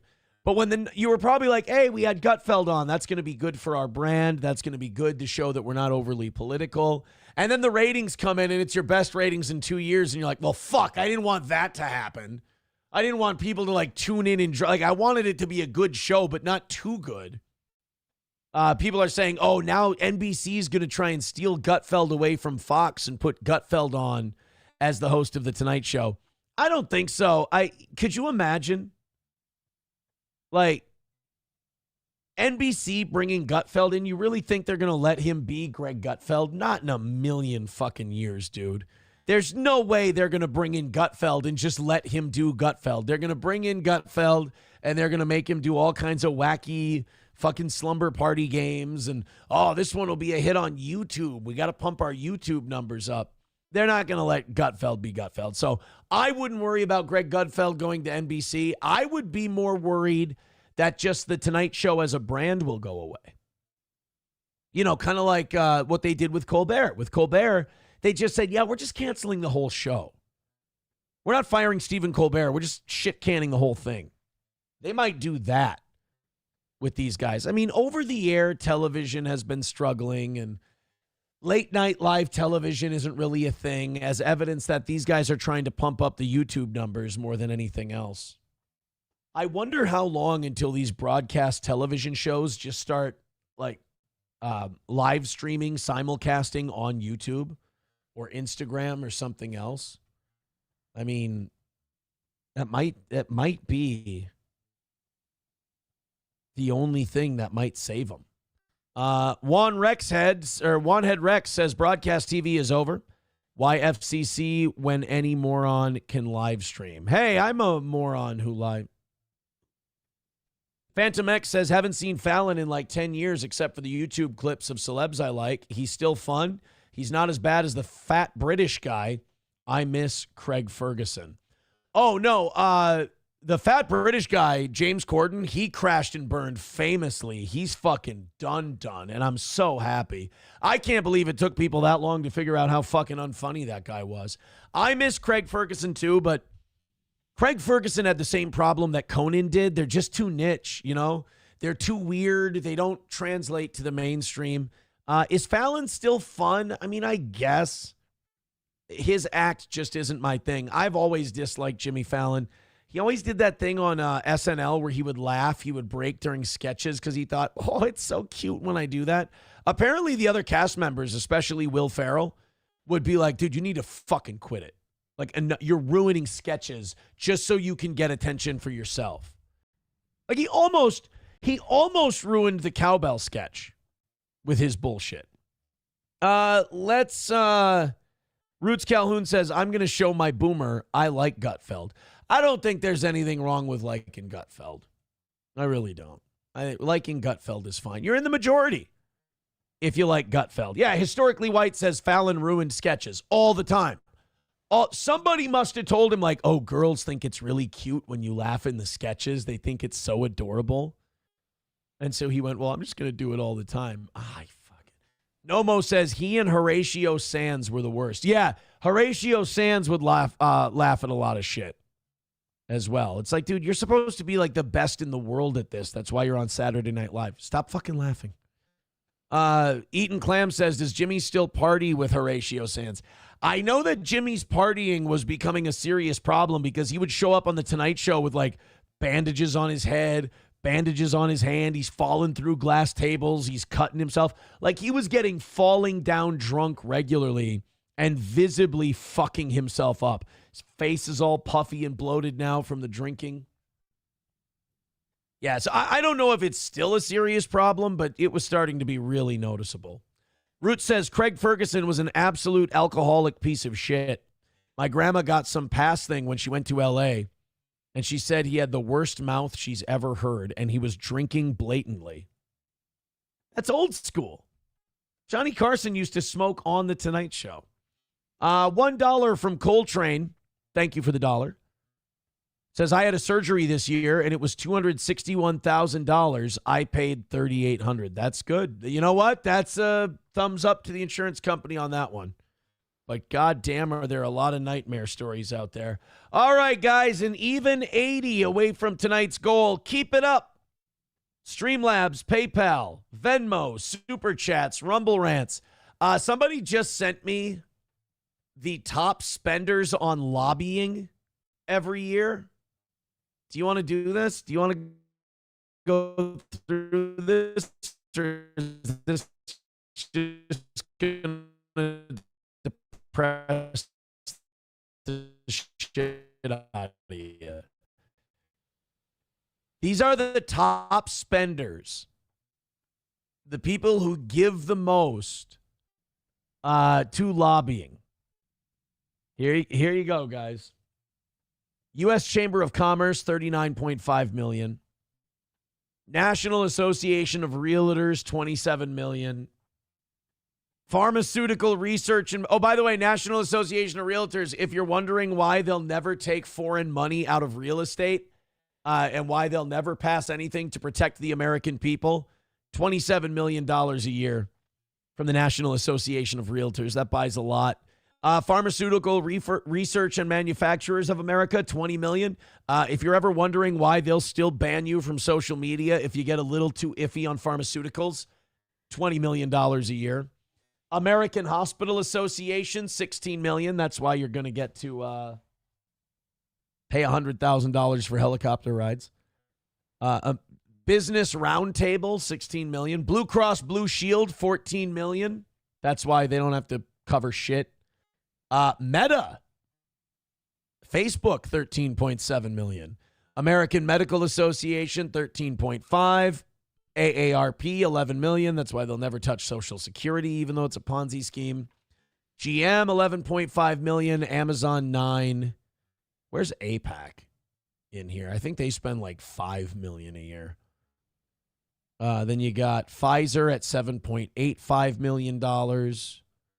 Lockheed Martin at $7 million. They don't have to spend as much because they'll just fucking kill you. This one doesn't have APAC in it. Wait a minute. Why isn't APAC in this group? I don't understand. Oh. Yeah, so if you ever want to wonder why we don't make like common sense changes to shit, that's why. That's why.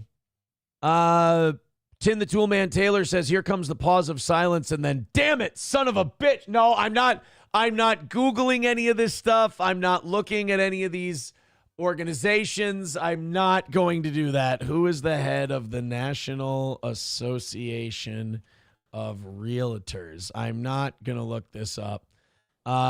Kevin Sears. That sounds like a good goy name. I'm sure that's fine. Kevin Sears. He's a Christian man. There. I Googled that one. I Googled it. Eric Cartman says OBS is dying again. Not on my end. Oh, it did for a little bit. I can see we dropped some frames. Okay. It did do some old goofy shit, but it's fine now. $80 away from today's goal. About 40 minutes left in the show. Guys, let's get to throwing in some dollars. We had a very small goal today, so I was never really worried about it. Jump in there, throw a few bucks in. It's really just a few handfuls at a time. We'll get the whole thing taken care of, but let's start right now. Streamlabs, PayPal, Venmo, Super Chats, and Rumble Rants. Guys, did you hear about this human trafficking deal going on in Nebraska? These 5, as the news described them, typical Nebraskans. They said, oh, these people trafficking, doing human trafficking and running a child R operation at Nebraska hotels. They were 5 typical Nebraskans. You wouldn't know it to look into these people that they were running this gruesome operation of human trafficking and child you-know-what. I do have the names of the people running the ring here of these typical Nebraskans. Kenta Kumar Chaudhary, Rashmi Ajit Samani, Amit Praladabdi Chaudhary, Amit Babubai Chaudhary, Mahesh Kumar Chaudhary. Their family, I mean, that's... I mean, I'll be honest with you. The typical Nebraskan name has changed since I knew of it. That's 10 children and 17 adults were rescued in breaking up the human trafficking. They did it at 1, 2, 3, 4 hotels they raided. Just your typical Nebraskans running a trafficking ring. And, you know, I'm glad they're busting it up. Nebraska has officially done more to stop trafficking than the Trump administration with Epstein. Good job.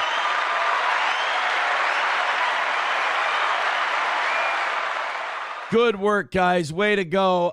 Thank you very much to, where'd the $1 come from? Silverwolf with $1. Says, my mother had an expensive one a few years ago and was having medical issues and went into the ER. Dumbass doctor said she was dehydrated. Had a stroke an hour later. Ambulance and emergency surgery cost a lot of money. Yeah, that segment we did on the helicopter ride, it brought up a lot of shitty memories for medical memories. Let's go to Who, What, Why with $2. Says, try new segment with good news. Call it Happy Hour. That's a good idea. Today's been a lot of bummer stories. Who, What, Why with a pretty good idea. Fuck you, dude, with $10. Thank you, guys. Handful more of those $10 drops. We're home. He says, would you rather own... Oh, God, I forgot. I forgot about what his new bit was. Son of a bitch. All right, before I read this, $70 away from today's goal. Throw us a couple of bucks. I'm going to have to earn this one. Fuck you, dude says, would you rather only be able to achieve an erection from gay porn or only be able to achieve orgasm from being anally penetrated?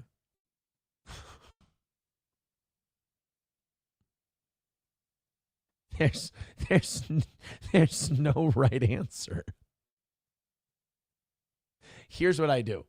To answer your question, I would go up to the roof of the tallest building to contemplate. I would think about your question for a good hour and 45 minutes. And after that hour of 45 minutes of deep, intense thought, I would hurl myself off the top of the building into oncoming traffic below. Does that work?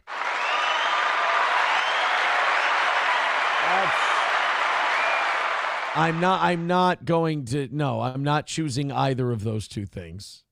Thank you. But thank you, fuck you, dude, for the $10. I appreciate it. The emotional scarring you've just caused me, that comes with.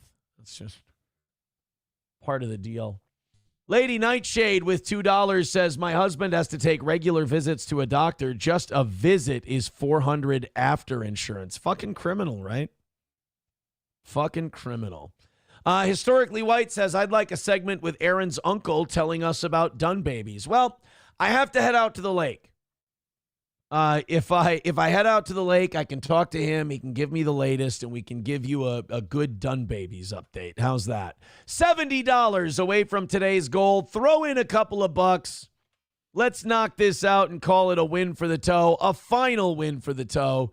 You guys are doing great. Bring it in for a landing. Slingblade says, the gay porn is why Aaron's computer keeps crashing. I said no to the gay, but the gay porn is a no for me. Why don't you believe me? Why don't you believe me? I haven't heard this name for a while. Brett Cooper. She's like the weird, like she looks like if Ben Shapiro was a trans, you would have Brett Cooper. Brett Cooper was on the Daily Wire for a long time. And when she was on the Daily Wire, she became actually really popular amongst like young people. She would take she was like that girl in school who was like really Christian, although I think Brett Cooper's Jewish, I'm not sure. She was like that girl who was really Christian. Like she was kind of cute and you were like, I would date her, but she's weird and she talks about Jesus a lot. It's kind of strange, fucking me up.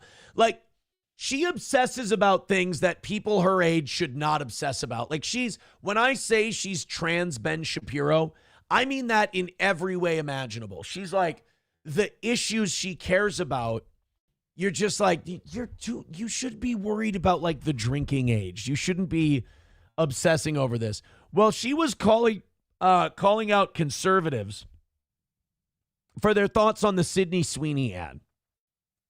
She thought that conservatives were going too far.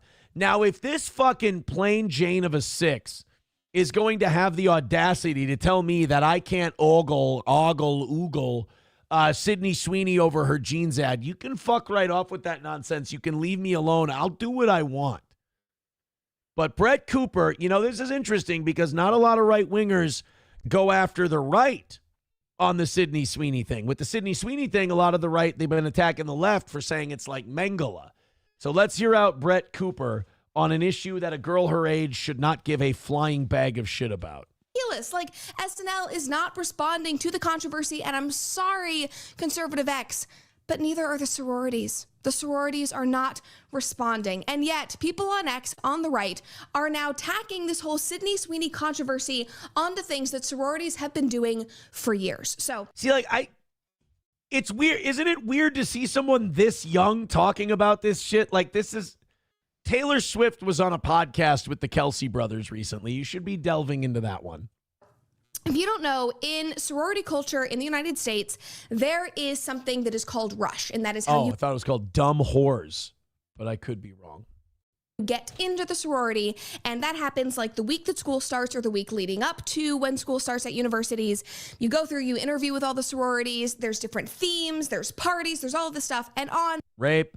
There's some of that. Well, it does happen. It's wrong. It's bad. I don't think it's a good thing, but it happens. Bid day, they do a whole big party and they make sodomy. That's another one that happens during. I think that's about it. Videos. They post them on social media. Everybody's dressing up. Abortion. They do that one too. Abortion. I think they just have the pills in a bucket when you walk in, like a 5-gallon bucket, and you just pick it out. The load can't do anything at that point. That has been happening for years, but it made its way to social media back in 2021 when something called Rush Talk was created. Holy shit, I don't fucking care. TikTok, basically. And this all blew up when girls were documenting their experiences going through, the bidding process and the rush. Yeah, I don't fucking care. Jesus Christ, media. I do not give a shit that Brett Cooper had I just wanted to sample a Brett Cooper clip. Holy fuck, do I not care. Like I said, it's trans Ben Shapiro. It's just the same shit that Ben does all the time. What was her take? This year, the right has decided these things have been happening since 2021 and before our actual sororities responding to the Sydney Sweeney controversy. I saw an account post this with the caption, breaking, sorority at the University of Alabama is going viral for wearing jeans in their latest recruiting video. Sydney Sweeney has opened the door for women across America to celebrate pure American beauty. So that's what Brett Cooper was mad about? People were posting about sororities and jeans, and that's conservatives taking the Sydney Sweeney. Brett Cooper, see, if you work for Ben Shapiro, you just get retarded. Ben Shapiro does that all the time, too. He scours social media all fucking day. He sees one thing and he goes, look what everybody's doing. And then he gets mad at it, and then he argues against it, and he's like, destroyed it with facts and logic, bro. No, you saw one gay thing on the gay internet. Again, I always tell people, go out there and talk to people about stuff you saw on the internet and see if it's actually a thing. I promise you it's not. So Brett Cooper's like, well, the right is talking about jeans at sororities. I can't give less of a fuck. This is what happens when you enter the tutelage of the Daily Wire. You start caring about shit that doesn't matter because Ben Shapiro's trying to distract you from a fucking genocide. Thank you very much, Eaton Clams, for the $13 on PayPal. Says, use this for hair gel and bring back the spider. Oh. But I don't want to bring back the spider, man. Spider-Man. Yeah, people are saying she looks like a kid. Why would I listen to her? Exactly. Wally World gifting a membership. Thank you very much, Wally World. $50 away from today's goal. Thank you guys very much. We're $50 away from a W. Danger Bear Wolf Turtle becoming a Baby Boot member on YouTube. Thank you very much. Oh, shit. No, we're 65 gifted memberships away from 400 today. 65 gifted memberships and $50 away from the goal. Guys, everybody, $5, $10. Let's finish it up and call it a perfect week for the toe. Streamlabs, PayPal, Venmo, Super Chats, Rumble Rants, $50 away. Put it away. Call it a win. $1 from Silverwolf. Says, since YouTube at my $5 and didn't share my message, Aaron, are we going to take this lake by chance? Did I miss one? I'm sorry if I missed your $5. You know what? That's my fault. Eric Cartman with $1 says, Aaron, next year's anniversary show. Entertainment. Okay. Rational Redhead says, Brett Cooper is married and expecting her first baby. No. What is she, a fucking broodmare? What is this? What do you call it? What's the Handmaid's Tale? What is she, like 22? How old is Brett? She's 23 and she's having a kid? You don't even know who the fuck you are when you're 23. I don't like conservatives like that who look down on teen pregnancy and they're just fucking, knocked up at 22. It's like, that's the same thing, dude. Like, if you're pregnant at 22, that's a teen pregnancy at this point, especially how, like, development is stunted socially because of social media. Yeah. My kids are wrestling fans now, so now we like LA Knight. So like randomly, someone will be talking, and when they do it, it's funny. When I do it, I'm cringe apparently. But the kids will say something, and they'll be like, "Dad, are we having such and such for dinner?" And I'll go, "Yeah." Dad, don't do that. Sorry, I wanted to be like LA Knight. But then if my 8-year-old goes, "Yeah." That's funny. That's hilarious. That's great. Eric Cartman says, I had 3 kids by 23. That explains a lot. Oh, boy. Thank you very much. $50 away from today. I appreciate it. All right. What did Silverwolf send us here? He said what did he say? This was can we take this lake? Oh, he wants to take this lake. Okay. Oh, I can't wait to be demonetized for this one. My kids hate it when I play that song. You know what I got my kids doing, though? I got them singing a lot. My kids can speak patois now because I keep playing Temperature by Sean Paul in the vehicle. So now my daughter's like, Dad, what's this language called again? I go, it's called patois, honey. My daughter now knows how to say everything Guambi Irie. And I shouldn't be allowed to have children, really, is what I'm realizing from that. It's probably bad more than anything else. All right, $50 away from today's goal. Let's knock that out and call it a win. All right, this is, they said this should be the next entertainment at the anniversary show. Let's check it out. Oh.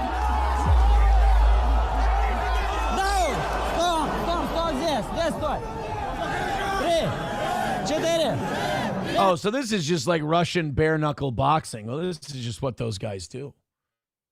Russians are out of their fucking mind. I don't think Russians are good at MMA and Russians are good boxers typically because I think they're so just beaten down by life and living in a miserable, depressing shithole that they don't physically feel the punches. Like when they get hit, it doesn't register in any kind of way. My Lost Interest says Aaron's kids now chant deaf, deaf to the IDF, deaf, deaf to the IDF, deaf, deaf to the IDF. No, they don't chant My Lost Interest. I find that to be remarkably inappropriate for parents to push political positions on their children. So I just make them hit drums and I make them keep the beat. I think rhythm is important, especially in the white community. It's very crucial.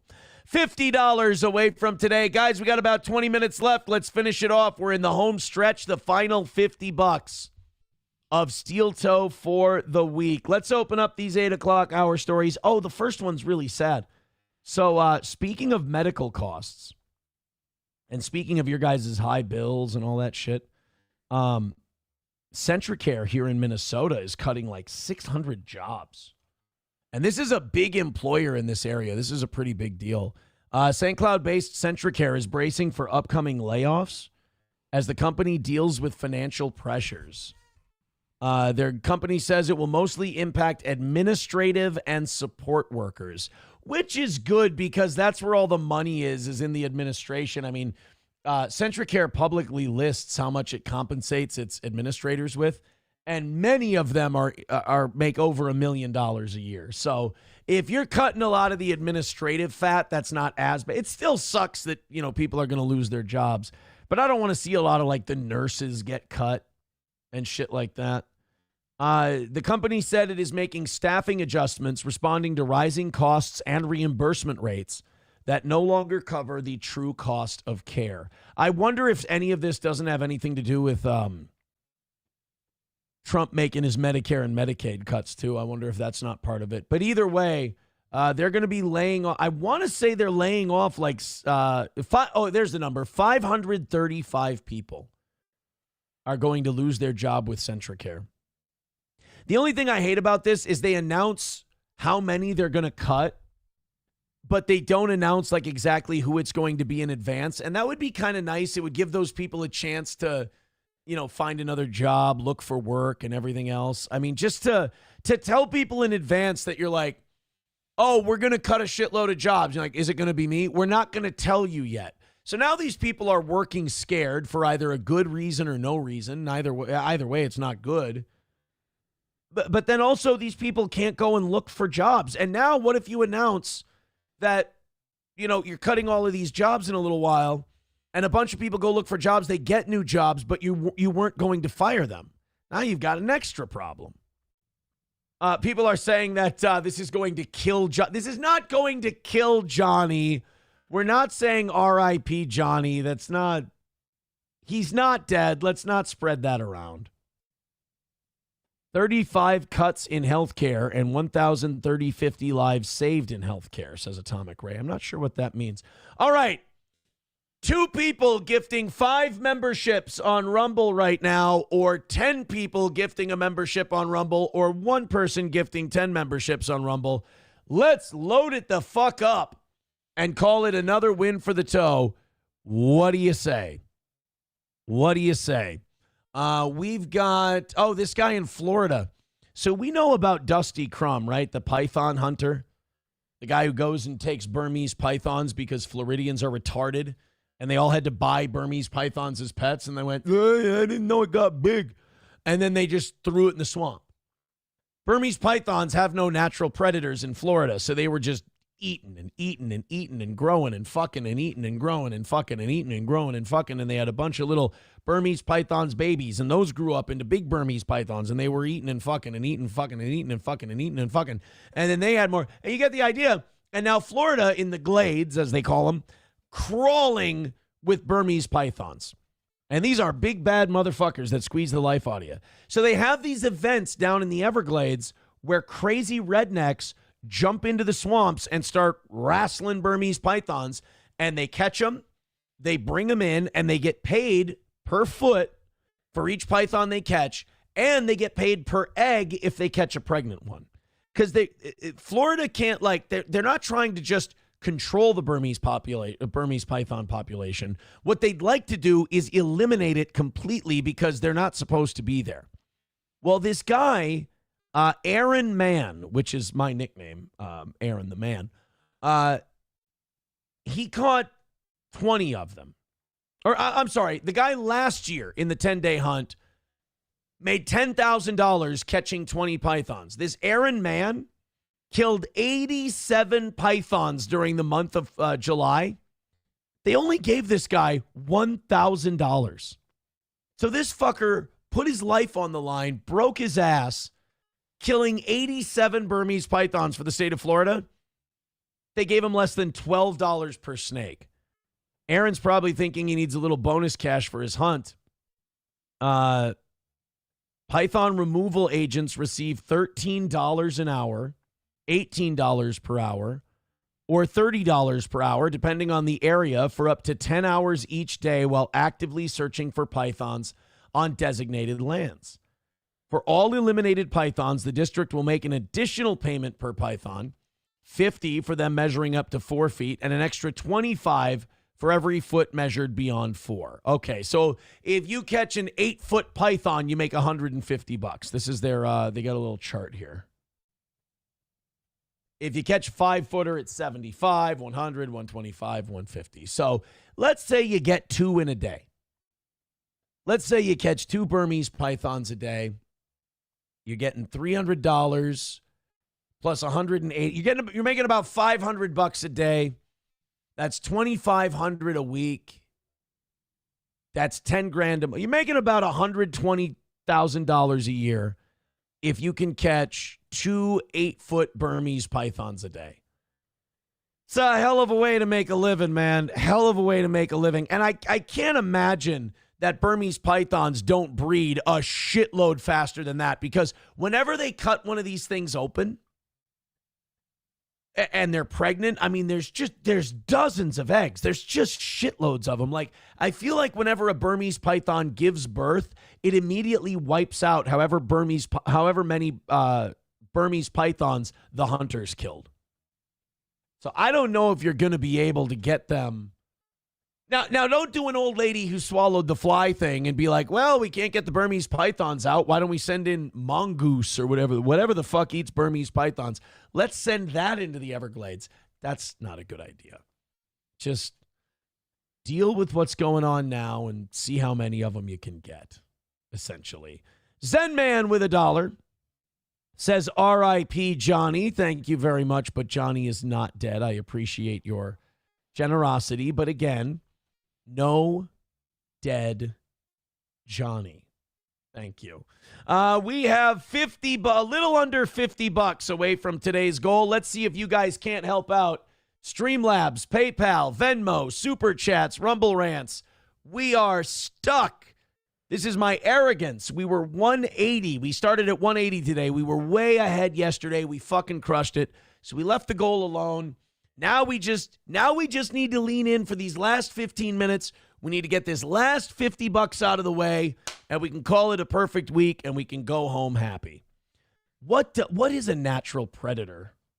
of a Burmese python natural predators. Burmese python is a large snake. Got it. Large felines. Okay, so you could send in tigers and leopards. You know what? Florida would be pretty lit with leopards. That would be pretty cool. Tigers, pretty cool. Crocodiles and alligators can prey on pythons. Okay. Alligators are known to eat them in Florida. So maybe we just let evolution take its course. The alligator will become the big predator of the Burmese python, and they'll take them out.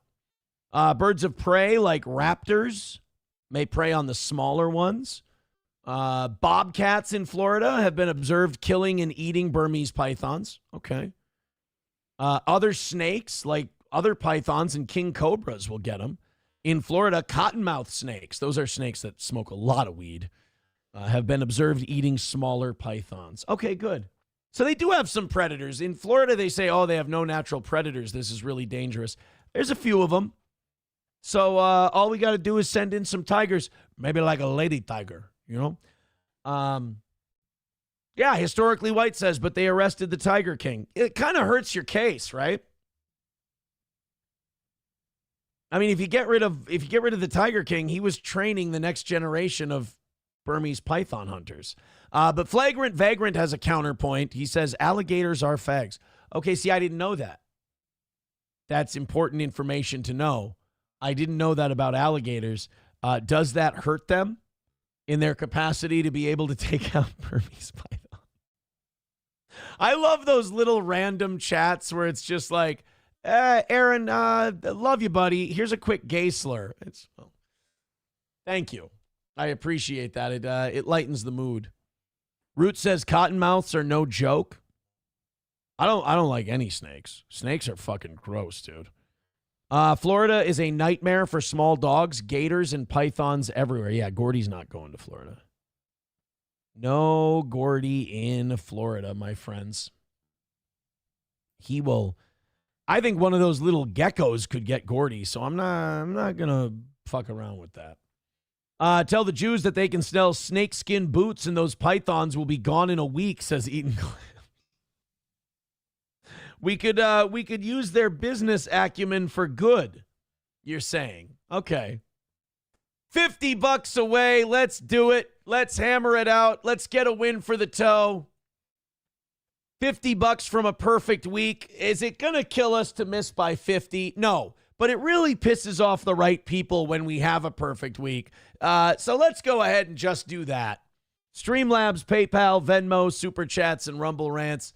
Also, I have to do a members-only show right after this show. I forgot about that. That's right. So I'm going to be ending this stream in about 10 minutes, hopefully with a goal hit. Then I'm going to restart a stream and go members only. Sound good? And then tomorrow, of course, is Rumble Friday. Rumble Friday is a great time. Centricare spent $20 million on a fucking school and apartments. They make plenty, one person says.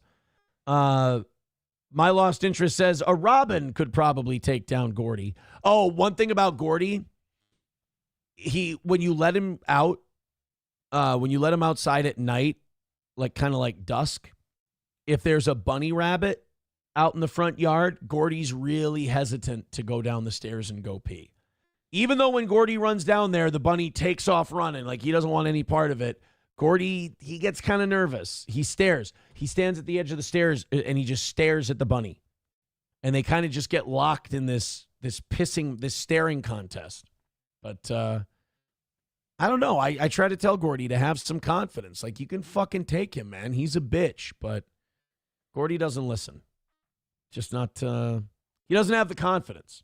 MSO says, I missed the whole damn show. Was it any good? The show is not good unless the goal is hit. If we can make $50 in the next 9 minutes, then yes, the show was good. Do I think the quality of the show was good? Yes, but the goal is necessary. The goal is life. Or, as Roots Calhoun says, no MSO, per usual. That's not a vote of confidence. You were here for the whole thing, you fucking dick. $50 away. Los Federales with $1 says people definitely make money off of you. What is this? This is they're mad. Oh, I don't give a shit about it. This is Royce, old Royce Lopez. That's fine. He can make a couple of bucks off of me. Everybody making a couple bucks off the toe just helps the toe.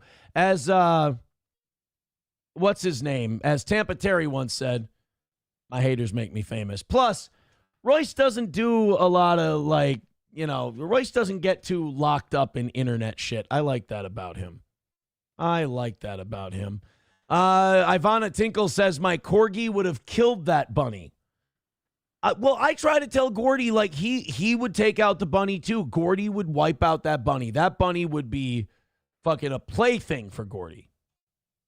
No, Los Federales, I'm not gonna play. Hey, Aaron, here's a clip of somebody shitting on you. No. What? Why? Why would I play a clip of someone shitting on me, especially for $1 when we're $50 short? What a retarded thing to do. Let's knock out the 50. I'm not getting annoyed yet.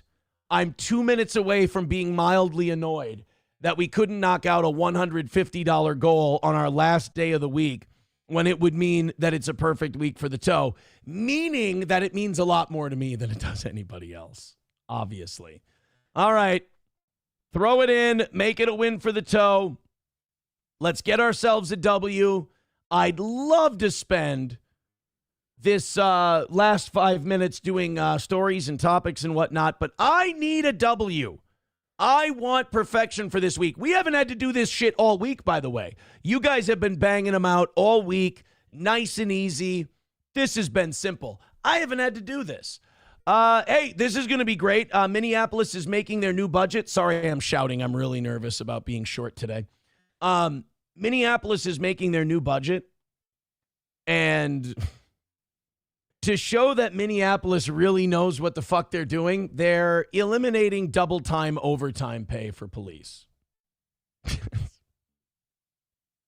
Like it's a choose your own adventure book where they've ripped out all the pages where you make the good decision. They want to increase the tax levy by 7.8% in Minneapolis. So they want to eliminate police overtime pay at a time when crime's going up. They want to raise taxes on everyone, so they want to cut your services but raise your taxes. I can't see why people want to leave that fucking shithole. I mean, wait until you get your new mayor. You're going to love the guy. Need Trump gifting a membership over on YouTube. Thank you very much for that. Hooters Girl becoming a Baby Boot member. Thank you so much for that. $40 away from today's goal. Come on. Let's knock out that last 40 and call it a final win for the toe. $40 away, 5 minutes left. Let's do this stupid cocksucking fucking thing. What do you say? Let's get that last 40 hammered out and we can go into Rumble Friday happy, boys and girls. And I can do a members-only show that isn't me bitching about taking an L. How's that?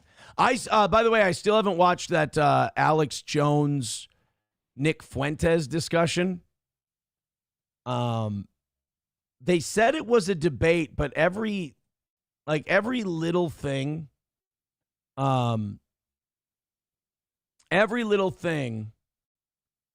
that this guy was that these two guys were supposed to fight about, or every little clip I've seen of it so far, I really haven't seen the two of them fighting.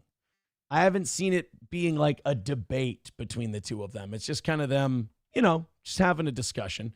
Thermodyne Diesel with 5 gifted memberships on Rumble. There we go. $15 away from today's goal. That means just 3 more gifted memberships. We've got 4 minutes left. $15 away from today's goal and 61 gifted memberships away from 400. The last $15 is up to you with 3 minutes to go on the clock. Throw it in. Streamlabs, PayPal, Venmo, Super Chats, Rumble Rants. $15 away from perfection or 3 gifted memberships away from perfection. Thank you so much. Keep it up. Just a little bit left to go, and then members only coming up right after this. Coltrane gifting a membership, and we're $10 away, 60 away from 400, $10 away from the goal. 2 more gifted memberships, and it's all over. Wally World with $10. Now we take 8. Let's do a fun thing. $2 left in today's goal. I want to give the haters a chance to score a small moral victory over the toe. So I'm going to take the 8, and I'm going to say $2 left in today's goal. 2 minutes left. Let's see if we can knock out the last $2 here on the toe. Tilt says, I watched it. They both gave me a Fed vibe, to be honest. Okay, well, I mean, Alex, what do Alex and Nick Fuentes really have to argue about? Honestly, I don't really think they're going to argue with each other about much. So, I mean, they kind of agree on everything. The only thing that could happen is Nick Fuentes could go heavy on the Jew. And then Alex is like PBD. He gets nervous about that part. Alex used to go harder on that.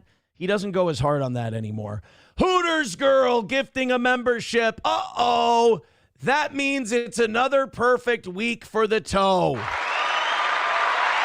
Oh, my. Sorry, guys.